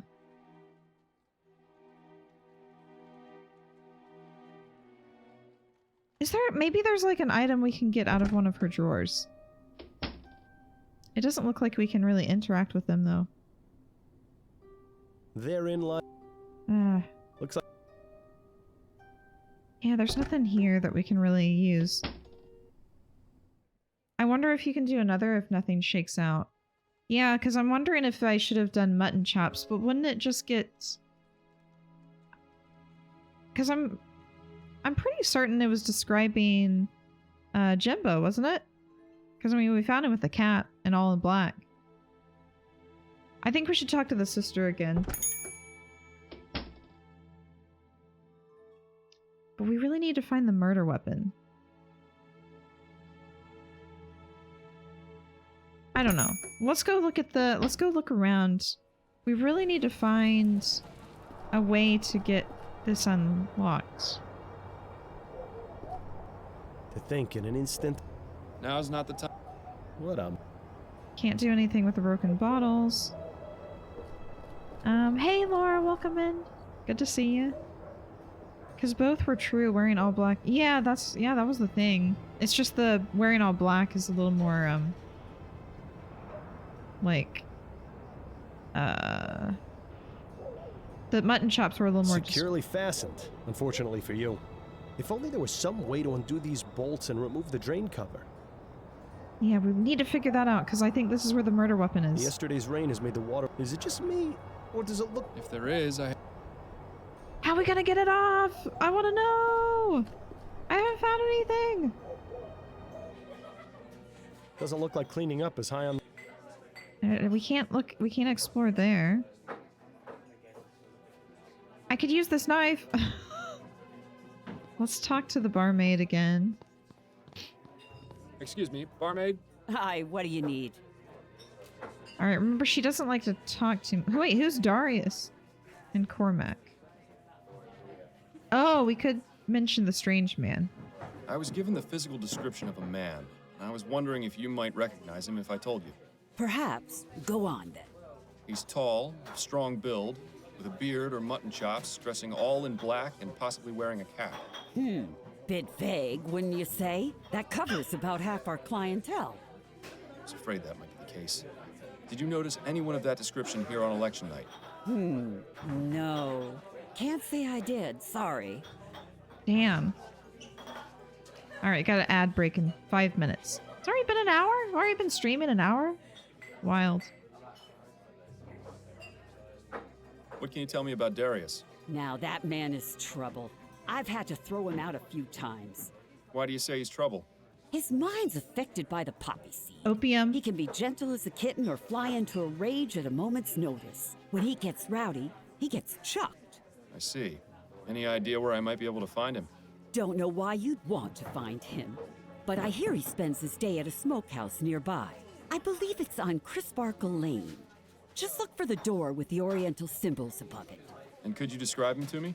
He's a rough-looking sort, about 55 years old, has a scar on his left cheek, grayish hair, medium build. Excellent. All right, let's remember that. Let's remember that. I think we might need that later. I appreciate you. Yeah. I'm gonna just go straight to this guy.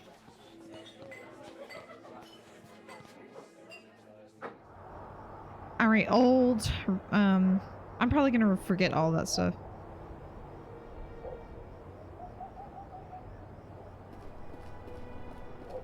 Let's go look for him first. If we can't find him, 55-ish, scar on face, gray hair, medium build. Yeah, there we go. The scar should be like at least more distinctive. Oh my god. So we're probably not gonna find him here. We might find... I wonder how many layers of advertisements you'd have to cut through before getting to the wall. Poe wishes the raven was silent. Crisparkle Lane. Nothing crisp or sparkly about it. I can't make heads or tails of it, but I'll bet you 10 crowns it doesn't say welcome. Doesn't seem like there's anything else to click, so I think we just gotta go in. Yes? What do you want?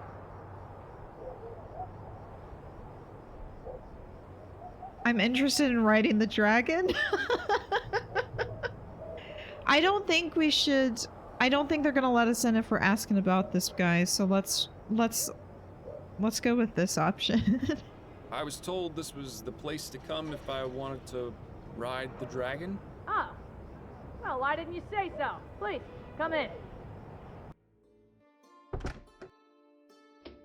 Right as we get to Crisparkle Lane. Well, that doesn't... Oh, that is Darius. See, I don't know if we would have gotten in. Poor horse. That fellow in the armor must have weighed a ton. Hey, it looks like there's a list. At least they provide their clients with some measure of privacy. Now I see why they call it riding the dragon. Okay, so maybe he's selling drugs to this guy. He didn't have the funds, but wanted the drugs, so he shot him. Possibly. This could be a red herring, too. They're really dedicated to their theme in here, aren't they? We gotta get all the details. She's not gonna be much help right now. That's not to bother her. She's not going to be much help right now. Fancy. But maybe later. I've got this game on my wish list. How is it? It's been very enjoyable. The story's really good. It's had us hooked.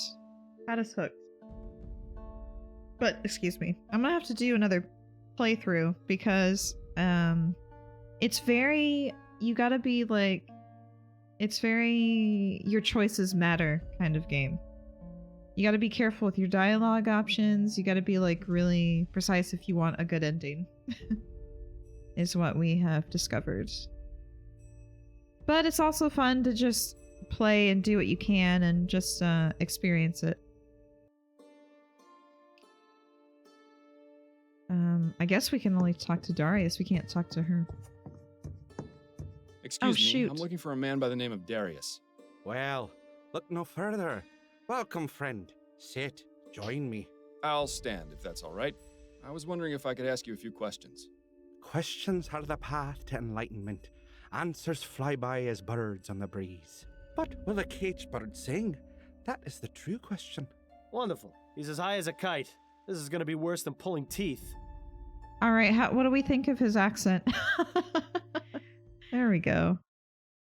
Did you know the dev streams? He's working on a new game in the same universe and does some of the work on it on stream? Oh, I did not know that. But I played the demo for it. I think it's the one that takes place kind of like it's got like a Wild West theme. What is it called? But yeah, I played the demo for that one. That's what made me want to play this one. Okay, now we're questioning Darius. And Laura, thank you so much for the 24-month resub. Stupid something not auto-subbing to my best friend's stream. But you're too kind, Laura. Thank you so much. Alright. Let's get right to it. To the investigation. Are you familiar with a man named Ronan Lespay? I know many men. Some old, some young, some rich, some poor. Some I know by name, some by face. But this man you speak of, this Ronan, he is unfamiliar to me. I have a ferrotype. Do you recognize him? Forgive me, but my eyes are blurry. I cannot make out his features. Well, he's useless, isn't he? Too bad there's no way to snap him out of it, like there was with Dupre's kid. Yeah. I don't think we're gonna get much out of this guy. Do you know anything about the murder outside the Silent Raven on election night? Murder? Was it a murder? It was. A man was shot in cold blood. That would explain the commotion, as well as the sound. So you heard the gunshot? I did. I thought it might have been one of the voting machines making the noise. But then there were shouts, and people began to run. Did you see or hear anything before you heard the gunshot? I seem to remember hearing a man shouting a name. A name? Yes. It sounded like Priscilla. Well, how about that? He's managed to be of some use after all. Assuming he's telling the truth, of course. And does the name Priscilla mean anything to you? Afraid not, young man. Yeah, Ange, I was asking right before the ad break, like, what do we think of this accent? And I knew it'd have some people mentioning it. Raven, election, murder. This absolutely is a nod to Poe. Oh yeah? I've never actually read any Edgar Allan Poe. Alright.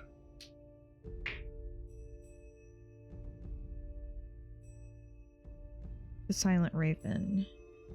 I guess we could ask about that now. What can you tell me about the Silent Raven?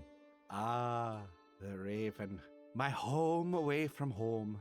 I would have thought that was this place. Unless this one is just the home. Do you have many friends there? People you speak with often? Yes, friends. I call them friends anyway, but really, what is a friend? Someone who drinks with you? Someone who shares secrets with you? Are those friends? My father used to tell me that the only two friends you had were your mother and the crown in your pocket. Well, both of those are gone now, so what does that mean for me? I don't know, sir. I'm just asking about people you speak to at the Raven. The barmaid, Nicole, she gets mad at me sometimes when I break things. But she's all right. Oh, we can ask him about Singing Tom. I literally have all his work sitting in front of me and cannot think of the nod. There was a line in this a while back that made me think they were referencing Poe. He was found unconscious in the street in clothes that did not belong to him and passed away shortly after. So it's believed he may have been involved or victimized by election fraud. That's probably why we probably need to start actually asking like questions about the election, I think, next. Have you ever conversed with a patron called Singing Tom? Singing Tom? You mean old Tom Puffin? I'm not sure. I was just told he was called Singing Tom and was a regular at the Silent Raven. That's the man. I see him in here all the time. In here? In here? Not just at the Raven? Tom is a child of the poppy, just as I am. He truly understands the world as it is. Do you know where I might be able to find him? Yes.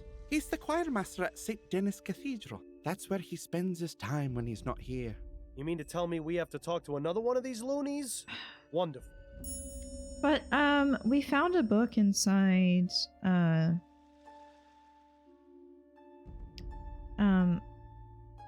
what's his name's apartment about opium. And this guy said he doesn't know anything about him? Seems fishy to me. I don't think this, Darius is being totally truthful with us. It's purely a theory, but this absolutely seems to be connecting to that. It definitely does. There was also, like, remember when we went to vote, there was, like, nobody. There was nobody in the, like, at the voting, the polling station. Do you often come to this establishment, Darius? Oh, yes. This place is better than any doctor or hospital. It has exactly the cure I need. Cure? For what? I'm ill, sir. Just as you are. Just as we all are. Infected by a terrible disease known as life. Speak for yourself. But spend a few hours in here with the intoxicating nectar of the poppy, and you'll find nothing can defeat you. I gotta ask about the election now. So did you manage to get out of here and vote? Please don't bother me with such trivial matters. Why should I care who leads the government? As long as they don't outlaw places like this, they can do whatever they please. Is this guy ignorant or just apathetic? Yeah, well, I don't know, and I don't care. I was wondering if you could tell me whether you saw a certain man at the Raven on election night. He's tall, of strong build, with a beard or mutton chops, dressing all in black and possibly wearing a cap. Lots of people like that go to the Raven. I see loads of them every night. But now that you mention it, I do remember someone like that. He was a strange one. How so? I remember one of the times he came in, he was adjusting his hat. I could have sworn when he took it off for just a moment, his hair was bright red. Bright red? How is that strange, exactly? Because his beard was jet black. It was the oddest thing I'd seen. Well, it was the oddest thing I'd seen. The mask! Until his beard slid halfway down his face. I see.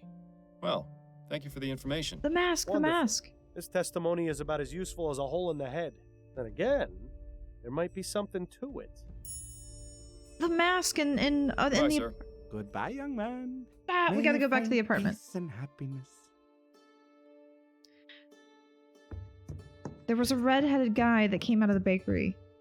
Okay, sounds like he's doing a bad alpaca walker impression. Yeah, that accent was not believable, I'm afraid. There it is. Some kind of owl mask. The hair looks incredibly familiar. That's all we're gonna say about it?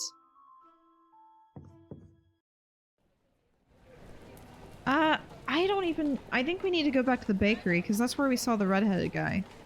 I looked at the name Priscilla and Edgar Allen, and she's someone that had Edgar recognized for his works in Boston. I'm gonna see if we can find out who this guy is that was just in here. Whoa! You got time the for a connections. few more questions, Mrs. Morgan? Yes, of course.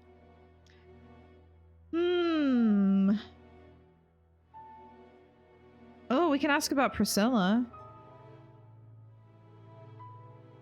Did Ronan know anyone named Priscilla? Priscilla? No, I never heard that name before. Who is she? Just a name that's come up in my investigation. I wonder if Ronan had finally met a young woman. Oh, boy. Now you've done it.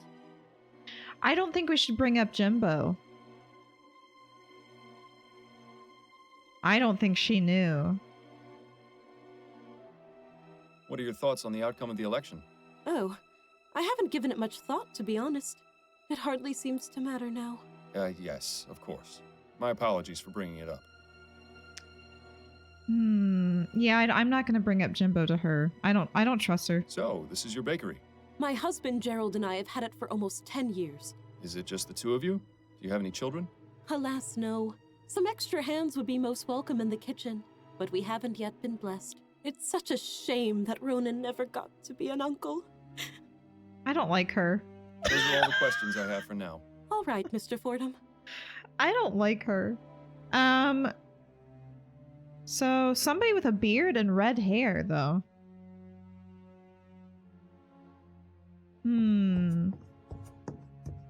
I don't trust this one. We've got the what have we got? Speak to Tom Puffin at St. Denis Cathedral. I guess we can go to the cathedral next. I think we need a better description of the redheaded guy. Cormac sounds like a red-haired name. Kinda does.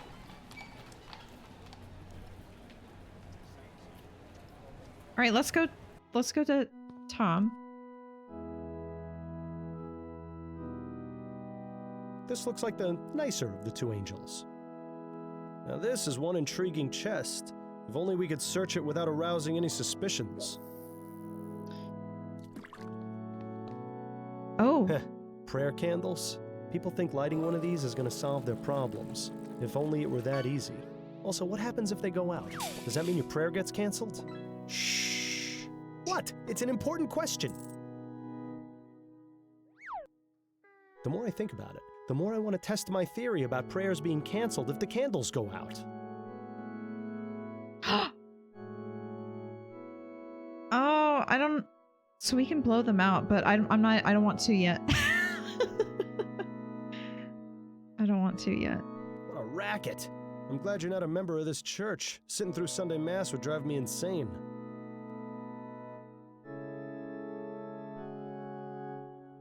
Okay, let's talk to Tom. I beg your pardon. Are you Tom Puffin? I am. How may I help you? Miles Fordham, private investigator. I wanted to ask you a few questions. Questions? Have I done something wrong? No, Mr. Puffin. I simply believe you may have some information that I need. Very well, then. Whoa, look at the hair on this guy.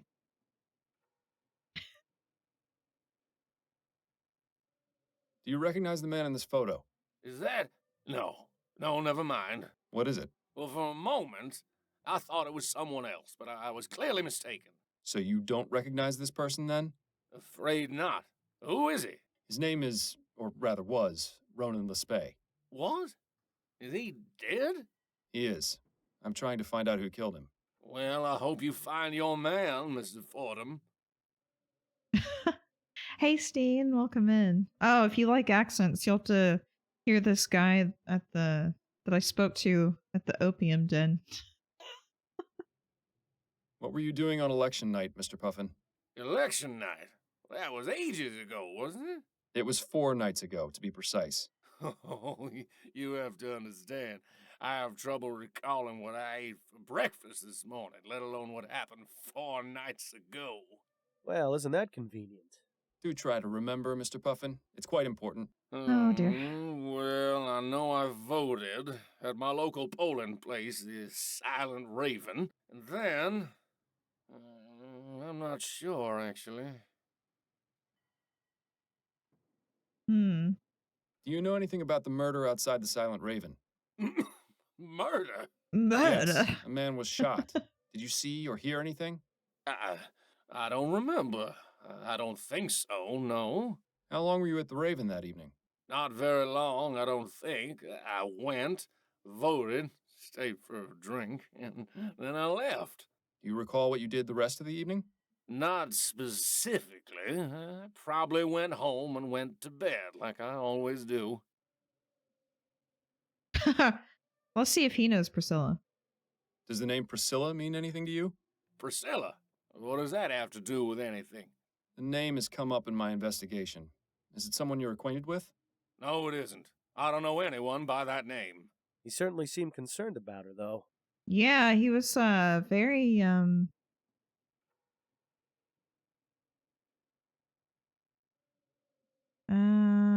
should we bring up his opium use? I don't know. How did you become choir master of this church? Oh, well, I studied music at the University of New Britannia.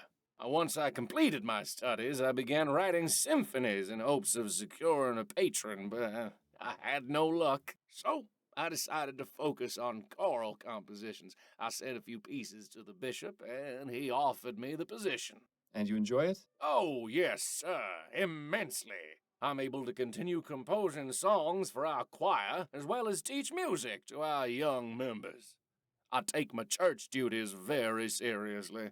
What else do you do besides lead the choir? Just a few things here and there, making sure the aisles and the pews are clean, tending to the prayer candles, and that sort of thing. So, what do you think of the election results? All right, the election. Who won? Leroy. He beat Atwood by a significant margin. Oh, I suppose that's good. I think I may have voted for him, but I'm not sure.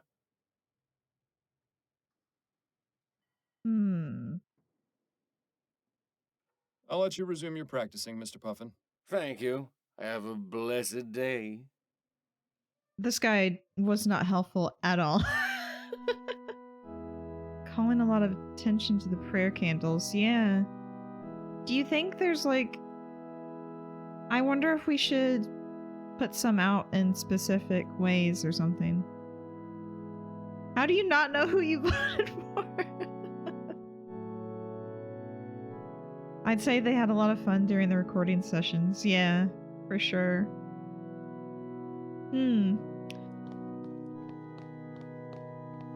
We gotta do something with those prayer candles, but I don't know which ones to burn out. Or if I should just do all of them.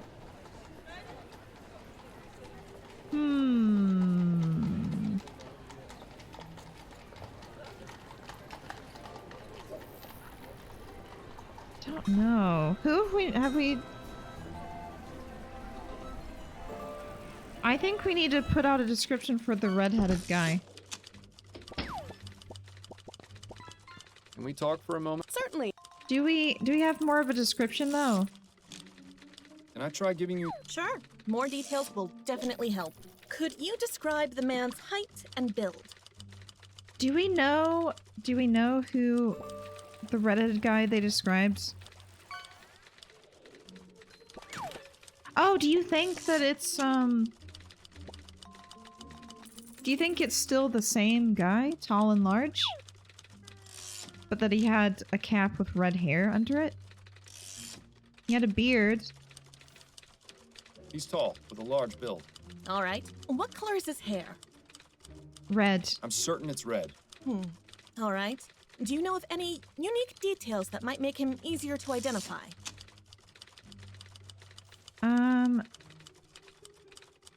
We heard a beard or mutton chops, right? I think we need to do that one. He has a beard, or mutton chops. I see. Well, I'll put out the bulletin, but that's a bit of a generic description. Is it though? All right. The bulletin is out. I'll let you know if I hear anything. Thanks, Upton. I appreciate the help. We couldn't even do black hair. We couldn't do a black beard, though. Let's talk to the coroner again, just to see if we can. Wait, did we ask her about the election?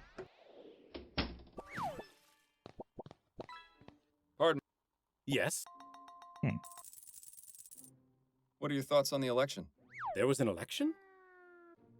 I think our friend Edwards needs to get out a bit more. I'll be going now, Edwards. Take care, Fordham. Well, that's that. So, what I'm getting at is this guy won by a landslide. Except it seems like nobody's voted, and then some people don't even know who they voted for.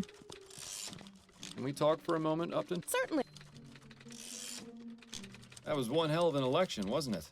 That it was. I don't know how he managed it, but I'm glad Leroy won. I feel the same. Atwood seemed convinced he had it in the bag. I think he just grossly underestimated how much the Lygia disaster affected everyone. Thought we could go on like nothing happened. Hell, if Prince Harold hadn't been aboard, we would have. Now, isn't that sad?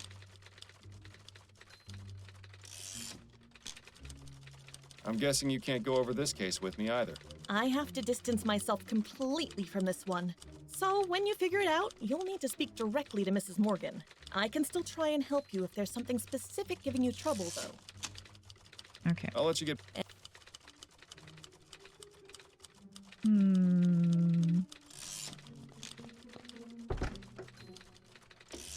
How are we gonna get into the drain?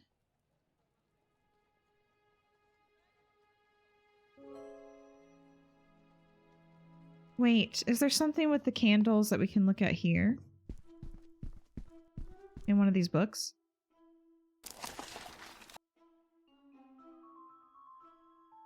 That's about drinking stuff. This is about riding the dragon.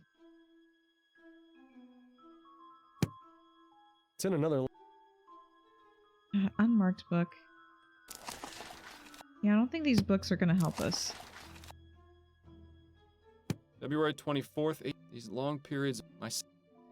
Maybe we actually need to talk to Jimbo again. Maybe Jimbo will know something about this name Priscilla that we keep hearing.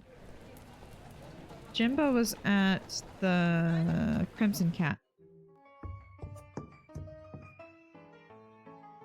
Hello, Jimbo. I have a few more questions for you. All right, fine. Priscilla, here we go. Does the name Priscilla mean anything to you? Yes, that's my ship, the SS Priscilla.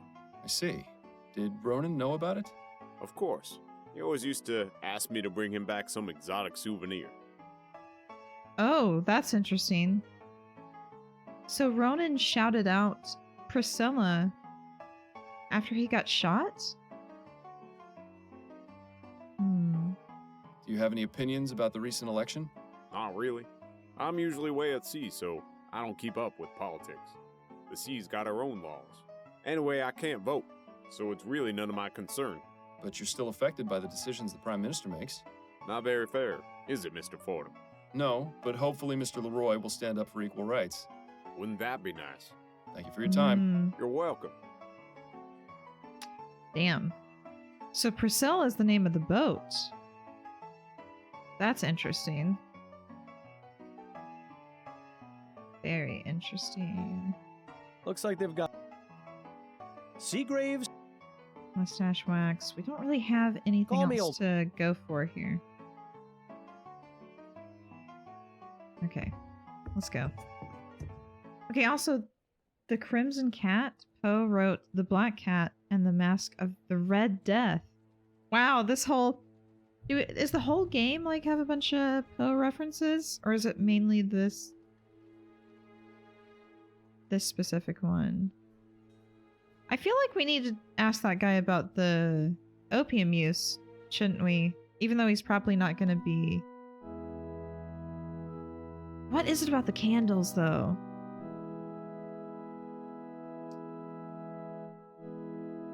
Should we blow all of them out?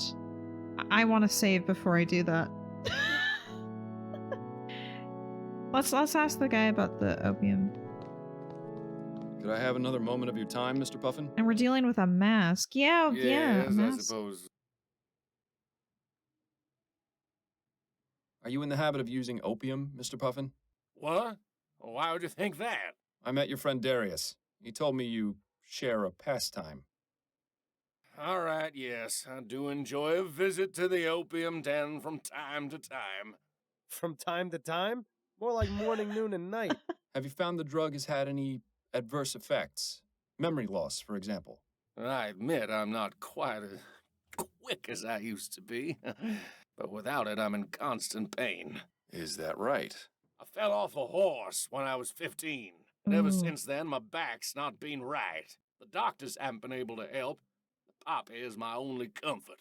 I wish there were another way. It might be worth seeking a more professional opinion about the effects of opium. I'll let you resume your practicing, Doctor. Mr. Puffin.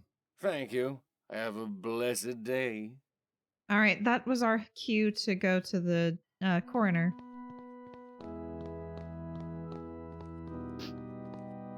Didn't clock post stuff before, but yeah.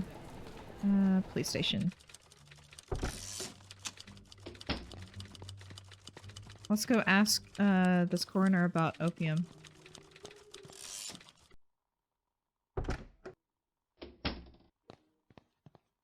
Pardon me, Edwards. Yes? Edwards, do you know much about the effects of opium? Quite a great deal, unfortunately. It's all the rage these days. Most people use it to calm the nerves or relieve pain, but it's highly addictive and has numerous adverse effects. Such as? It depends, really. Most common are sweating, nausea, memory loss, or blurred vision. But Blurred more serious vision. cases can lead to hallucination, violent mood swings, coma, or even death. I just had a case in here a few weeks ago who died from an opium overdose. It wasn't pretty. Doesn't sound like it. Thanks for the information, Edwards. Anytime. Can we get more information about that case? I'll be though? going now, Edwards. Take care, Fordham. Violence, huh?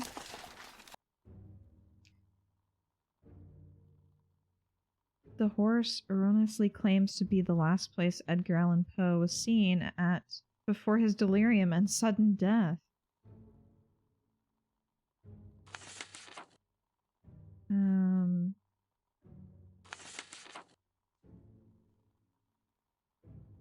According to Dr. Edwards, the most common effects of opium use are sweating, nausea, memory loss, or blurred vision. More serious cases can lead to hallucination, violent mood swings, coma, or even death. Why was he shouting the name of the boat? One was shot at close range. He was extremely inebriated at the time of death. Why? We need to find out why was he in that part of town if he didn't go out that often.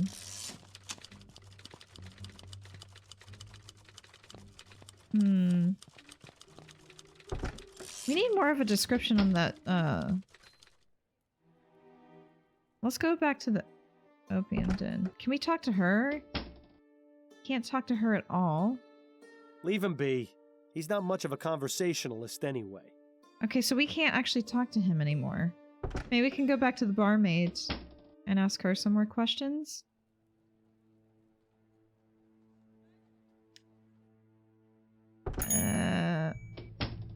Let's see if there's any new dialogue options here. You got time for... Yes. No. Those are all... All right. I'm not bringing up Jimbo to her. Because I'm too scared that it'll have me say stuff I don't want to say. I don't think we can talk to him anymore. Maybe we should go back to the Silent Raven, back to the crime scene. It's really bugging me that we haven't found anything to pry the thing open with. Tell me about Cormac. He's in here most every night. Doesn't speak to many people, just me. And a right chatterbox he is, too. Between you and me, Cormac stinks. I can understand why he doesn't keep much company. He stinks? Aye, he's a sewer worker. Spends all his day underground in the muck, so he always reeks of shit. I see. Any idea where specifically he works? I believe he's at the treatment station, over near the ferry terminal. If this is going where I think it is, then I'm especially glad I can't smell anything anymore. The drain! Yeah, the drain! Does the name Priscilla mean anything to you? Nope. I appreciate you taking the time to chat. Yeah. Oh, I didn't know she had more information. Okay, so now we need to go to the sewers. To the sewers. Well, at least we could give a description of somebody that was smelly. And if we... maybe we can find a wrench down there or something.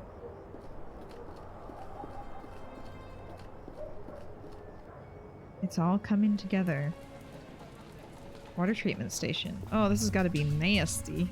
So this is what it's come to, eh? Braving the stench of human waste in hopes of finding a lead? Just make sure you stay away from the edge. While you could use a bath, I don't think this is the right place to take a dip. But we need something. I hope those aren't full of what I think. They probably are. It doesn't look like we can go anywhere. Another mysterious machine. Who knew dealing with human waste involved so much technology? Another some sort of water treatment device would be my guess. For all I know, it could just be a fancy boiler for tea. Man, it looks like we can't actually look around. Handy to know where you are. But why would anyone actually travel around the city this way? Oh, so all of these go to different parts of the city? Begging your pardon, sir. What? Who are you? What are you doing down here? My name is Miles Fordham, and I'm a private investigator. I'm looking for a sewer worker by the name of Cormac. We needn't look no further. But what is this about? I just have a few questions for you. All right. Cormac will answer them, but don't dally for too long. It can be dangerous down here for anyone who's not trained as Cormac is. Alright, well he doesn't have red hair. Storm drain.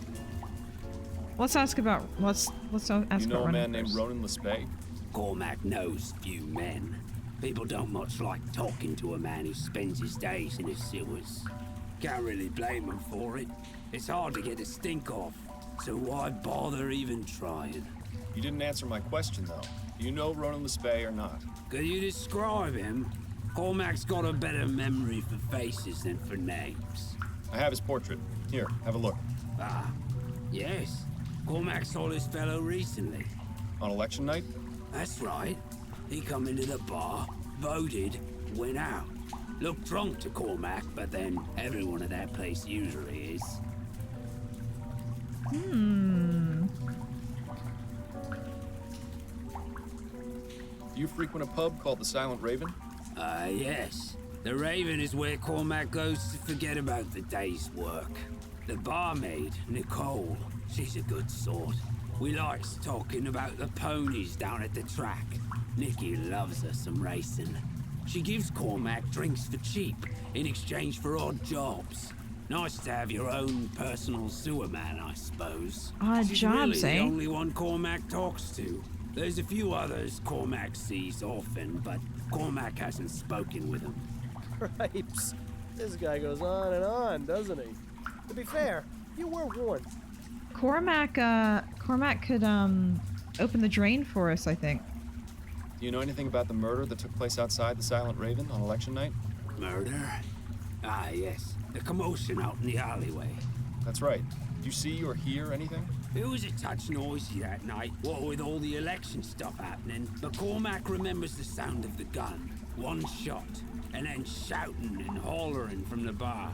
A few people run outside to look at what happened, but Cormac just stayed in his seat and finished his whiskey. So you didn't see the man who was shot, or who shot him? No, keeps to himself, Cormac does. Makes life easier that way. Could he be any more unhelpful? Actually, it's probably best not to find out. Cormac McCarthy, an American author, was influenced by the work of Edgar Allan Poe, especially in his screenplay, The Counselor. Would you be able to remove the cover of a storm drain? Yes, of course, sir. Cormac's got the right tool for the job. Just a few twists from old Mary here, and any drain will open up like a Christmas rose. Excellent. Would you be able to open the storm drain outside the Silent Raven? Suppose so, yes. But Cormac ain't allowed to just open up drains as he sees fit. What do you want this drain open for? I just enjoy sticking my hand into dank puddles. There's a vital piece of evidence at the bottom of the drain. Should we tell him that there's a vital piece of evidence? Maybe. I don't have I don't think he's not gonna open it for a reason, so I think we have to tell him. I believe there's a vital piece of evidence at the bottom of the drain. You don't say. It's quite true. It may even help me solve a murder. Well then, in that case, Cormac will get the drain open for you. Come on, there's not a moment to lose. I feel good about Cormac. I kind of like this guy. Then? That's the one. Right, won't be a moment. He might be smelly, but he's been the most helpful. There we are. Thank you for your help, Cormac. Not a problem. Now, if you don't mind, Cormac's just going to pop inside for a quick pint. Ew, wash your hands first. Detective work is a dirty job, but someone has to do it. Don't forget to roll up your sleeve. I really hope there's something down there. Ugh. This is almost as bad as the time I had to search for that stolen necklace in a pile of horse manure. I'm really glad I didn't draw the short straw in that case. Yes! Well, how about that? Wish the police had found this so I wouldn't have to carry it around. All right, we got the murder weapon. Nothing else down there but dirty water. All right, you know where we gotta go. We gotta go to the coroner. He was gonna see if it was gonna match. I literally forgot where the coroner was. I mean, he has been the most helpful. I mean, people gave us names and that, but that's what we needed the most. I feel like I've done a better job on this case than I have any of the others. Because I'm actually being more careful. Yes? Did they do serial numbers back then? Who knows? I guess we'll find out in a second. I found this pistol at the scene of the Lespay crime. Could you take a look and see if it was used to murder him? It's all slimy. Where was it? Sitting at the bottom of a storm drain. Oh, I suppose that's not as exciting as finding it inside someone's intestines. Did I ever tell you about that post-mortem, by the way? No, and I certainly don't want to hear about it now. How long will it take you to analyze that pistol? I should have something conclusive within the hour, if you don't mind waiting. No, it'll give me some time to gather my thoughts. Right, I've concluded my analysis, and this gun was definitely used to shoot Mr. Lespay. The bullet I removed from his body is a perfect match. Thank you, Edwards. That is Oh extremely my god. helpful. There's one more thing. I cleaned off some of the muck and found the initials JB etched into the handle.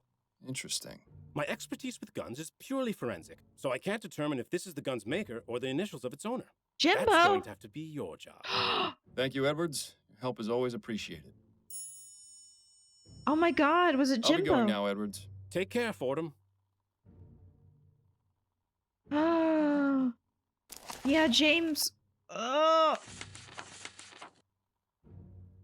What did he say his full name was? Did it end with a B?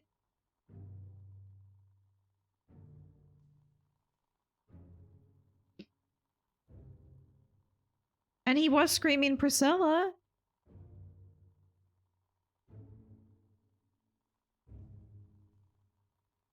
So we know that Ronan was probably taking opium.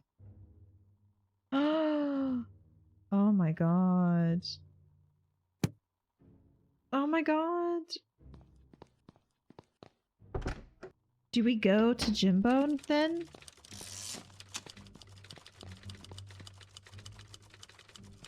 Oh. But we still haven't found the red-headed guy. I feel like we need to find the redhead. Why won't that... Have you got time? Yes. Ah, man, Those I are all don't... All right. I don't want to bring up Jimbo. So a dark beard and red hair.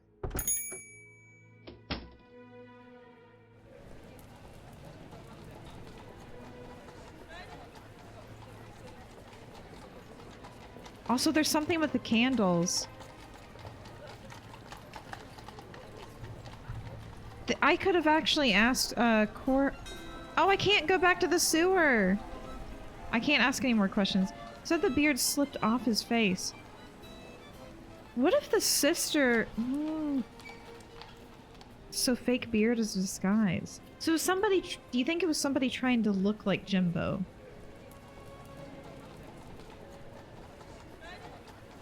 And maybe trying to pin the crime on him.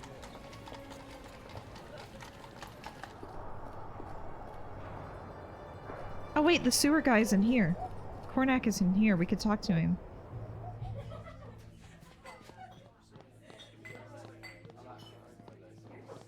A moment of your time, if I may. Right, but make it quick.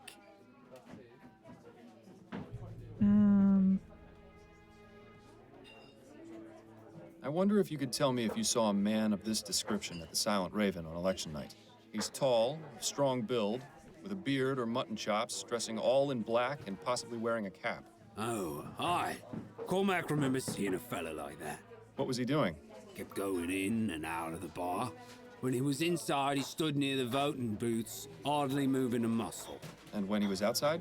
That, Cormac couldn't say. Did you notice anything else about him? Yes. Cormac noticed him come in and speak with Nicole, the barmaid, after the commotion outside. Is that right? That's very interesting. Oh. Thanks for your time. Oh, that's very Miles, interesting. Have you ever noticed that this Jimbo fellow fits the description of the man loitering outside the taxidermy shop? The barmaid told us she saw someone matching that description at the Raven on election night. Not only that, Priscilla just so happens to be the name of the ship Jimbo works on. And the pistol used to murder Ronan has the initials JB etched on it. It could be a coincidence, but I think it's quite reasonable to consider him as a suspect.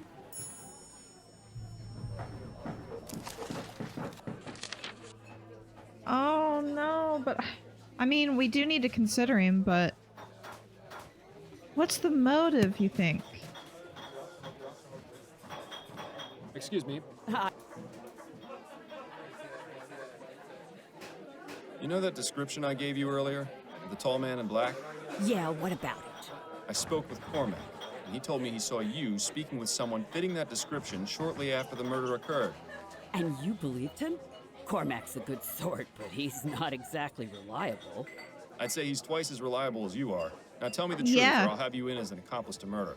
All right, relax.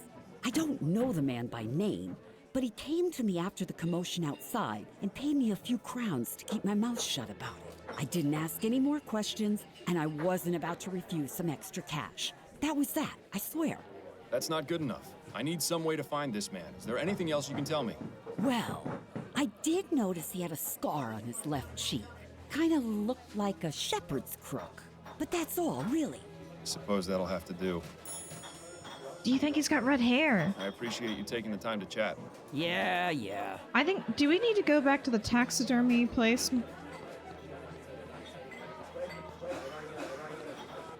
We love Cormac. We support Cormac. Right, Bree? Right? I keep wanting to go to the apartment to see if we say anything about the mask. Some kind of owl mask. The hair looks incredibly familiar. We saw a red-headed guy coming out of the bakery. Remember, like, right when we went in, and they made a point to, like, say, "Excuse me, sir," and, like, we couldn't talk to him. Let's go back to the taxidermy place. Maybe the clerk got a better description. I was wondering if you... Of course. Oh, all we can ask about is the election? Alright. Any thoughts on the recent election? I'd really rather not talk about it. I don't know how the people of this country could put someone like Hart Leroy in charge. It's obviously because he holds the interests of the common man above all else. So, you're just like all the other cowards who think steam tech is dangerous. Well, I hope you like the idea of living in the Dark Ages, because that's where Leroy is going to take us. Perhaps it's best if we drop the subject entirely. Thank you for your help. I'm here to serve.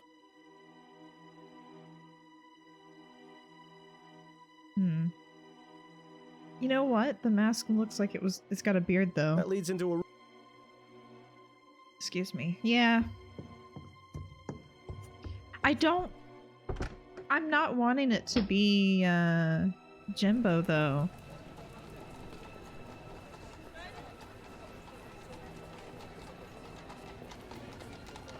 Alright, what do you think? Should we bring up Jimbo to his sister?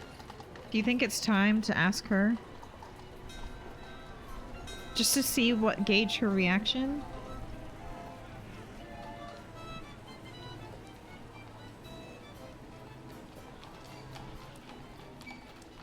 Should we confront Jimbo?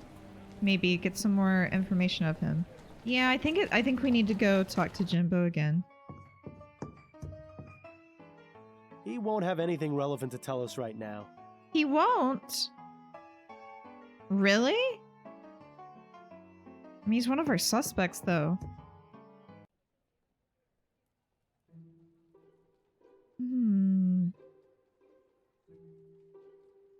Alright, so what do we got to go on? He's our only suspect. Also, who is the landlord? The landlord was threatening legal action. Who the heck is the landlord?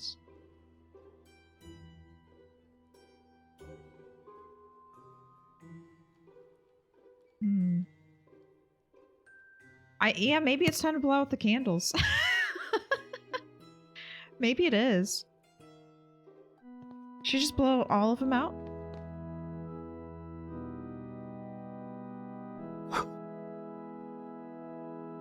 Nothing happened.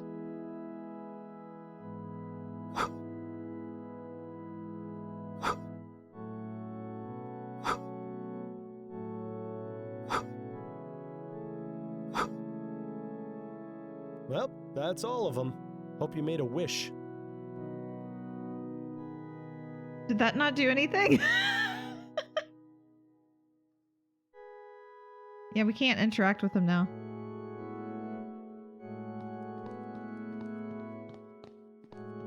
Could I have... Yeah.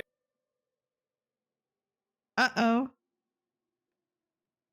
It seems that all the prayer candles have gone out. Have they? Blast, I keep saying there's a draft, but nobody's done anything about it. Excuse me for a moment, won't you?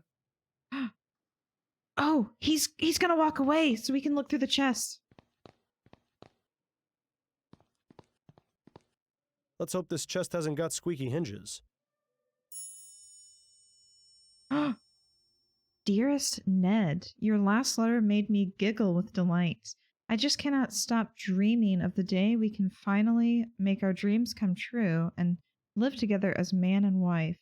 I think it would be just the most splendid idea to get a puppy? A puppy. I've already begun thinking of names. How does waffle sound?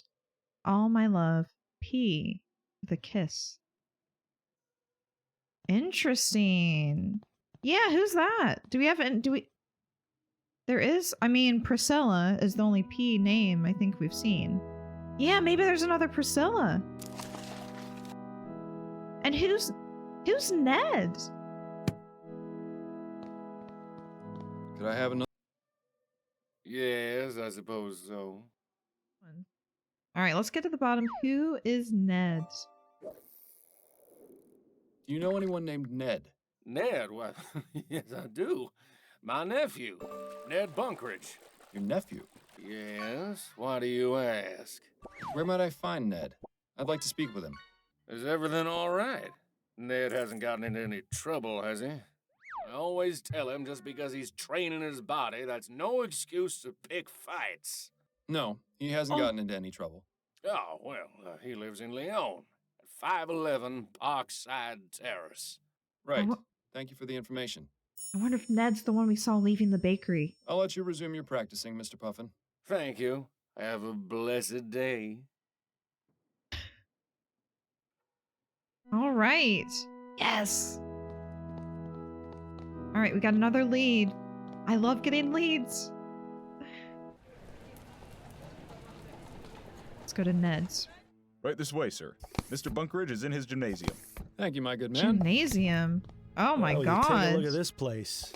And take a look at him. Maybe you should consider doing some training yourself, Miles. You aren't getting any younger after all. What the heck is this? What in the ether is that supposed to be?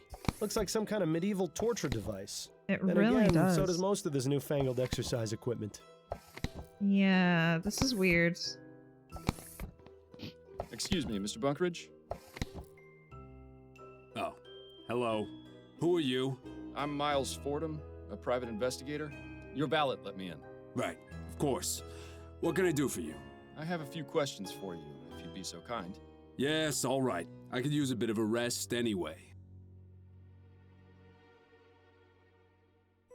Are you familiar with a man named Ronan Lespay? Never heard of him. I have his portrait. Maybe you recognize him? No, I've never seen this man before, but... Huh, how about that? How about what? The detail in this ferrotype is a bit fuzzy, but his facial features and hair, they vaguely resemble mine. You know, now that he mentions it, it's true. Lespay does bear a passing resemblance to this fellow. Not quite as handsome, though. Oh my god, somebody was trying to murder Ned and accidentally killed... Somebody might have been trying to kill Ned and accidentally killed Ronan on accident. Yeah, mistaken identity. So, you know nothing about the murder outside the Silent Raven 4 nights ago? That's right. I don't even know what the Silent Raven is. It's a bar in the Chum. Well, that explains it. For one thing, I don't go to that part of town. A man like me sets foot in that den of ruffians, and I'll have every Tom, Dick, and Harry challenging me to a fight. Not that I couldn't take them, but I have better ways to train my body than beating thugs. Anyway, I don't drink. Dulls the mind and softens the body. I see. Well, just thought I'd ask. I'm sorry I can't help you, Mr. Fordham, but I hope you solve whatever it is you're investigating. You seem like a nice enough sort. Fake ass, Rocky accent. Tell me about your uncle. You know Tom? I've met him, yes. He's the one who told me where you lived. Oh, right. Well, my uncle is, an interesting man. Is that an interesting of the good or bad variety? I really wish he would take better care of himself is all. I have the feeling that he's on some sort of drug, although he always denies it. What gives you that impression? Well, most of the time he acts completely normal. He goes to work, visits with me. Sometimes we go out together to the theater or a gallery. But some days his mood changes. He goes very solitary, won't leave his house, gets short with me. One time I went to visit him. I heard him yelling along with what sounded like furniture being knocked about. It only happened once, but it worried me. I hope Tom isn't in any sort of trouble. Opium is one hell of a drug. Right. It's a good thing you never got to that point with the soporific, or Adelaide would have thrown you out much sooner. Are you all right, Mr. Fordham? Yes, I'm fine. What? Too soon? Tom's address. Could you give me Tom's address? You don't have it? I thought you said you'd spoken with him. I visited him at the cathedral. But if he's there, why do you want his address? I think he might be involved in a murder. I just want to... Should we just be straight up?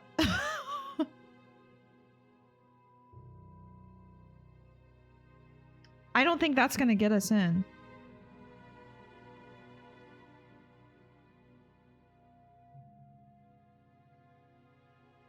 What do we think? I think we gotta go. I have reason to believe he may be somehow involved in a murder. That's a serious accusation, Mr. Fordham. What proof do you have? Nothing concrete just yet, which is why I'd like to investigate his home. Well, you're not the police, so I'm not obligated to tell you. I'm sorry, but you'll need more than just a suspicion to convince me. How about I blackmail you with the, with the letter I found? He interests me. I'd like to look at his things. He interests you? Yes. Choir master, musician. He seems a very intriguing fellow. You said so yourself. And how will going to his apartment and looking at his things help you? I'll get to know him better? You're an odd man, Mr. Fordham. I don't think I'll be giving you that address. No! In fact, Maybe you should just stay away from my uncle. And me as well, for that matter. Oh no! Ah, wonderful. Making friends everywhere you go, as usual. Oh no, we can't ask him about Priscilla! Mr. Bunkridge. Get at No, we've closed off a lead!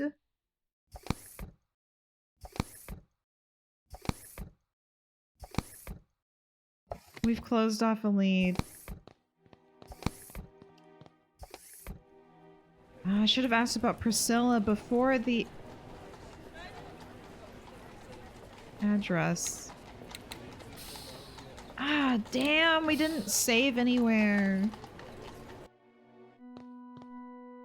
He won't be much more help right now.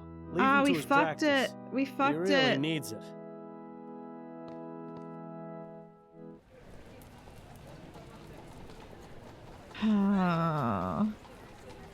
Oh, that's so frustrating.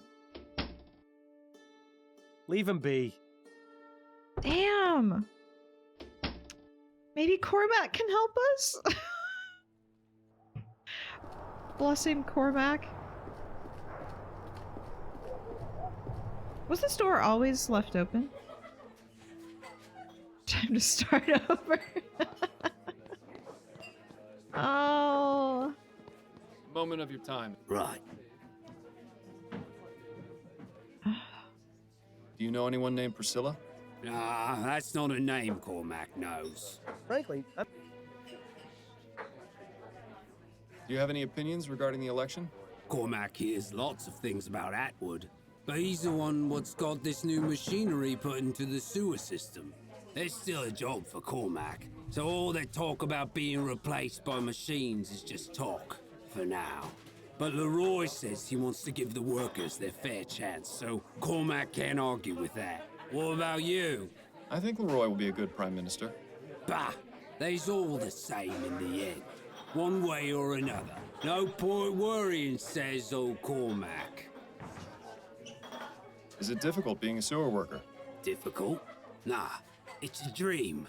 Especially since they introduced all these steam tech treatments and purification whatsits. The only thing Cormac's got to do is check the little dial never goes into the red on old Belinda. Belinda? Aye, the purifier. She's a real special lady who's made Cormac's life so much brighter. Cormac makes sure to thank her each and every day. wonderful. We're talking to a lunatic. Wasn't so easy a few years ago.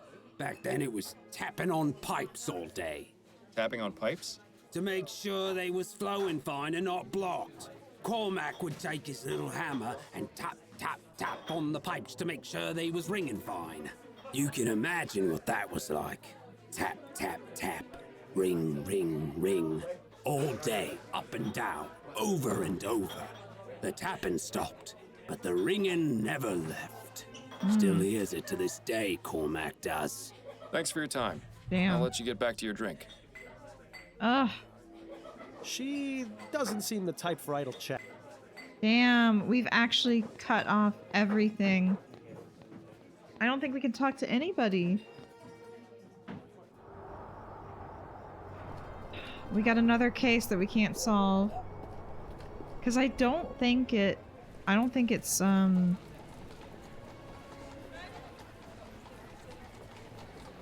I'm gonna scream too. Why did I save? Why did I save? I mean, at this rate, we might as well ask, his sister. You know? Because I don't think we can do anything else.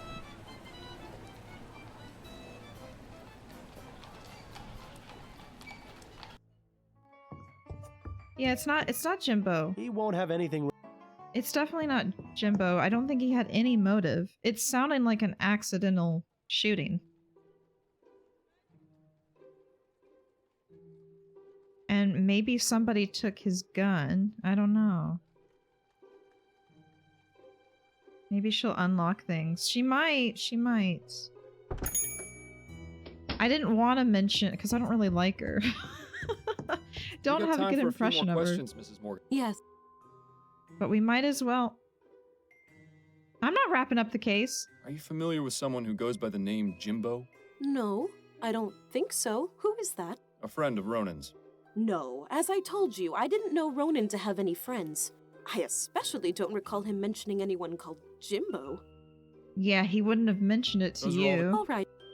No, I think we're gonna have to wrap it up and it's unsolved because we made a mistake and right, we have to wrap up the case with her, don't we? Because that's what damn, we were doing so well. I shouldn't have pushed on that address. Shouldn't have pushed on it. I should have talked to him about Priscilla first. And then... I don't...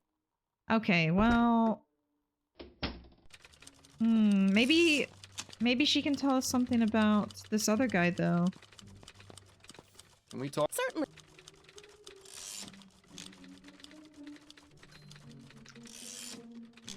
Can I try giving you... Sure, could you... He's tall. All right. Do we think he has red hair?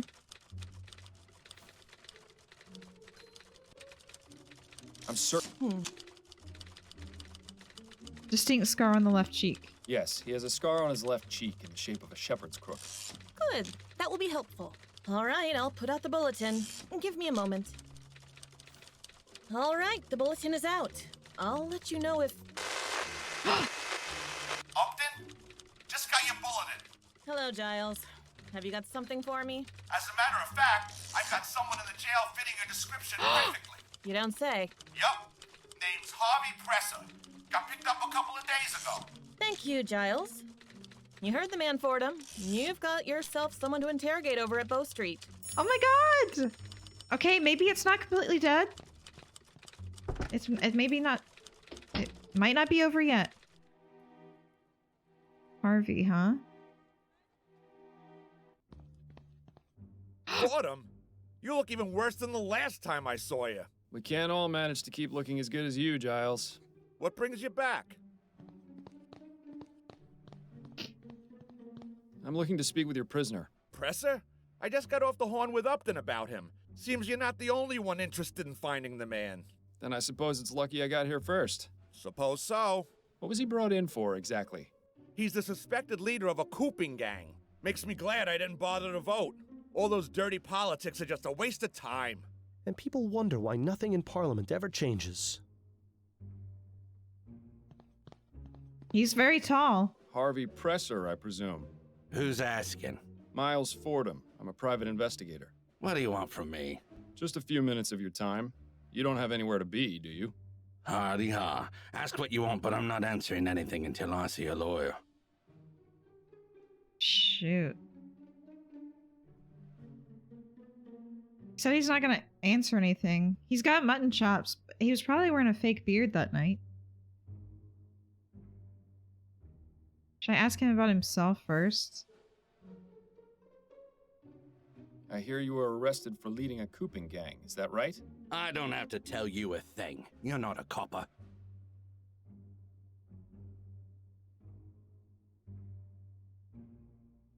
Do you recognize the man in this ferrotype?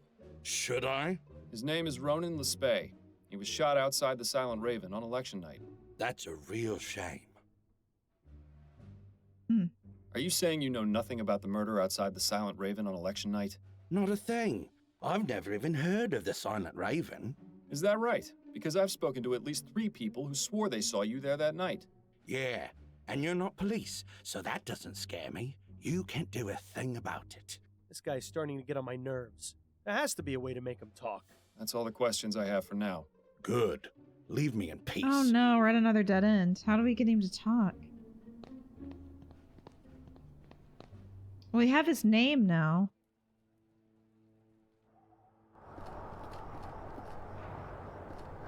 Maybe, Cormac. We're gonna go back to Cormac. Let's not stick around. She... Get the baton out. Who are we gonna talk to?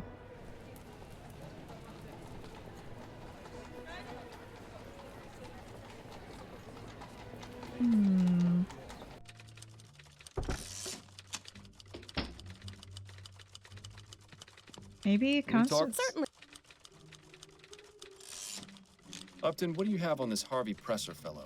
Give me a moment, and I'll locate the arrest report. Here we go. Here we are. He was picked up in a bar in Chumley after being identified as the leader of a cooping gang by one of his fellow gang members. So much for loyalty. Anything else about him? Not much besides his address. It might be worth looking into. It's 5885 Riverview Road, right near the asylum. Ah, wonderful. Maybe afterwards you can drop by and pick out a room. Perfect. Well, I'll let you get... Alright, let's go to this address. Maybe this is... Harvey Presser, though.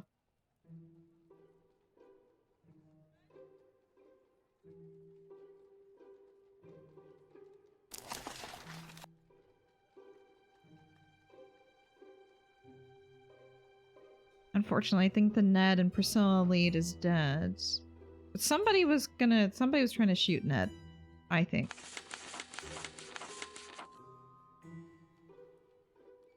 And interrogate Harvey Presser. Okay, we're gonna find something in his house that he's gonna... That's what it's... Yeah. Just a moment! Oh.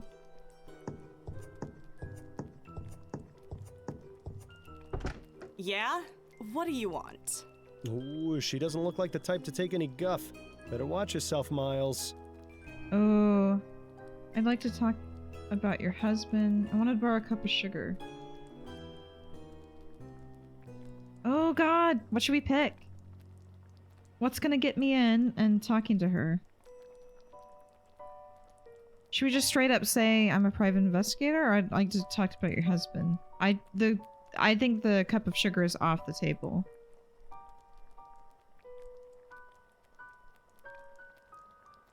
What do we think? What are we feeling? I'm feeling either one or three, I mean. I want to do it right. I don't want to get locked out again. Husband? Yeah. That's what I was leaning towards. Mrs. Presser, I'd like to speak with you about your husband. Well, he's not here right now. He's been away for a few days, actually. Who are you exactly? My name's Miles Fordham. I just have a few questions. I promise this won't take long. All right, come in. But try and keep it down. My daughter isn't feeling well, and I don't want her being disturbed.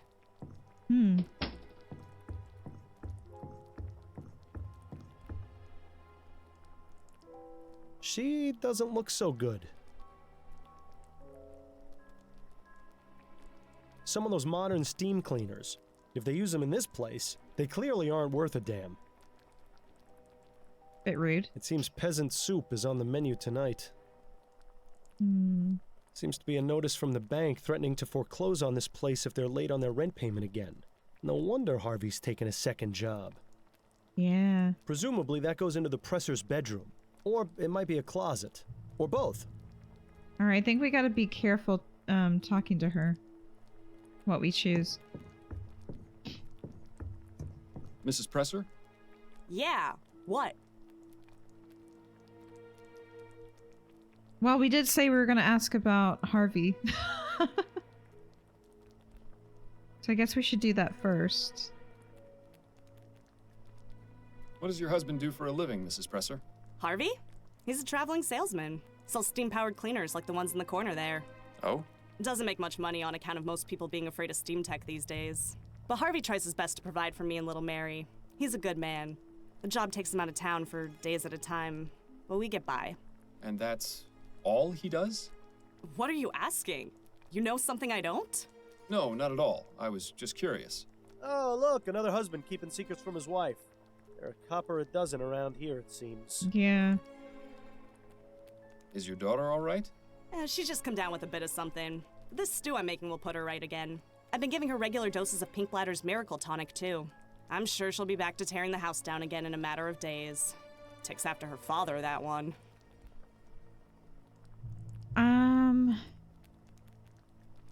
Yeah, mystery illness. And what was that tonic? Did we see an advertisement for that in the, in that, Crimson, cat? You know a man named Ronan Lespay? Never heard of him. And you've never seen the man in this ferrotype? Nope. And I'm glad I haven't. Looks like a real pushover. So what do you do while your husband's away? Hang on there, what are you playing at? I'm a married woman. I merely wanted to know a bit more about you, that's all. I meant no disrespect. Is that your game? Asking innocent ladies about themselves so you can have your way? She doesn't have to worry about being mistaken for innocent, that's for sure. No, you know what? Just forget I said anything.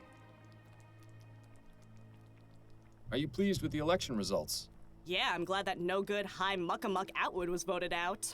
Maybe now they can finally get to work on that bridge to Gascon we've been promised for so long. But won't Leroy's opposition to Steam Tech be bad for your husband's business? Maybe, but Harvey's always managed to land on his feet. If it comes down to it, I'm sure he'll be able to find a new job in no time. I was never too keen on him selling those contraptions anyway. It'll be a relief to get them out of the house. I don't have any more questions for you, Mrs. Presser. Good. Damn. A man's coat.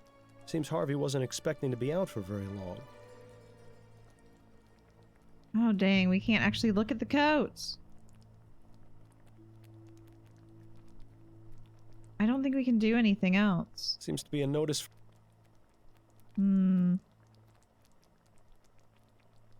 What if instead of Priscilla, they said Presser? Maybe. Because, I mean, if he was in pain, it could have sounded like that.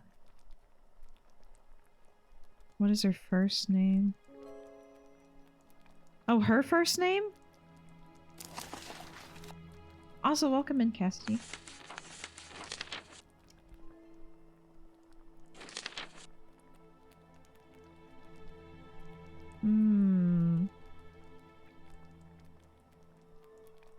Yeah, what did she say her name was? It just says Mrs. Presser. And she wasn't gonna tell us anything about herself. We probably can't come back here either. Oh, we can go back.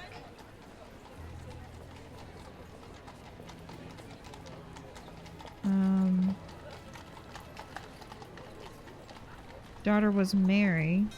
Yeah. Mary Presser.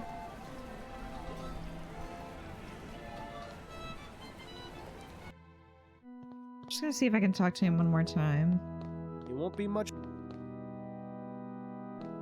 It's so funny that I can walk around, but I can't really go anywhere.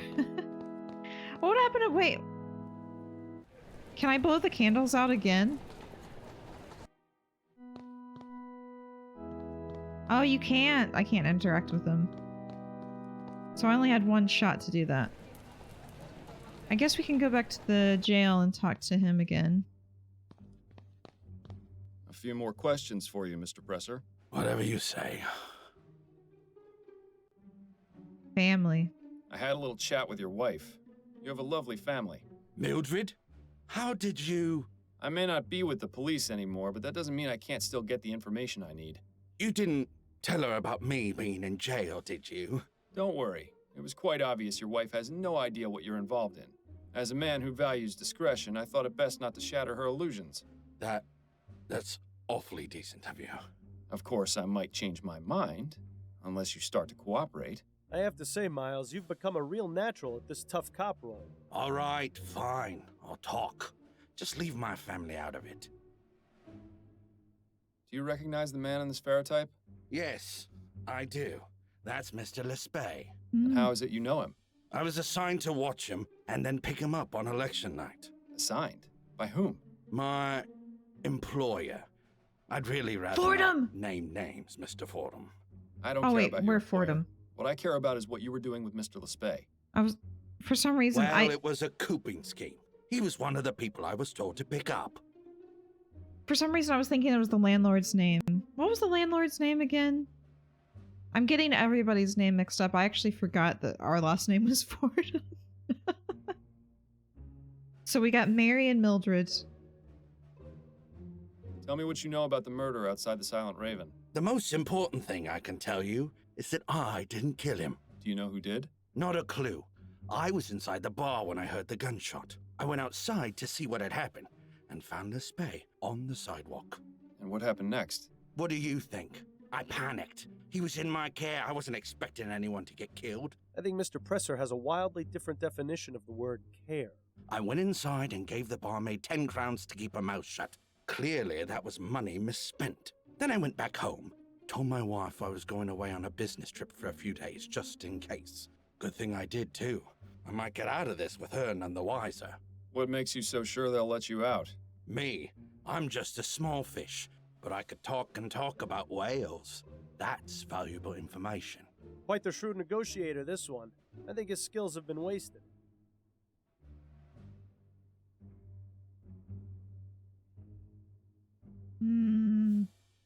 Cooping scheme? Tell me more about this cooping scheme. I got paid to find men to vote for Atwood. Simple, really. Once I found a good mark, I followed him a bit, knocked him out, then took him to the coop, a little room I rented near the Raven. I had about 5 men on election night, including the Spay. Got them all liquored up and walked them over to the polls. Once each of them voted, we'd walk back over to the coop. I'd change their clothes, maybe give them a fake beard, and walk back for another vote. Did it for myself, too, so people would be less likely to notice.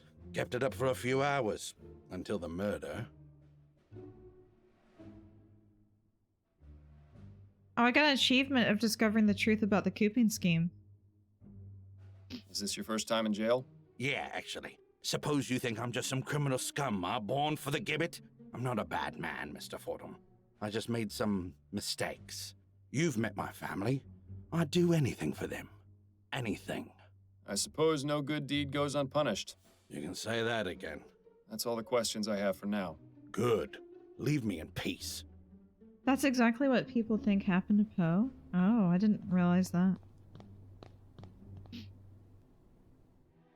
Oh, wow. Okay, so...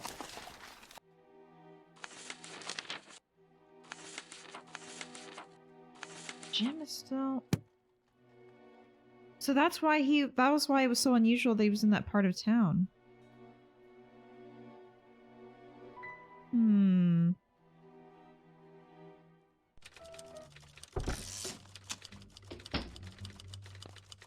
We still don't, we still don't know who the killer actually is, though. Because we closed that off. I'll let you get... So, even though we got a bit of a lead, we still got the one closed off, so... I don't think that... Which means I think we can't solve it. Which is unfortunate.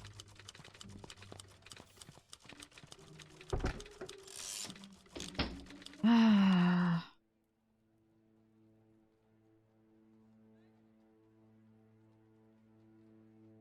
It makes me wonder why we can still go to this place, though. I don't think... Can't do anything here. I don't think we can talk to Jimbo. I can't go to Ned, they closed it off. Like, the place isn't even on the map anymore. He won't have... Like, it's not even on the map anymore.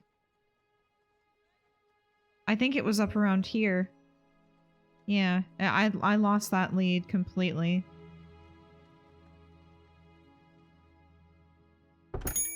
I think the only dialogue option I'm gonna have with her is closing the case. You got time? Yeah. Yeah. We're gonna have to make it unsolved because we don't have enough information. I don't think it was Jimbo. Leave him. Yeah. Leave him. Yeah, okay. Can't talk to her. Wait, did it not let it... Let me just make sure. Okay, yeah. She's not gonna be much... Said she's not gonna be much help right now. Which makes it seem like she'd be helpful later. What if she's Priscilla?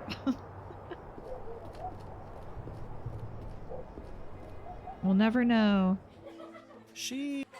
Let's not... We're fucked. We messed up at Ned's. We should have asked something else first.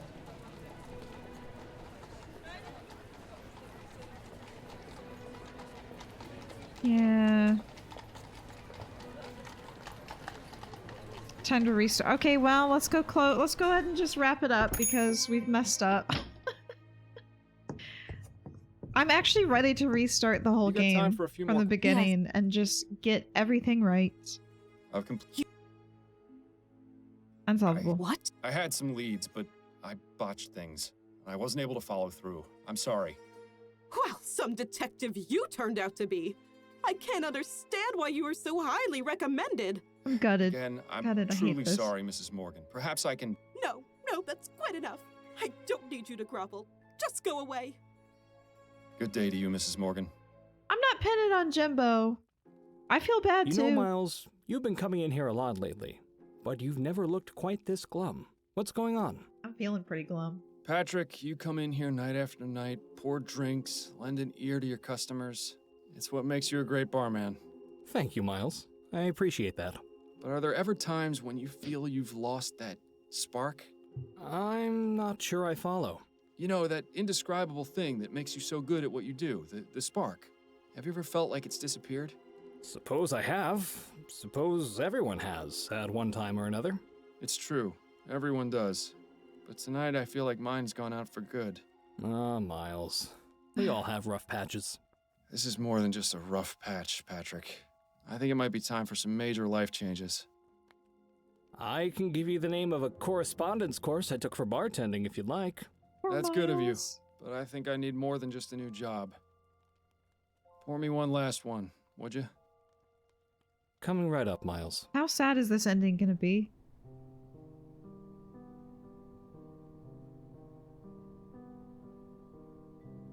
But it's only a few cases you haven't solved. Don't you think you're being a bit rash? No, Upton. It's not just a few unsolved cases. I've ruined my life. Don't be ridiculous! Surely you can reconcile with Adelaide. You know you have my support. No. Even if I did, it wouldn't change the person I've become. It wouldn't be fair to her. And staying here any longer wouldn't be fair to you. But I don't understand, No, Miles. Why Miles. Riverview? I have some things I need to sort out. No, Miles. Trust me when I tell you it's for the best that you don't understand. So, that's it. You're just gonna leave it all behind and check yourself into the asylum.